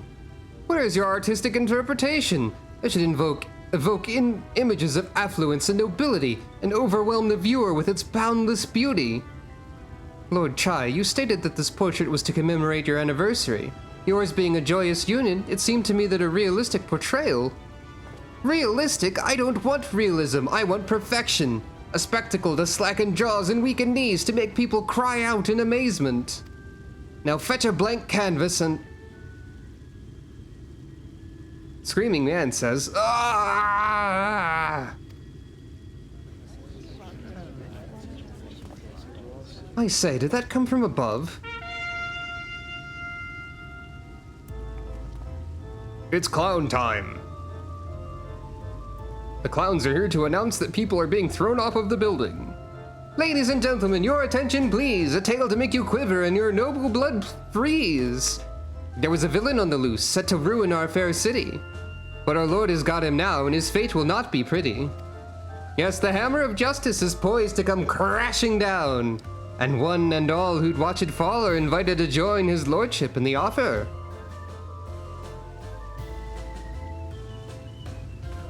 Remember how we heard that Eulmore loves watching violence? A malcontent? How dreadful. And this man is to face sentencing? That's right.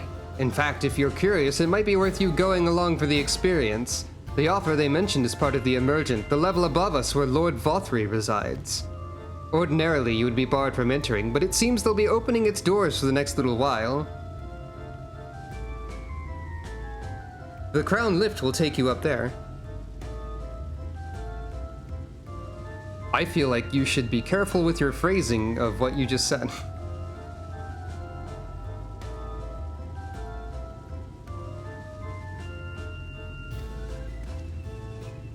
We'd better not dawdle then.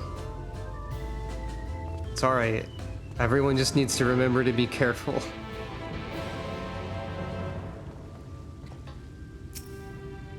You'll be careful around that Yeah, I figured you meant that. You'll be careful around that malcontent, won't you? I should so hate for you to come to any harm, although I imagine Lord Vothry has the villain well under control. If you want to see justice being served, stop dawdling and take the crown lift up to the Emergent. But what about the retainers?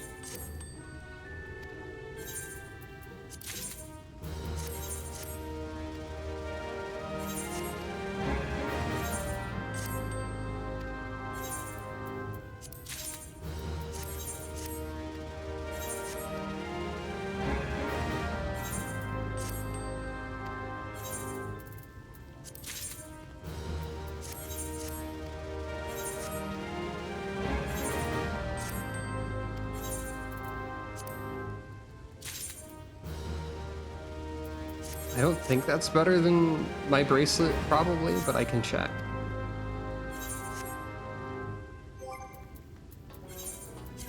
It's not.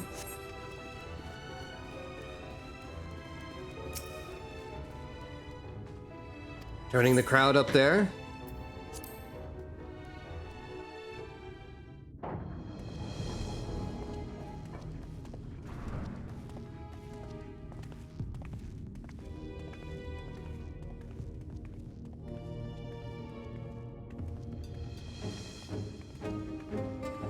That's him. That's Vothry. That's Vothry. Hello, Vothry.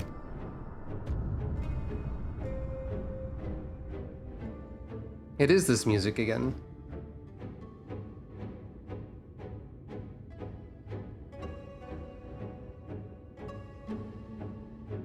He's attended by sin eaters. But how does he keep them from attacking? Mercy! Mercy!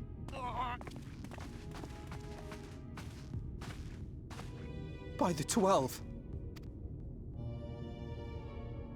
Oh. It's Kholusia, bleeding out on the floor. Kholusia, what happened to you? Yeah, that is a lot of blood. And yeah, comparative depictions and whatnot. That is probably the most blood that we've seen, indeed. Who are these impudent louts? I do not recall requesting their presence. Lord Vothry, what is the meaning of this? Why is this poor man bleeding to death on your floor? We're new here and we don't get it. Why? You ask me why?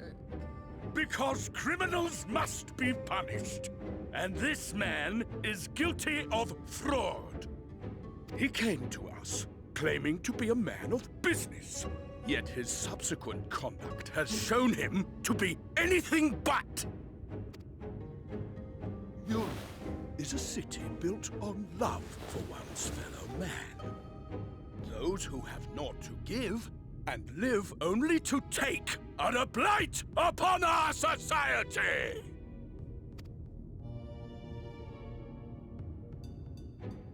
To atone for this crime, I ordered that he fling himself from the balcony.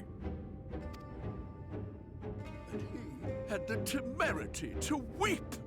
Please, my lord, anything but that. What then is a man of mercy to do? But offer the sinner another way to show his contrition. Another way? Meaning what exactly?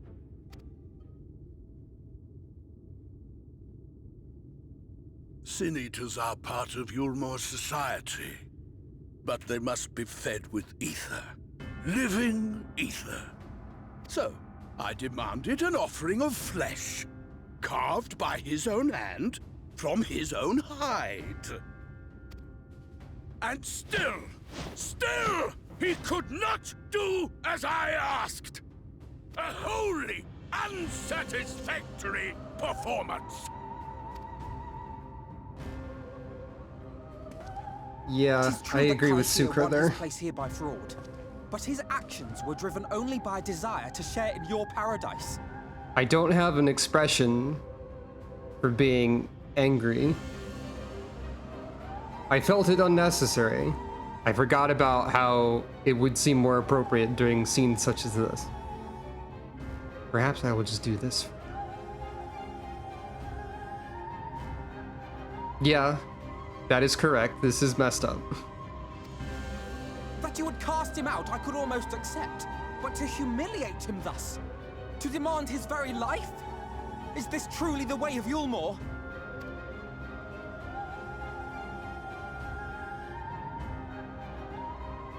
You know, it's probably clear that I'm not actually, like, this is a neutral expression. Have you ever paused to consider what it takes to maintain such a paradise in this barren, broken world of ours? This is a neutral expression. It is probably clear that I am not smiling about this in reality. The guarantee of safety and stability. The knowledge that if one only abides by the rules, one has naught to fear. I alone can offer these things, for I alone can command the Sin-Eaters. And thus am I alone the voice of justice, and any who oppose me, villains to be punished.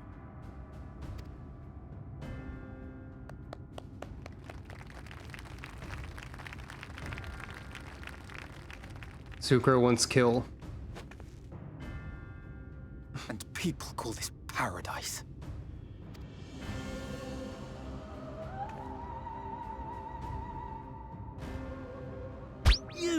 To the stars. Once upon a time, my ship sails in the morning. Side effects are pain. Destroy!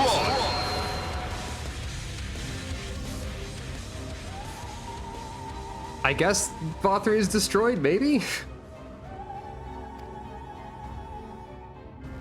Painting.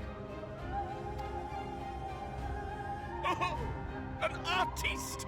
Then you shall paint a picture for me of Eulmore.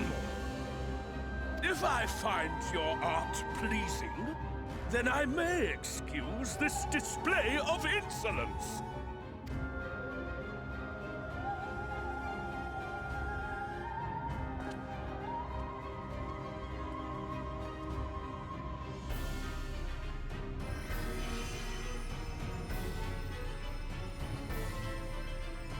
Who gave you permission to tend to that criminal's wounds? I told you to paint me a picture!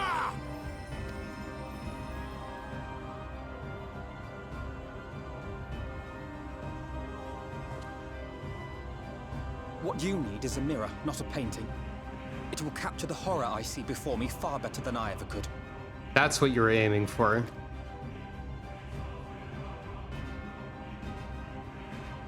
Can you walk? I think so.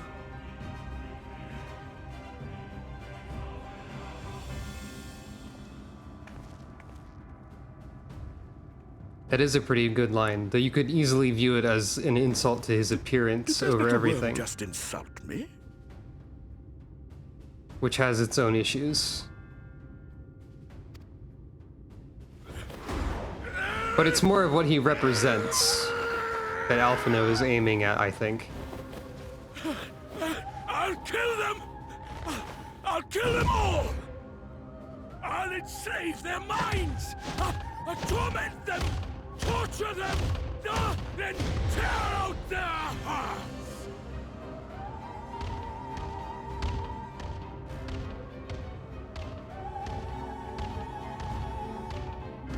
Hey, who's that?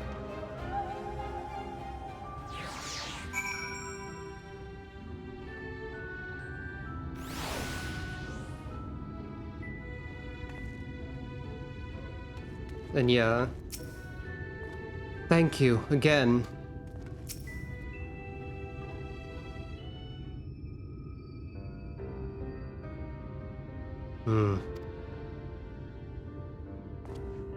Forgive me. In my anger, I seem to have marched us back outside again, though it's probably best we leave this island altogether. I believe we've worn out our welcome in Eulmore. In any case, I've seen enough of the world's self-proclaimed capital city to convince me that our battle against the Sin Eaters will find few allies in Kholusia. I will accompany you back to the Crystarium. We need to regroup and think on our strategy anew. Nod. Kaishir, I have done you a grave disservice. You were hungry and desperate, and I offered you a solution without once considering the risks inherent in you accepting it. If I had but known the price you would be made to pay. Shake head. You gave me everything I needed to make your idea work. It was me who made a mess of things, not you.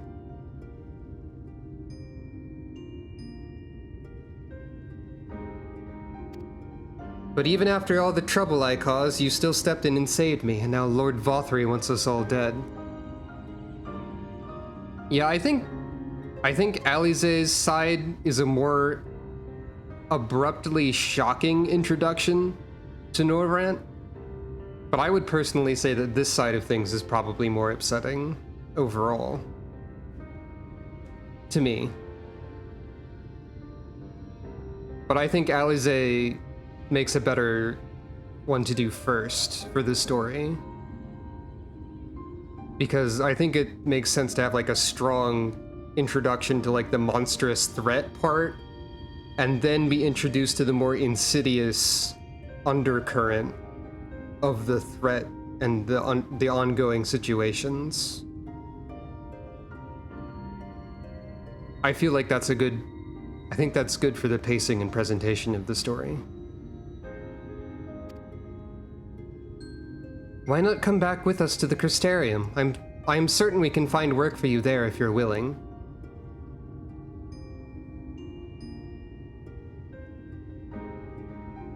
That's a good way to put it too, I think. No, that would just be me leaning on your kindness again. I need to do some thinking, learn how to stand on my own 2 feet. Very well, but you must promise you'll be careful. The Eulmorans may yet come looking for us. I'll keep my head down, don't worry. And you take care too. Give me the chance to repay what you've done for me.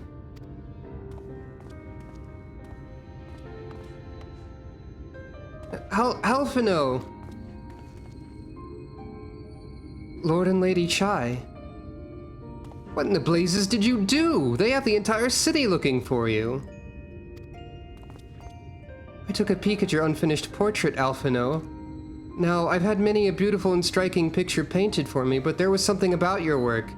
It was as if you'd caught the very essence of our love and rendered it naked upon the canvas. It was bold, unflinching, and I adored it. Please, you must come back with us and finish what you began. I will speak with Lord Vothri and vouch for your character. I'm sure we can smooth over any hard feelings. Shake head. I'm sorry, Lady Chai. There are more important matters to which I must attend. More important? What could be more important than enjoying the days we have left to us to the fullest? Pray, press me no further. We are leaving, but I would not presume to take the garments you were so kind as to procure for me. One moment. I wouldn't hear of it. Keep the clothes, you silly boy, I insist. And I shall make arrangements so that you can pass through the gate without causing a stir. I expect you to come and visit. I will return, I promise you that. The outrage I witnessed must not go unanswered. The next time we meet, I shall be better prepared to confront the corruption which hides behind the glittering facade. Yeah, I agree. There were people who were concerned about the portrayal of heavier people with Vothri, but I think that the existence of Dulia Chai and Vothri does work as a contrasting statement. Like, I wouldn't say that there are no problems with the depiction of Vothri. It's probably not the best in that sense, but there was an attempt at making it clear that it was not only people like Vothri. There is a distinction, if that makes any sense. I am hesitant to say that Vothri's depiction is good, but it's not as bad as it could have been. And I understand why people were upset about it. I wasn't supposed to go back here yet. That's fine.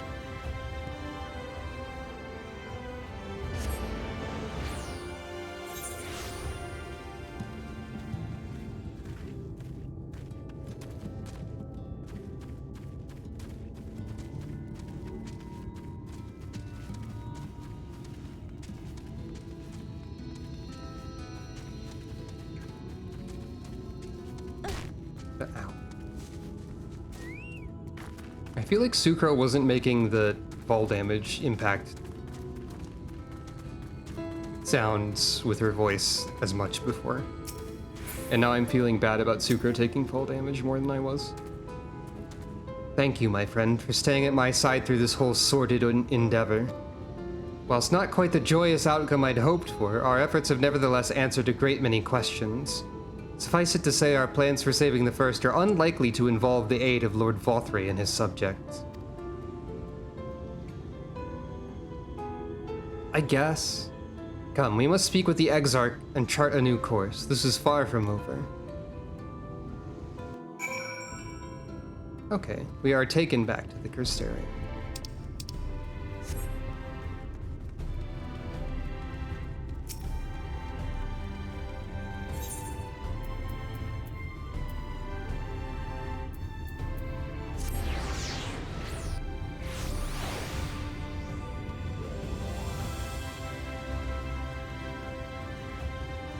I feel kind of bad that the thing I got most upset about in Eulmore was that one particular area when everything there is like...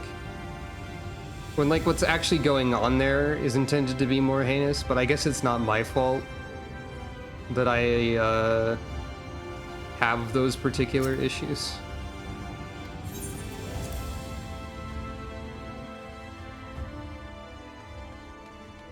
What's up, Alize?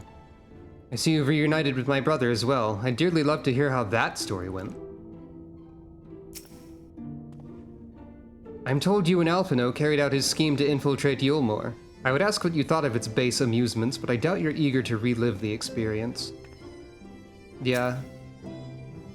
Eulmore has made me feel like I need to draw an alternate, like, neutral or frowny face for myself that I didn't have before. That would be pretty easy to set up. I don't think I'd actually have to draw anything for that even.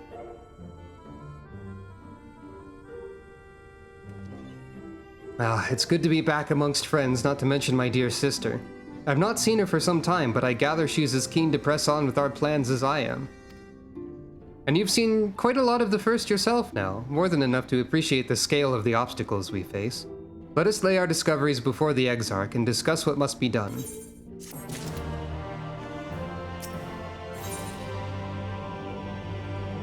The Light Wardens.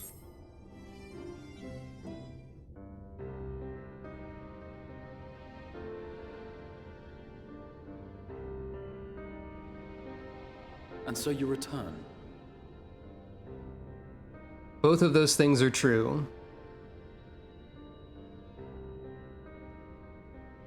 I wouldn't say that excess is the only thing that Eulmore is doing, but it certainly is indulging in excess. And I would say that it's pretty accurate that the first can't really afford to do that. But they don't think of it that way, because they're thinking of it as, well, world's ending, better party while we can, more or less. Have you gained a better understanding of the crisis now faced by the First? Acceptance, parentheses derogatory. Perhaps. Better is not the word I would use.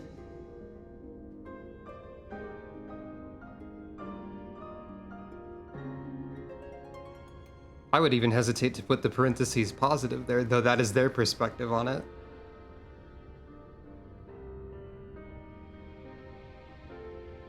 Perhaps a fancy way to describe it would be nihilistic hedonism. Some lands may have been spared the flood, but the survivors live only to suffer. There seems no end to the horrors inflicted by the Sin Eaters. Indeed. Those abominations are a calamity in their own right. And I can well imagine how hopeless the task of eradicating them must seem to you. But after countless battles and untold sacrifice, we have identified a potential weakness. Sin Eaters are drawn to serve the strongest of their kind, a class of creature we call Light Wardens. And from what we have been able to ascertain, only a handful of these entities exist.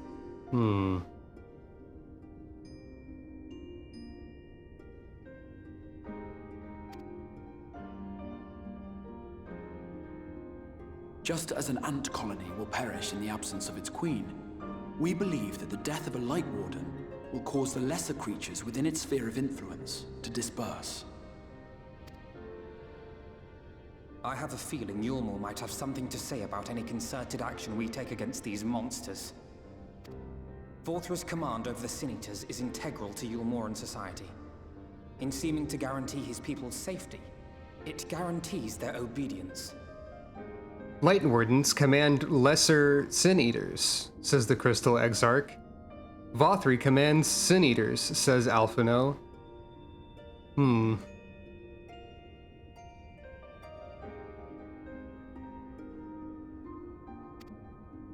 He will not take kindly to us depriving him of such useful allies. Agreed. Thus we will need to occupy or otherwise divert his forces whilst we proceed with the business of eliminating the Wardens. Until we have done so, all other considerations must be set aside if we are to forestall the 8th Umbral Calamity.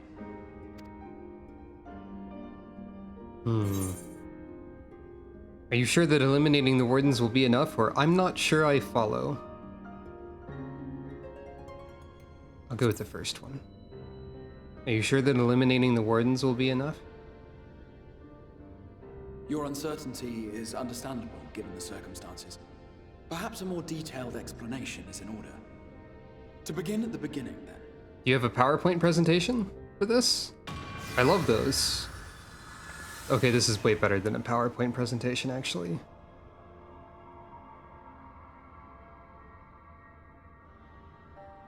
In the ancient past, a single star was divided into 14 worlds.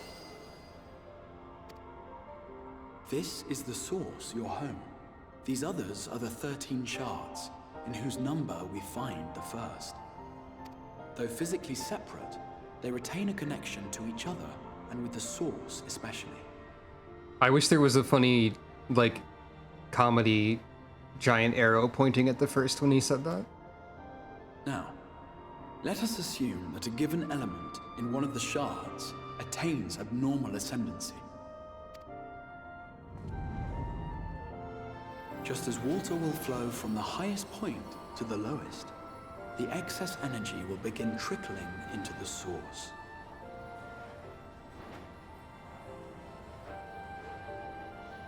Is this a depiction of what actually happened? Are we to assume that the 5th had an air-based calamity based on this information? That seems to be air, if I had to guess. And such an influx of ether will of course exert a palpable influence. So the 5th was destroyed by a storm. Were fire, then drought and wildfires might ensue. If it were ice, one might expect the weather to turn bitterly cold. As ether continues to pour in, such phenomena will become more and more extreme, until eventually, a single, untimely event triggers a disaster which cracks the barrier dividing the two worlds.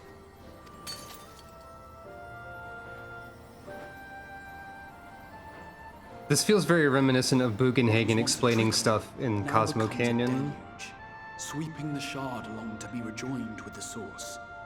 Though I don't particularly remember the details of that event. It just has a similar feeling to it. At Which the makes same sense. time, the element which held sway in the shard is unleashed in full. Its energies amplifying the original disaster to truly catastrophic proportions. I'm forgetting immediately if I clarified that that was the Final Fantasy VII event that I'm referring to.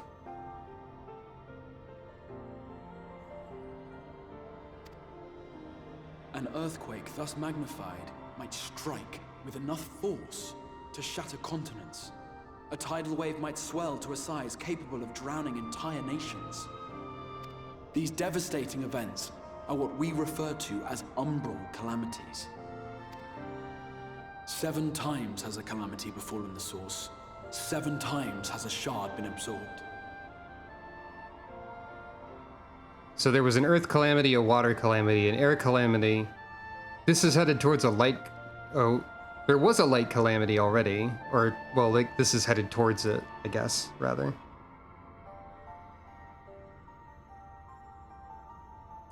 I forgot about that, actually. I forgot about that's why white mages and black mages. And yeah, the dark calamity is the void. And he did describe fire and ice, though I didn't remember there being evidence of those happening specifically.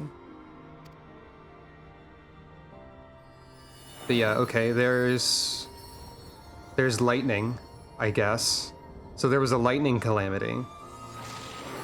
There's the fire calamity on this. I guess that was the 12th had a lightning calamity. 2nd had a fire. 3rd had earth.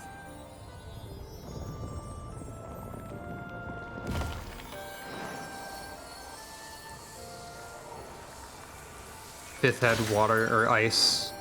Yeah. 10th had water. Then. Or wait. I don't know, maybe I'm counting these wrong. And there's the void one. 6th had water, 10th had ice.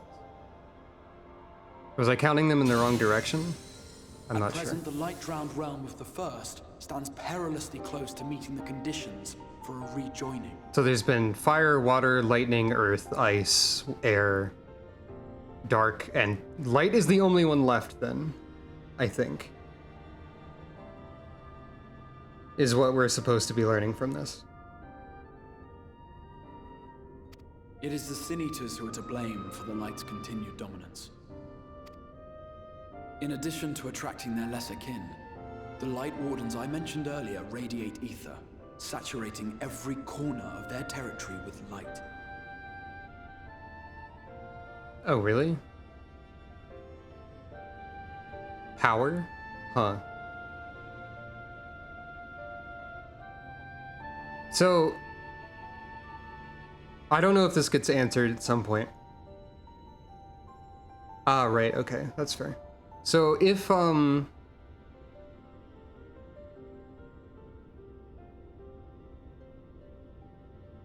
void is the shard that had the dark calamity, which it is, I think. But it still exists as a world that creatures appear from. I forget if that's because they fucked up the void rejoining. I think it's because they fucked up the void rejoining. I think we know that already as well, maybe.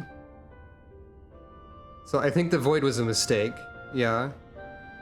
Okay, so I was gonna ask, I was thinking for a second, are we to assume that there are still things that exist like where ice destroyed the world? But no, that shard's just gone. There's not like an ice void because that one did rejoin. Okay. Just thinking out loud to process what's happening. Because one of my stated goals for this, for playing through this game again, was to think about it more, I think. Of course, I've already forgotten a lot of what's happened, so I'm doing my best. Yeah, they probably want to go, like, unbreak that. And yeah, if they can't rejoin that, that's bad for them.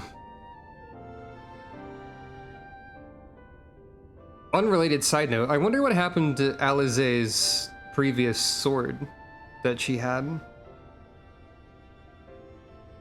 Because she has like a more regular sword now.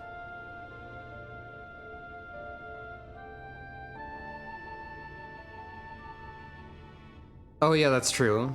I forgot that. Yeah, this isn't her physical body. That makes a lot of sense. I don't know why I didn't think of that.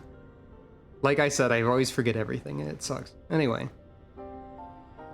Even here in the flood-spared region of Northrant, their influence is strong enough to banish night from the sky. Sorry for forgetting everything. Thus, if we are to restore balance to the First and head off a potential calamity, it is imperative that we put each and every Light Warden to the sword. Urianger also did say that. That is true. Sucro is good with hitting things with the sword. This sounds like a good plan. We've been doing our best to take the fight to the enemy ever since we first heard the Exarch's explanation. Though we have yet to claim any meaningful victories if truth be told. Now that I'm looking at Sucro's outfit here, it's kind of like a halfway point between Alphino's outfit and Alizé's outfit. In a few different ways, like in color palette, for one. Like, Alizé has an outfit that's like red and a light tan, mostly.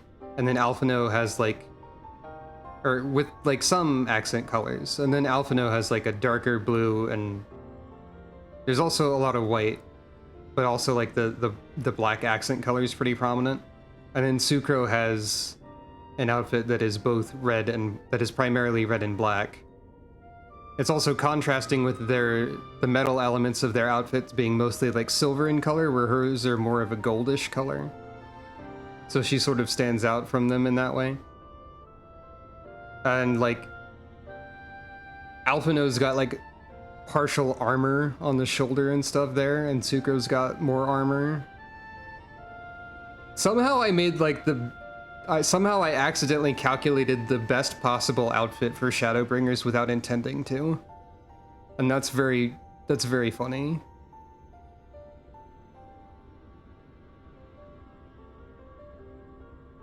Apart from being confoundingly elusive, the Light Wardens possess a troublesome quality which compelled us to delay our plans until such time as you arrived.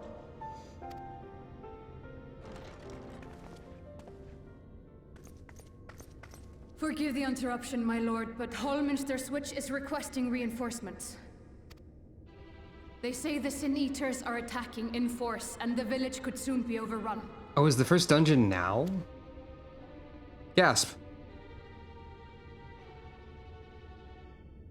Nod. I thought it was a little later. We should be prepared in case the fighting reaches the Crystarium. You have command of our forces in the field, Captain, but hold off on entering the town until I arrive. That goes for Alphino and Alizé as well. My lord. They have a unique salute. I don't know what salute that salute is supposed to Lend us signify. your strength. Such a fight will provide you with far greater insight than any explanation I could offer. Not. Okay, if the first dungeon is basically now, I know it's late, I know we've been going for a while, but I think I want to do it, if it's basically right now. Holminster Switch is in the north of Lakeland, so we'd best make haste with our preparations. In fact, meet me outside the Crystarium at the crossroads northwest of the Censor Gate. I shall lead you there myself.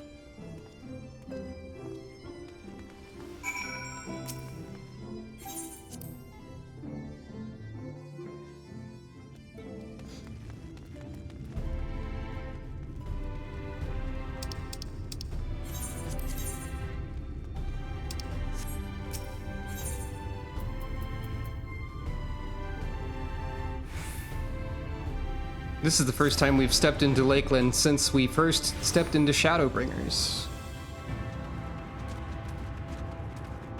So welcome to Lakeland, actually.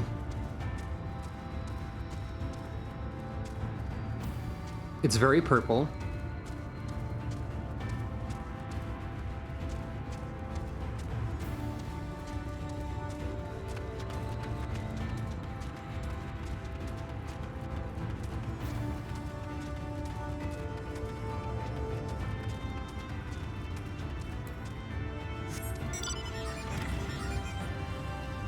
It's got that music of, like, fighting back in it.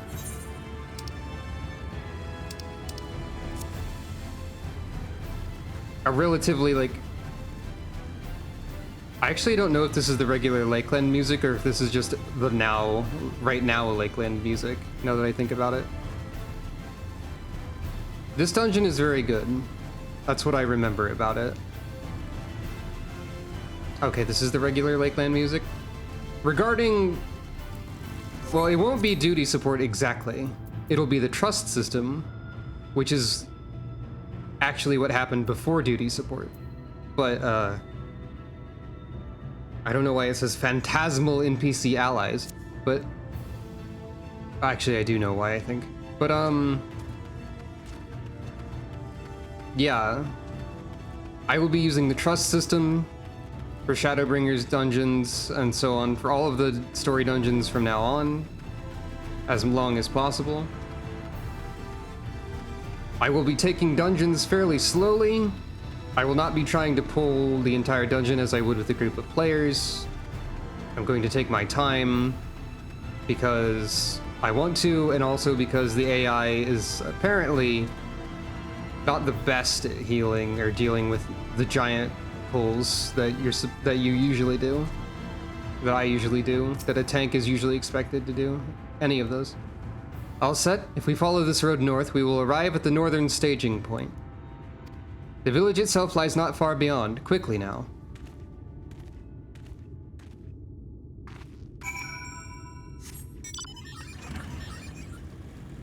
I will talk a little bit more about the trust system once it shows up. Once the menus are actually before my eyes. Lakeland has temporarily stopped being hype because the music cut out.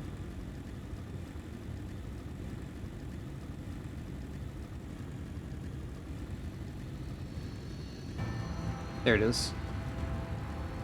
I guess Lakeland doesn't loop. Exactly. Oh. Ether current.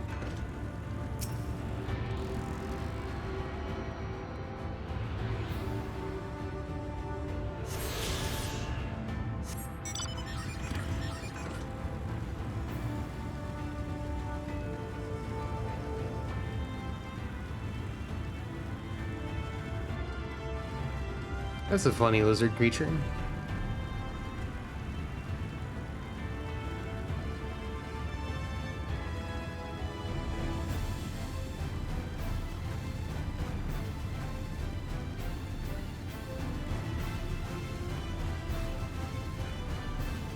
I'm not following the road, apparently. I don't know why I've decided to go this way.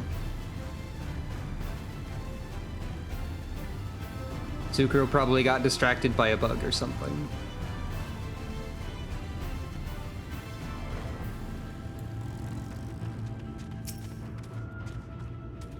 You're here. We are heading in together, yes?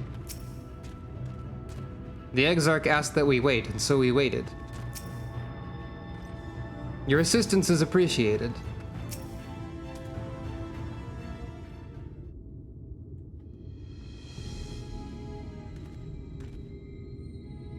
Here's this music again, actually.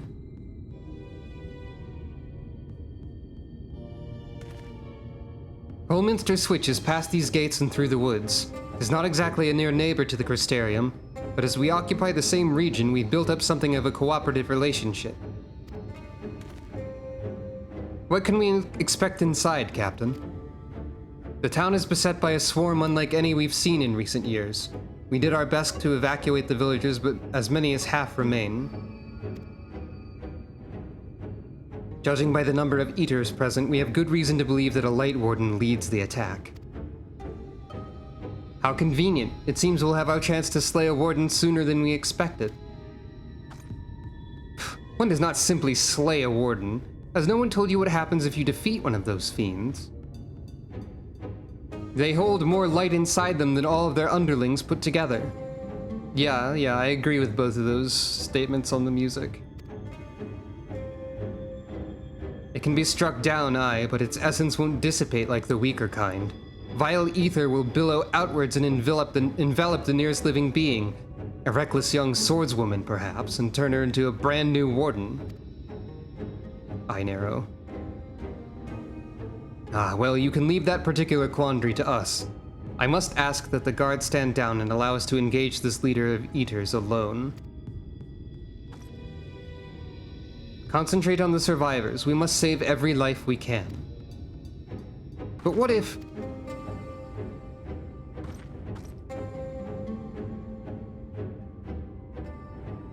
Understood, my lord.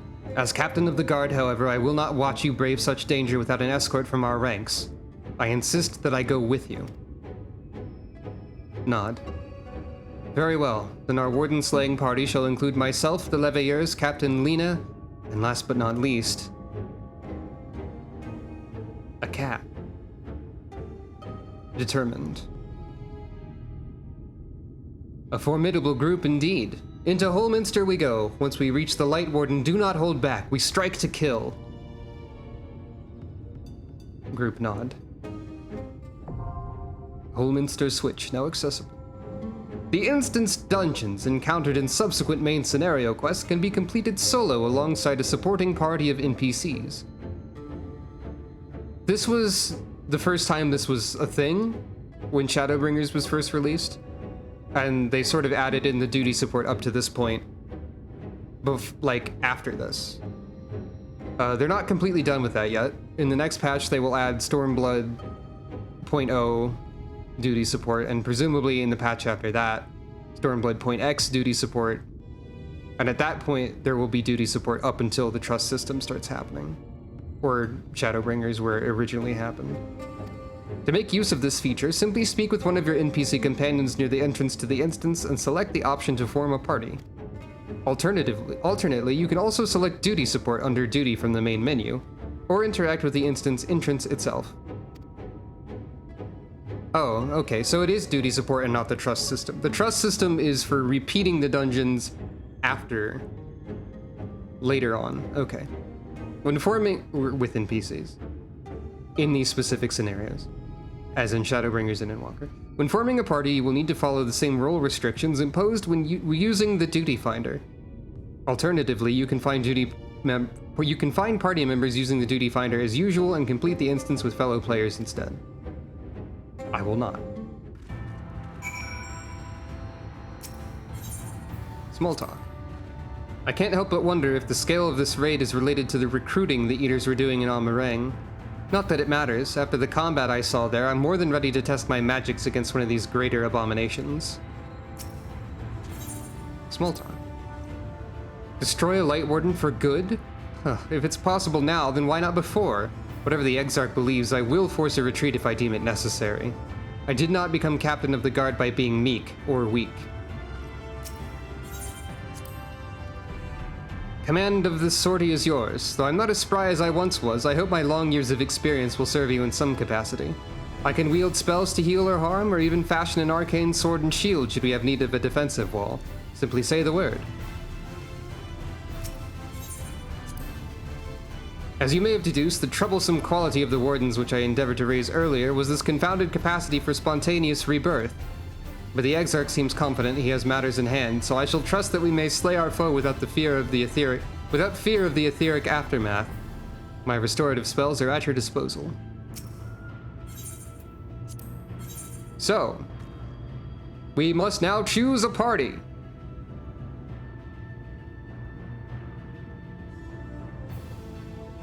I do specifically want Alize.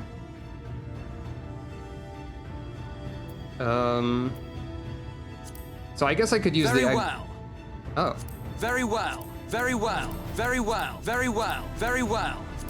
My strength is yours. Let's give it our all. Let's give it our all. Let's give it our all. I have to.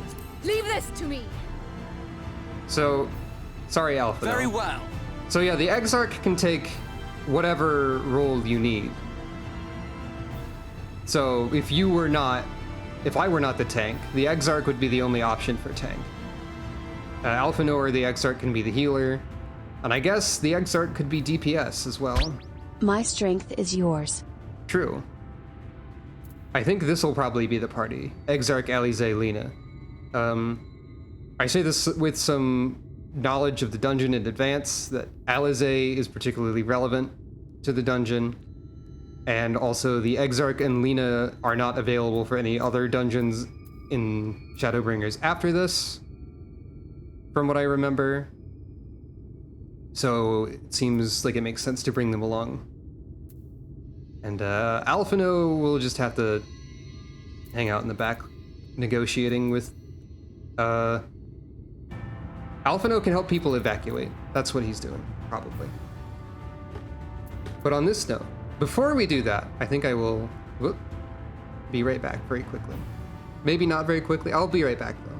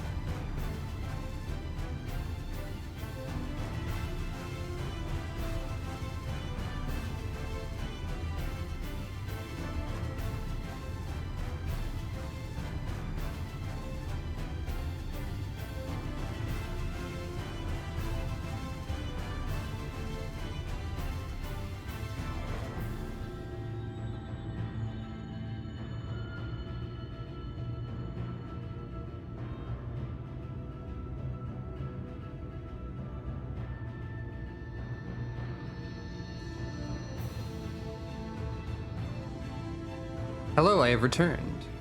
Before we proceed, I remembered that... I remembered something. Which is that I was asked to look at the teleport icon for Norvrant. Yeah, as you can see here, the first is highlighted in blue in this ring of dots. Which is a neat little detail. It might be difficult to see, but I can't really make it larger on screen, I don't think. Or if I can, I don't know how. Anyway. Sorry, Alphino. My strength is yours. It's not, though. Very Haha, well. Pranked. So.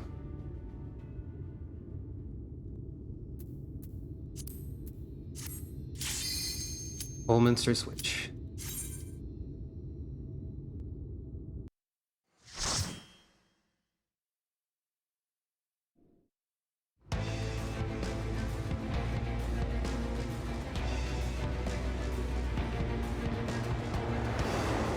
An exceptionally cool dungeon. A great introduction to Shadowbringers. Like, after what we've already seen being a great introduction to Shadowbringers.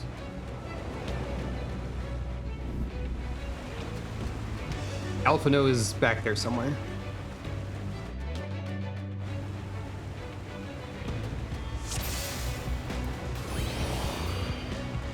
A bonus will be awarded. Hooray, I love bonuses. Yeah, that's what I said earlier. Oh god, it's that Sin Eater, it can't be. So the major draw of doing dungeons with NPCs is that there is dialogue. They swell their ranks with wild beasts. I fear for the village. Let us make short work of these. There is dialogue. It's majorly... It's the major draw of these. Like, there was dialogue before in, like, the duty supports that we've seen. That was added after the fact. Like, these dungeons were designed with dialogue in mind. And, like, character behaviors and whatnot. Like, people even have their own, like, little AI quirks and whatnot for how they act. Forgiven Clamor.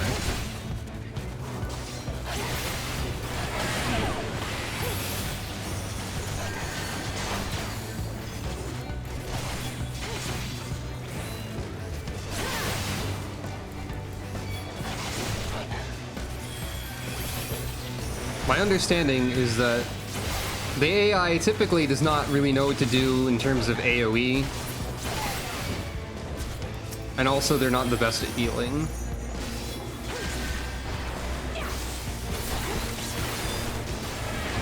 You underestimate me!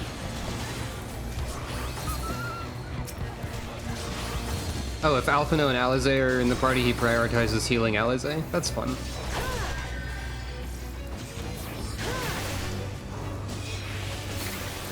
The Crystal Exarch keeps doing the Holy casting animation, so I think he's casting Holy, but he's probably not casting Holy. Because nothing's getting stunned. Alright, fair enough. I think I'll just do single pulse, though.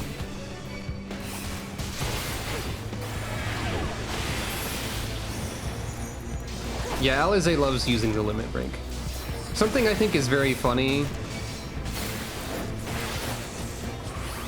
about the duty support system.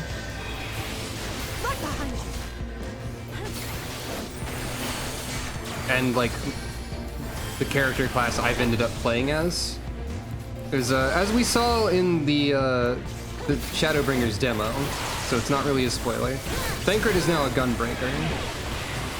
You underestimate me! What this means is that Thancred will never get to do anything because Sucro is the tank. So once again, Thancred gets dunked on by the world. Let's try double pull. I just said I would do single pulls, but I'll try a double. I have invincibility and stuff.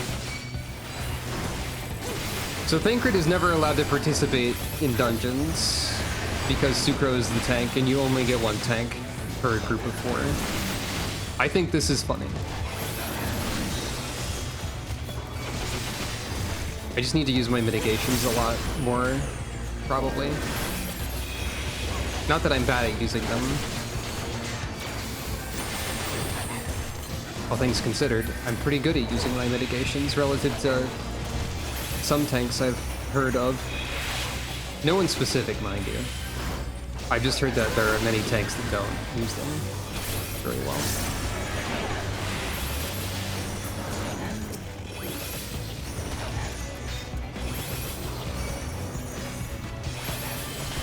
Oh yeah.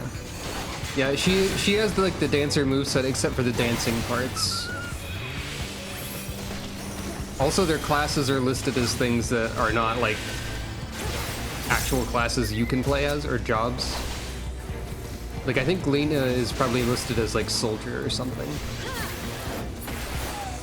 But she does use chakrams and have the dancer icon.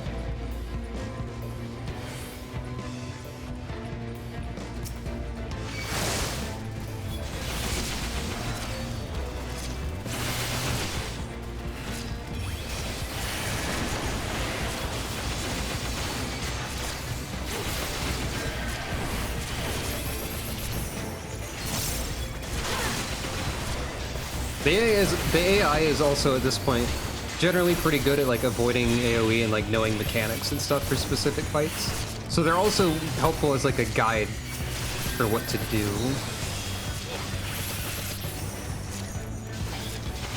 So that's good too.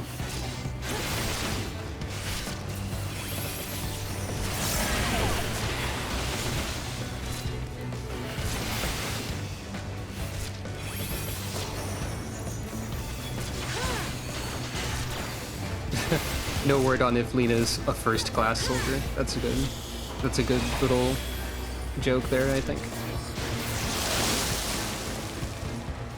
I'm not sure if I played Barrier Healer correctly when I did. Hello. So I believe this model, Forgiven Dissonance here, is actually not new to Shadowbringers, because I think this is the same model as like Caribou from Ampedor, one of the Ampedor dungeons hard mode. So I think this is actually reusing. I knew it, it's the Eater from Amarang. Which... Oh. When I played the game, this mini-boss music did not exist.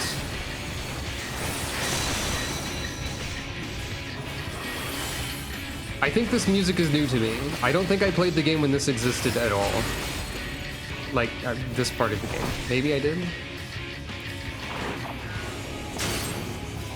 Yeah, this mini-boss version of the boss theme, new. Wasn't there on release of Shadowbringers. Well, new in the sense that it wasn't there on release of Shadowbringers. I think it just used boss music from what they had been using before. I feel like this is kind of undercuts the boss theme for Shadowbringers because it's like a version of the regular boss theme already. It feels weird to me.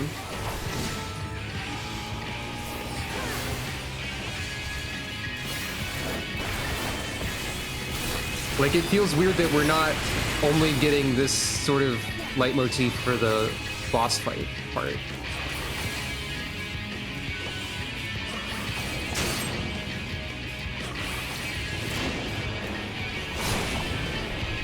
But yeah, this model was used both in the trailer and in Ampedor hard mode.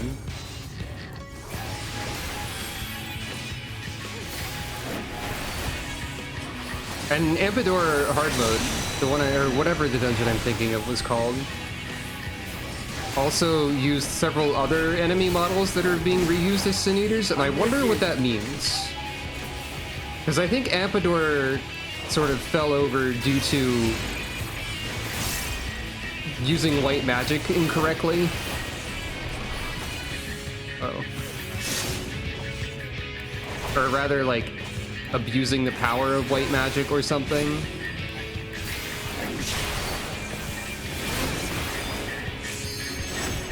now. Which makes me think that there are some Sin Eaters or Sin Eater-like things on the source already.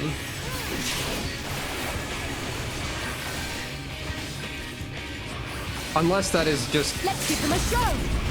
a simple reality of game development, rather than those being at all connected. Those are statues fueled by white magic, so it's not directly. Okay. I'm not doing this fight perfectly, but I'm doing this fight well enough. It doesn't matter. The Blood was a completed adventure.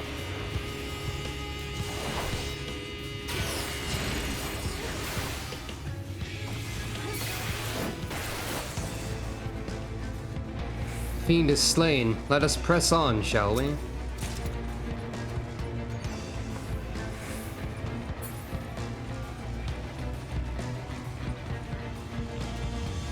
Yeah. Ah, someone help! Go take refuge in the Crystarium. The Blackened Meadow. So, this is how Holminster's doing. It's not doing well. There's gremlins also. Gremlins are here, I guess. Heck, it all tried double pulls. Some people are already dead. Many people are already dead.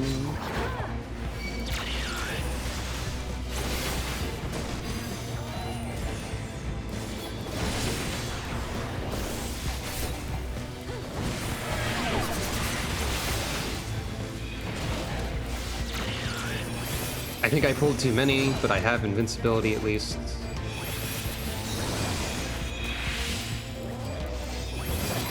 Oh, why are they all the way over there? Help me, please.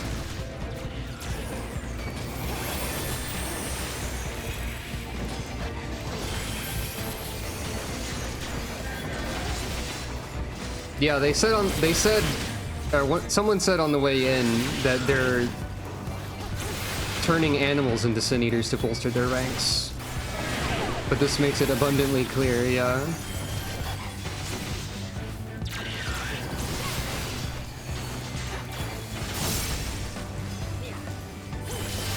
I think the Exarch pointed that out.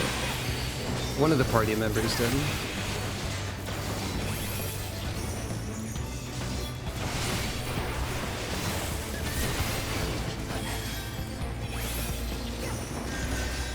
At times like these, I wonder again, is it concerning that Sucro's attacks are entirely light-based?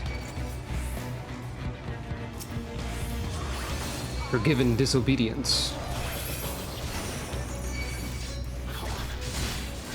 Should we be concerned about Sucro's well-being at this moment? The answer is that you should always be concerned about Sucro's well-being because Sucro's important, or something like that.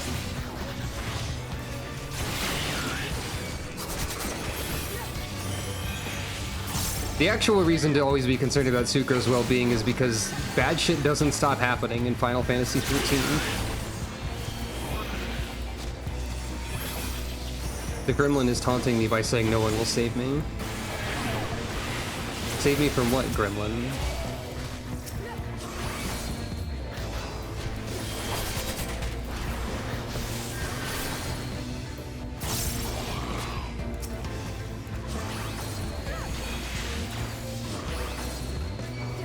Oh, I also didn't notice the Exarch saying this slaughter must be answered.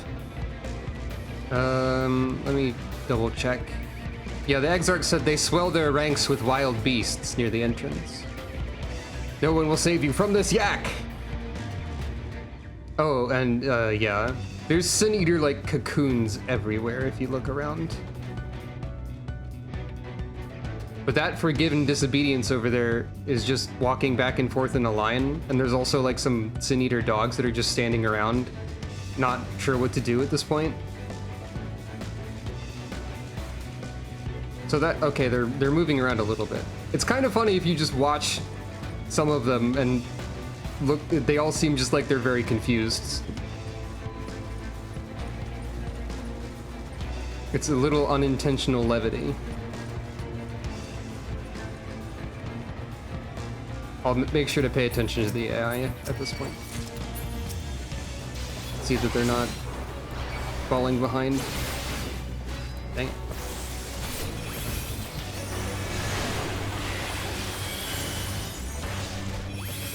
I wonder if I'm supposed to use mitigations like closer to the start of engaging with a bunch of creatures rather than sort of in the middle when I'm already half dead.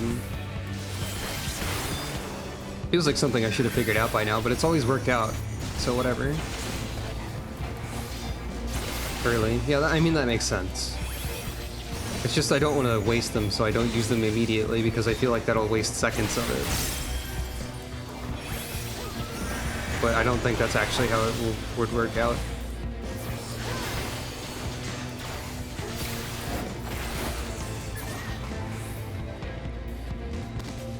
Huh.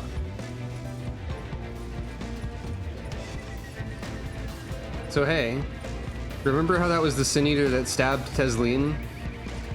Remember how I said Alize was important to this? I wondered where you went, she says. Second boss is Tesleen the Forgiven, who says, "Grah." Yeah, this is a lot. This is why you bring Alize to the dungeon and then cry later. Some of my inputs are not really going through. I think the servers are weird today. I've mentioned the lag a few times, but yeah.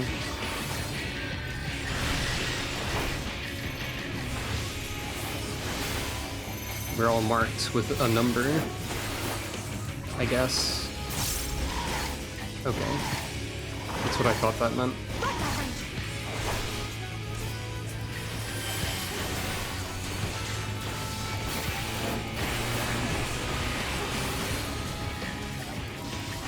But, yeah.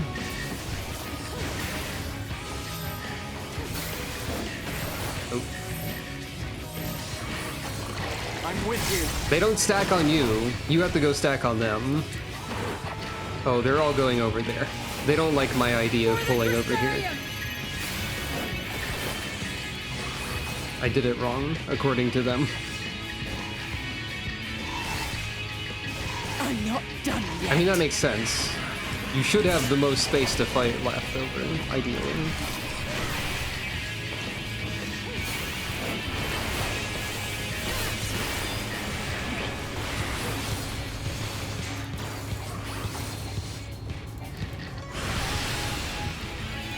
It's just that I think it's preferable to move less than to move more to technically have more space, maybe?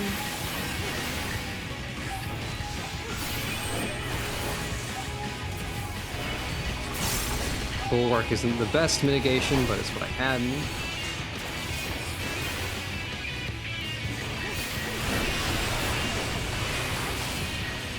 I'm pretty sure this just had like the I'm pretty sure the music that was used for mini-bosses in Shadowbringers before was just... I don't know what it's called or anything. But it was definitely used in dungeons, like, prior to Shadowbringers for the same purpose, before they added this one.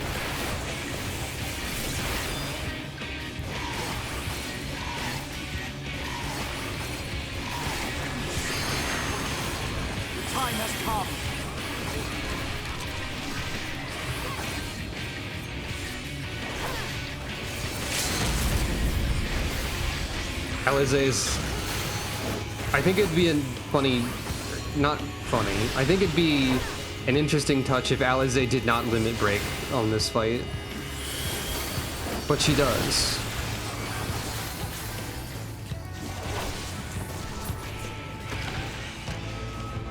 Tesleen, be at peace.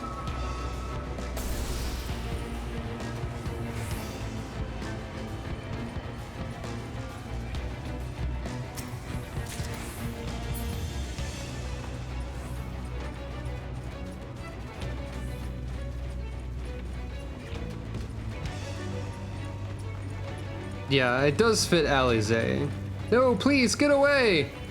And you get to watch a bunch of people be turned in front of you again. Less violently, but We were too slow to save them. We free their souls. That is all we can do. Less violently than how Tesleen was turned, but upsetting all the same, I would say. Yeah, and that too.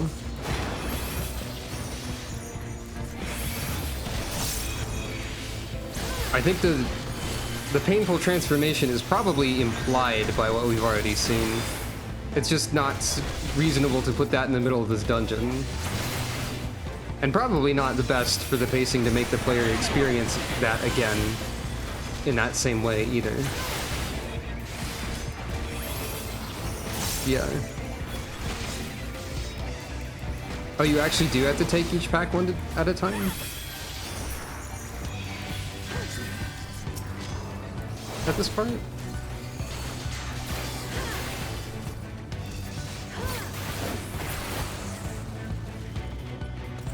Oh, right, because they don't actually, like, spawn in all at once.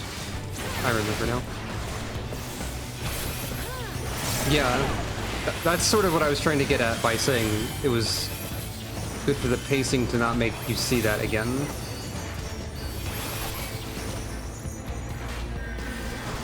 Oops, I accidentally did a normal cast of Holy Circle.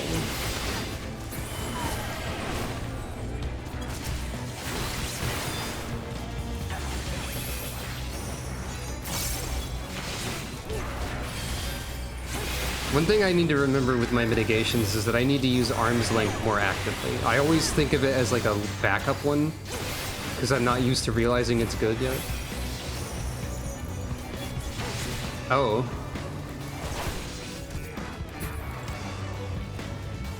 I don't know if I was paying attention to the skill names of the more serious ones. That's concerning. It does make sense, but I don't like it. And I'm not supposed to like it, I would imagine, so...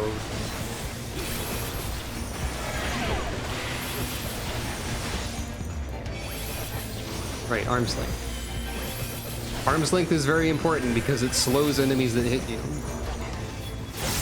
If you are a tank. I don't know if it does that for everyone. Presumably, I guess it would. But it's very important, and I keep forgetting about it. Because I don't feel like arm's length used to be good. I feel like at some point in the history of this game, arm's length was bad. This is what my memory is telling me. Some of them are pretty... Some of the Sin Eaters are pretty angel-like. But it's definitely... The Sin Eaters definitely have like an interesting aesthetic in terms of like, light is not a good thing always. I had to add a few extra words to that so I just wasn't saying the name of a TV Tropes article. There are good monster designs.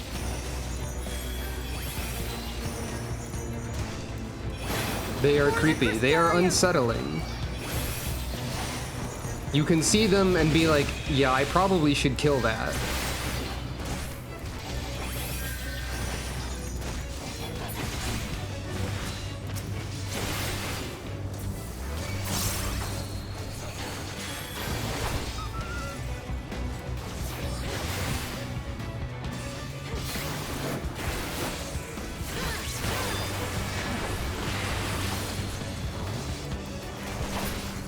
I would say they're probably overall more interesting than the Void Scent that we've seen, that I've seen as a whole.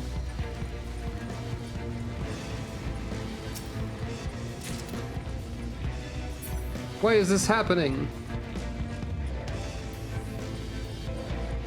I'm not entirely sure how the names of the Sin Eaters would translate to things at all,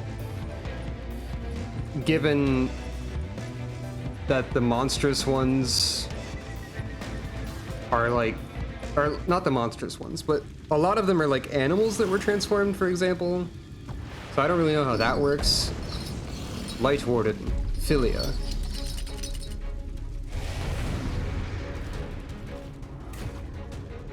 And also I think a lot of the things that Sin Eaters are like forgiven whatever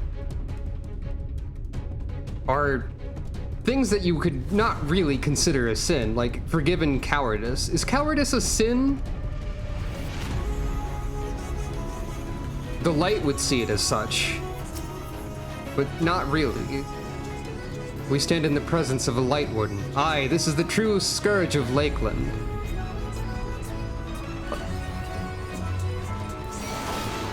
But here is the Shadowbringers boss theme, which previously was the first time you heard this sort of theme before the mini-boss thing, which I feel like it hit harder before there was a mini-boss version of it, honestly.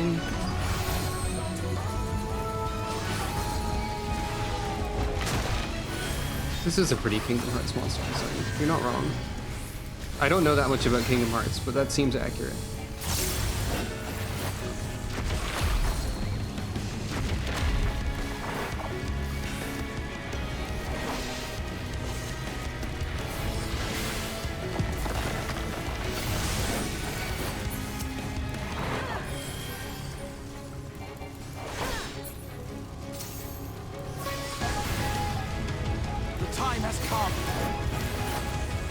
Yeah, I know what the triangle marker is. I just wasn't sure where everyone else was standing, so I wasn't exactly sure where to point it.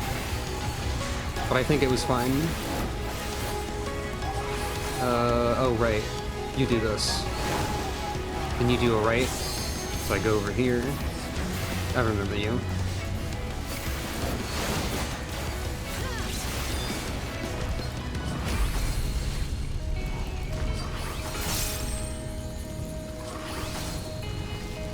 Sin Eaters were a real life thing? What? I don't remember you saying that, even.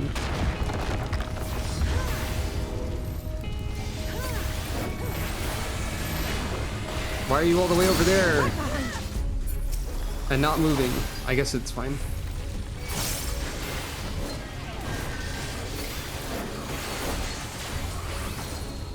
Oh. That's more like saying that the philosophy of Eulmore is in some aspects a real thing. Rather than saying Sin Eaters are real. It's different. Okay, now you're doing the funny rotation.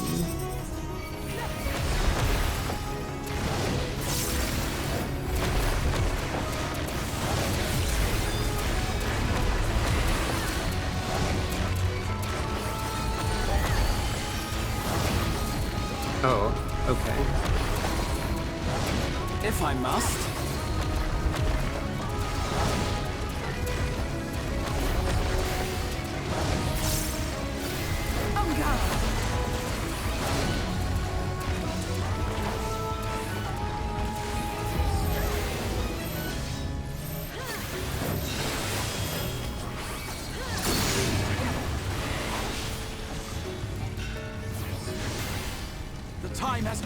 It's interesting. I didn't know of that real-world connection. The time has come. I kind of hate that, actually. But that's fine, I guess. I don't hate that there's a real-world connection. I hate the concept behind the real-world connection involving the eating of sins.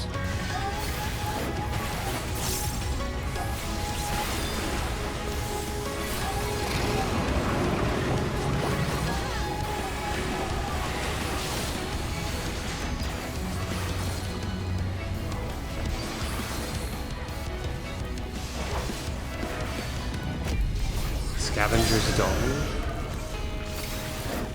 That was the only attack name I actually really looked at, other than like left and right punch, more or less.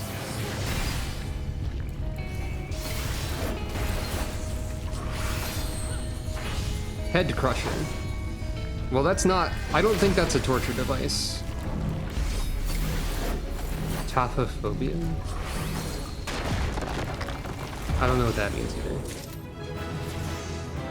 So, like, the boss attacks are not all torture devices. They would quickly run out of torture devices if they were. Duty complete! No joy emote after this sort of dungeon. Understandably so.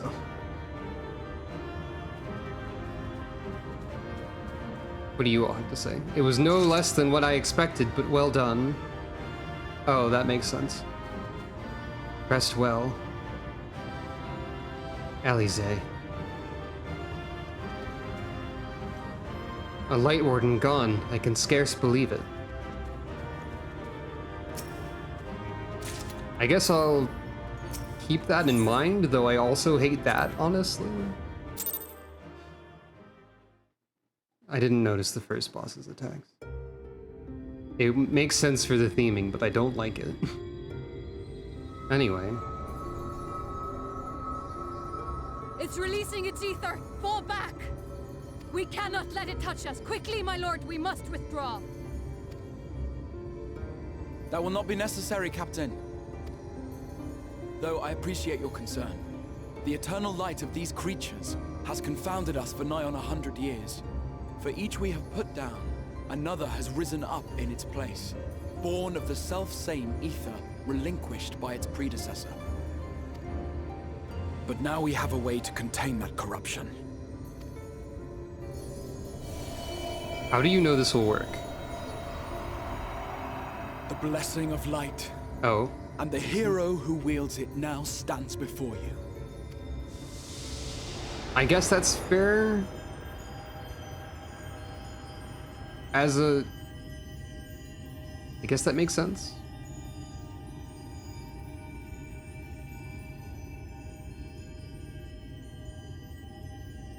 I don't know how you can know that this would work.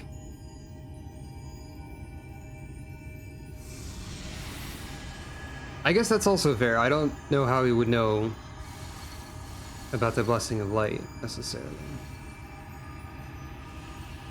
Or I guess I should say we don't. We, as in the vague we of us experiencing the story as it's being presented, do not know how he could know that.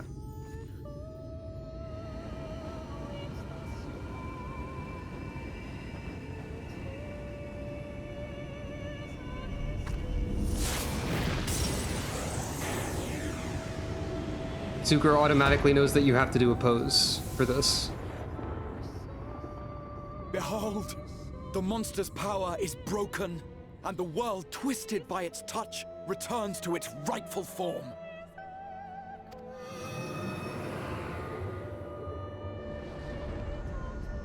Shadows have been brought.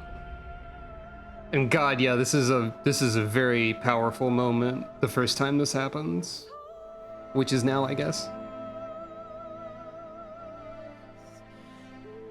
Also, like, the Shadowbringers theme is happening.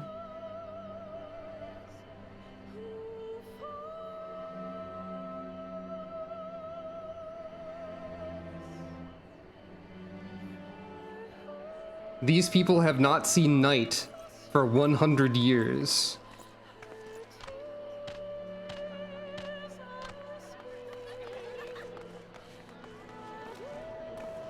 Or like, the people in general have not seen night for 100 years.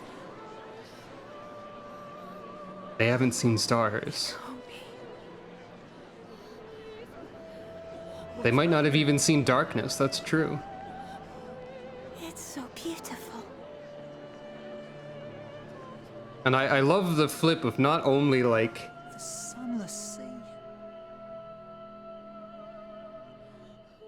Not only the flip of light bad, darkness good, but also night is a good thing. Night is often like a scary time or whatever. But now it's a good thing. And light is it's like more than one thing is being reversed from your normal expectations.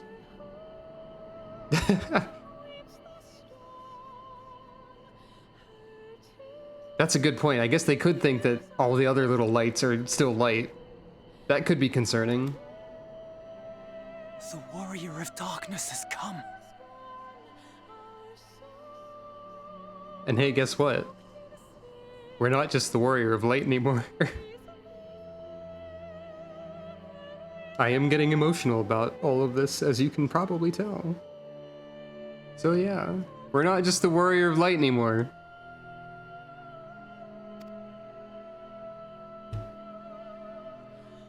Morin, your hair is clipping.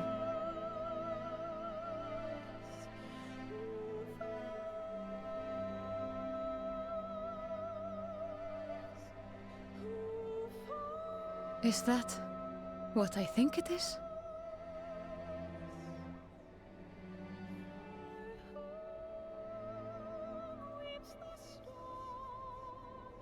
At least one person's Warrior of Light at this point was probably like, why not Warrior of Night? It like rhymes. Come on, everyone, come on. I mean, I guess you wouldn't know about the Warrior of Light thing, but like, come on. I don't know if that's Sucro, but that's just a thought that I had. The night sky. As it should be. Also, Warrior of Night would abbreviate to 1, which is what we did! No, not that night, the other one. But fair enough. Who are you people? You killed a warden, then bathed in its ether as if it were a spring shower, and now the sky? The legends are true.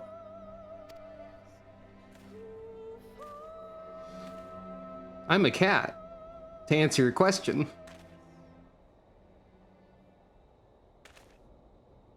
My lord? How many years have I waited for this moment? Paladin of Darkness, or I guess Knight of Darkness, given what we've seen the parallel Paladin was called. So. For the one possessed of her blessing. For you. You have vanquished the Light Warden of Lakeland, and for the first time in a century, darkness has returned to the Mantle of Night. Wait, did you just say the Mantle of Light instead of the Mantle of Night by mistake, and the subtitles are correct? Or did I just mishear that because these weird headphones are weird? Without the ever-present light to sustain them, the Sin Eaters will have no choice but to retreat. Yet our victory is far from complete. Though darkness has fallen here, the other wardens yet bask beneath burning skies, feasting upon what little life remains. Even should it cost me all I have, I would see each and every one of them slain, that this world might be spared from oblivion. Not only for the first, but for the source as well. Save one, and we save the other. But, be that as it may, I concede it was wrong of me to summon you to this fight against your will. I guess the Exarch is at this point not caring that Lena doesn't know all of the details. I swear, on my life, I will one day atone for that deed. But for the present, I beg you stay and see this fight to its conclusion. Cast down the wardens and restore darkness to the first. Hey Ardbert. I will become the warrior you need, or it sounds like a glorious adventure, or it seems I've no choice but to fight.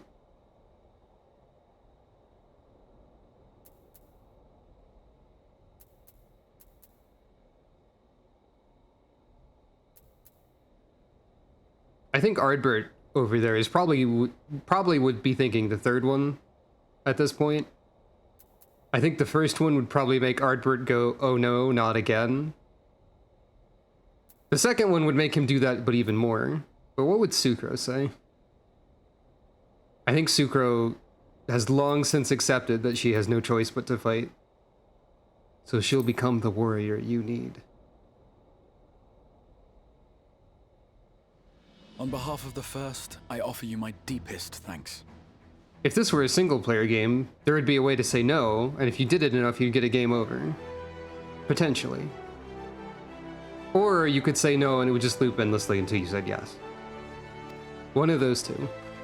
I understand there is much at stake here, Exarch, but why do you risk yourself so readily?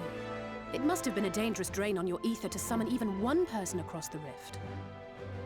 The hair, like just the way it frames her expressions and stuff, it does seem to work pretty well. Oh, it just feels like a little bit more serious. Yeah, the last one felt a little less serious because it was like the braid and the little bow in it. I think Sucro probably will go to a home of some sorts and take a nap at this point. But it'll be a good thing for everyone involved. A well-rested Sucro is a Sucro who does more damage with her sword. This is not a game mechanic. But yeah, I think this hair is good. I think this outfit is just also really good. I'm already at a point where I'm like, this outfit is too good. I have to make a new one for Endwalker? Uh-oh. How am I gonna make a better one? Should I just dye it white? I didn't intentionally knock this out of the park. I sort of scrambled to throw this together a little bit. And yeah, people might... well, the Everlasting Light looks different than just regular daytime, to be fair.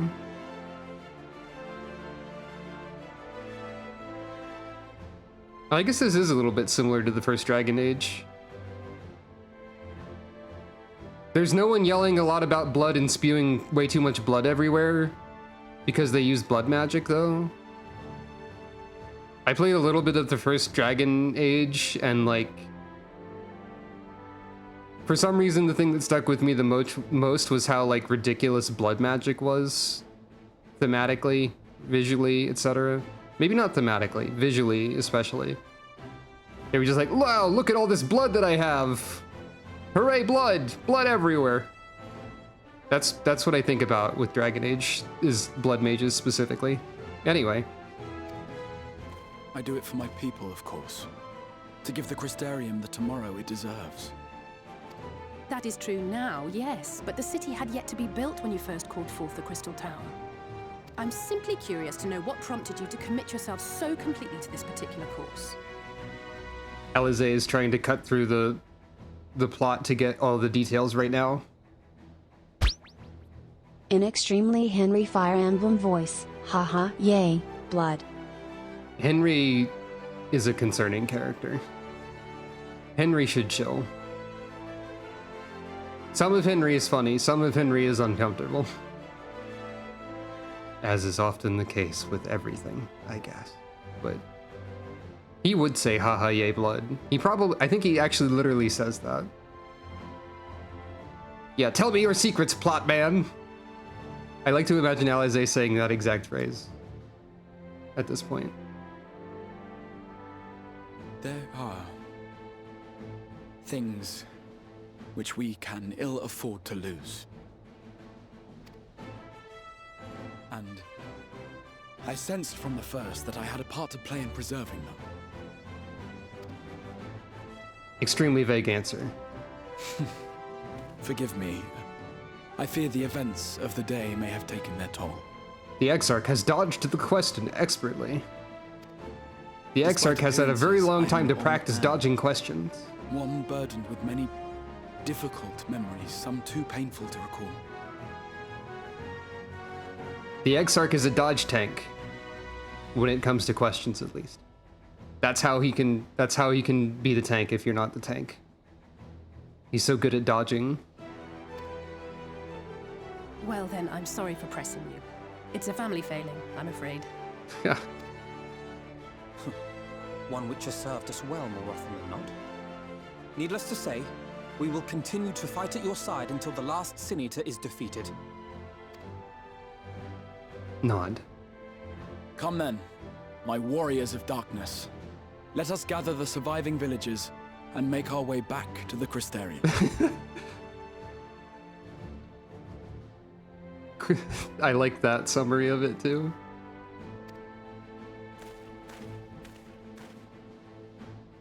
And so we were officially called Warriors of Darkness, also.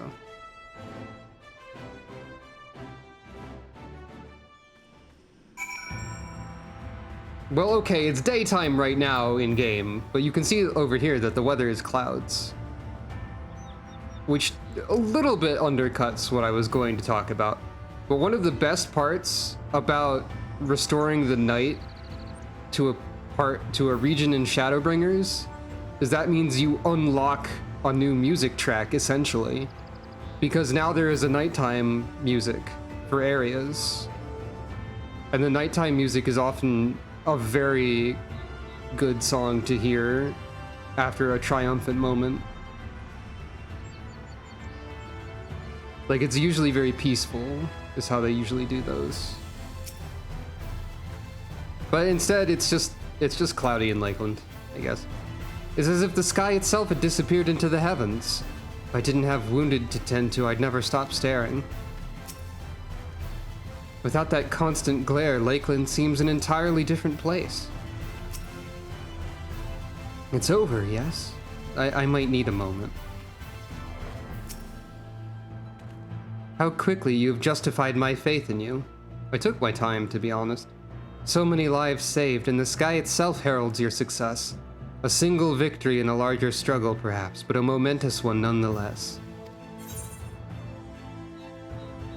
One thing I forget if I said already is that I think it's fascinating how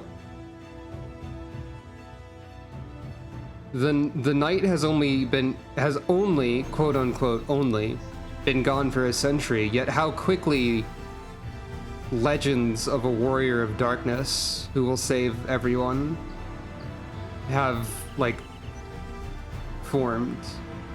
Like, that seems like a pretty fast, that seems like a pretty short amount of time in terms of like legends happening, right? Like, at least from some perspectives. But also, like, it makes sense with the severity of everything.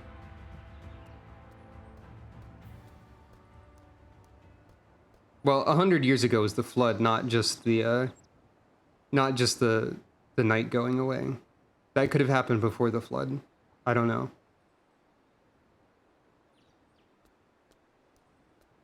That's also fair. There's a lot of times when history is too long instead of too short.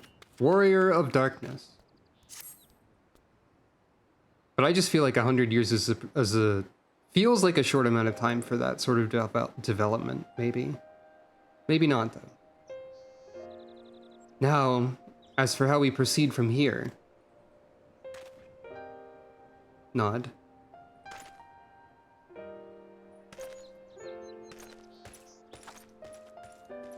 The villagers we evacuated earlier have arrived safely in the Crystarium. They seem to be accepting their situation for the moment. Most folk are far too distracted by the sky to worry about wounds or lost homes. They whisper and wonder if the Warrior of Darkness has come. 'Tis to be expected. Sucro, I must ask a favor of you. Would you be so kind as to conceal your involvement in this endeavor for the time being? Seeing the light recede from Lakeland is a momentous occasion, and many will be swept up in a maelstrom of excitement and confusion. Should you come forth as the legendary Warrior of Darkness, I fear that no matter how good your intentions, such an appearance would throw the city into disarray. I find myself in agreement with the Exarch, although my concerns are more focused on Eulmore. It may be best if you maintain a low profile until we see how Vothri responds to all of this. Makes sense to me. Nod. My thanks. Though we cannot freely celebrate your success, pray allow your heart to be buoyed by the joy of our citizens. A joy you surely brought into being. And I must ask the same discretion of you, Captain. 'Tis my intention to share with our people the tale of a great warrior who stood in defiance of the Sin Eaters. This unnamed champion defeated the Light Warden and has since departed for parts unknown, yes? Rest well. Have a good night. I won't be streaming for too much longer, but have a good night all the same. As you wish, my lord. Your penchant for mystery is nothing new, and I will encourage folk not to question this either. Although I expect to be told the whole truth of it one day, about all of you. Nod. With that settled, I shall return to the Crystarium and make an address to the people. These explanations and adjustments will consume much of my time, so pray take the opportunity to rest and recover from your exploits. And to think, you'll not even need to shutter the windows to enjoy a dark and peaceful night's sleep. Nod.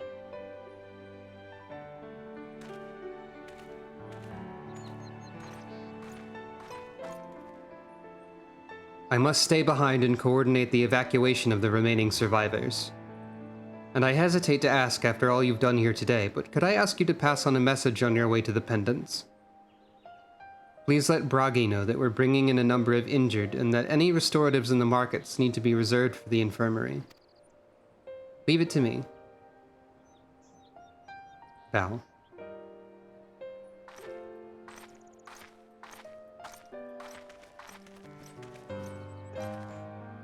We should start making our own way back to the Crystarium. Slowly, mind you.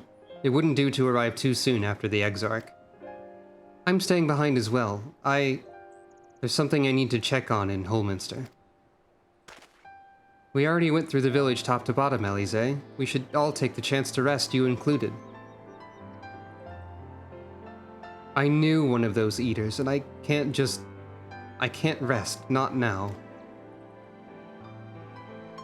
Questioning head tilt, or just other head tilt. So please, I wish to be left alone for a while, and that means you as well, Sucro. I shall be cross if you try to follow me. I promise to find you later when I feel myself again.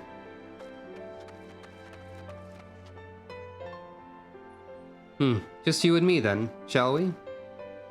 Can you immediately turn around and follow Alize? And make her mad? Probably. Whoop. No. She probably went into the dungeon. I'd be grateful if you could pass that message on to Bragi. He should be standing in his usual spot at the markets. I can just use return, actually.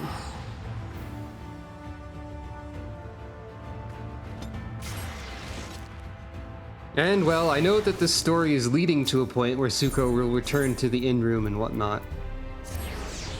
But I think I'll actually leave that until next time.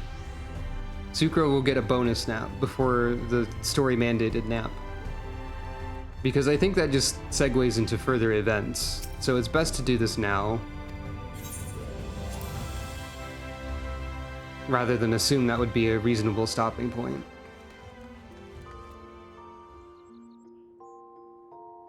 I think the window was shut before, but now it's wide open because the sky is returned. So that's a cool touch. It was at least shut in cutscenes and whatnot.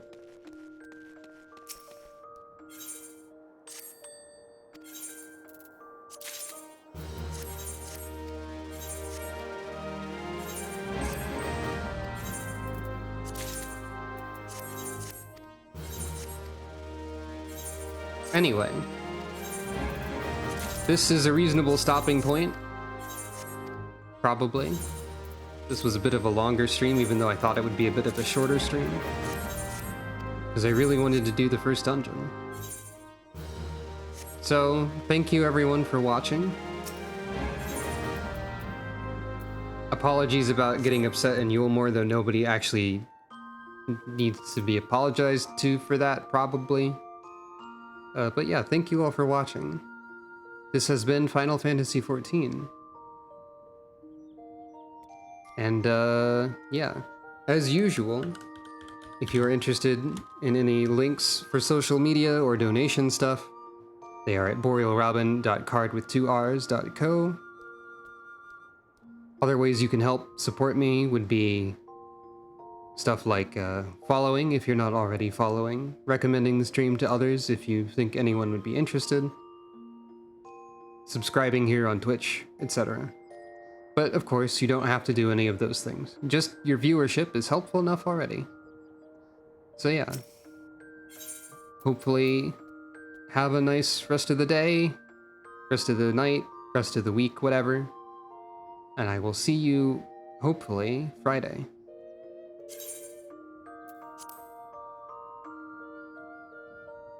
Good night, everyone.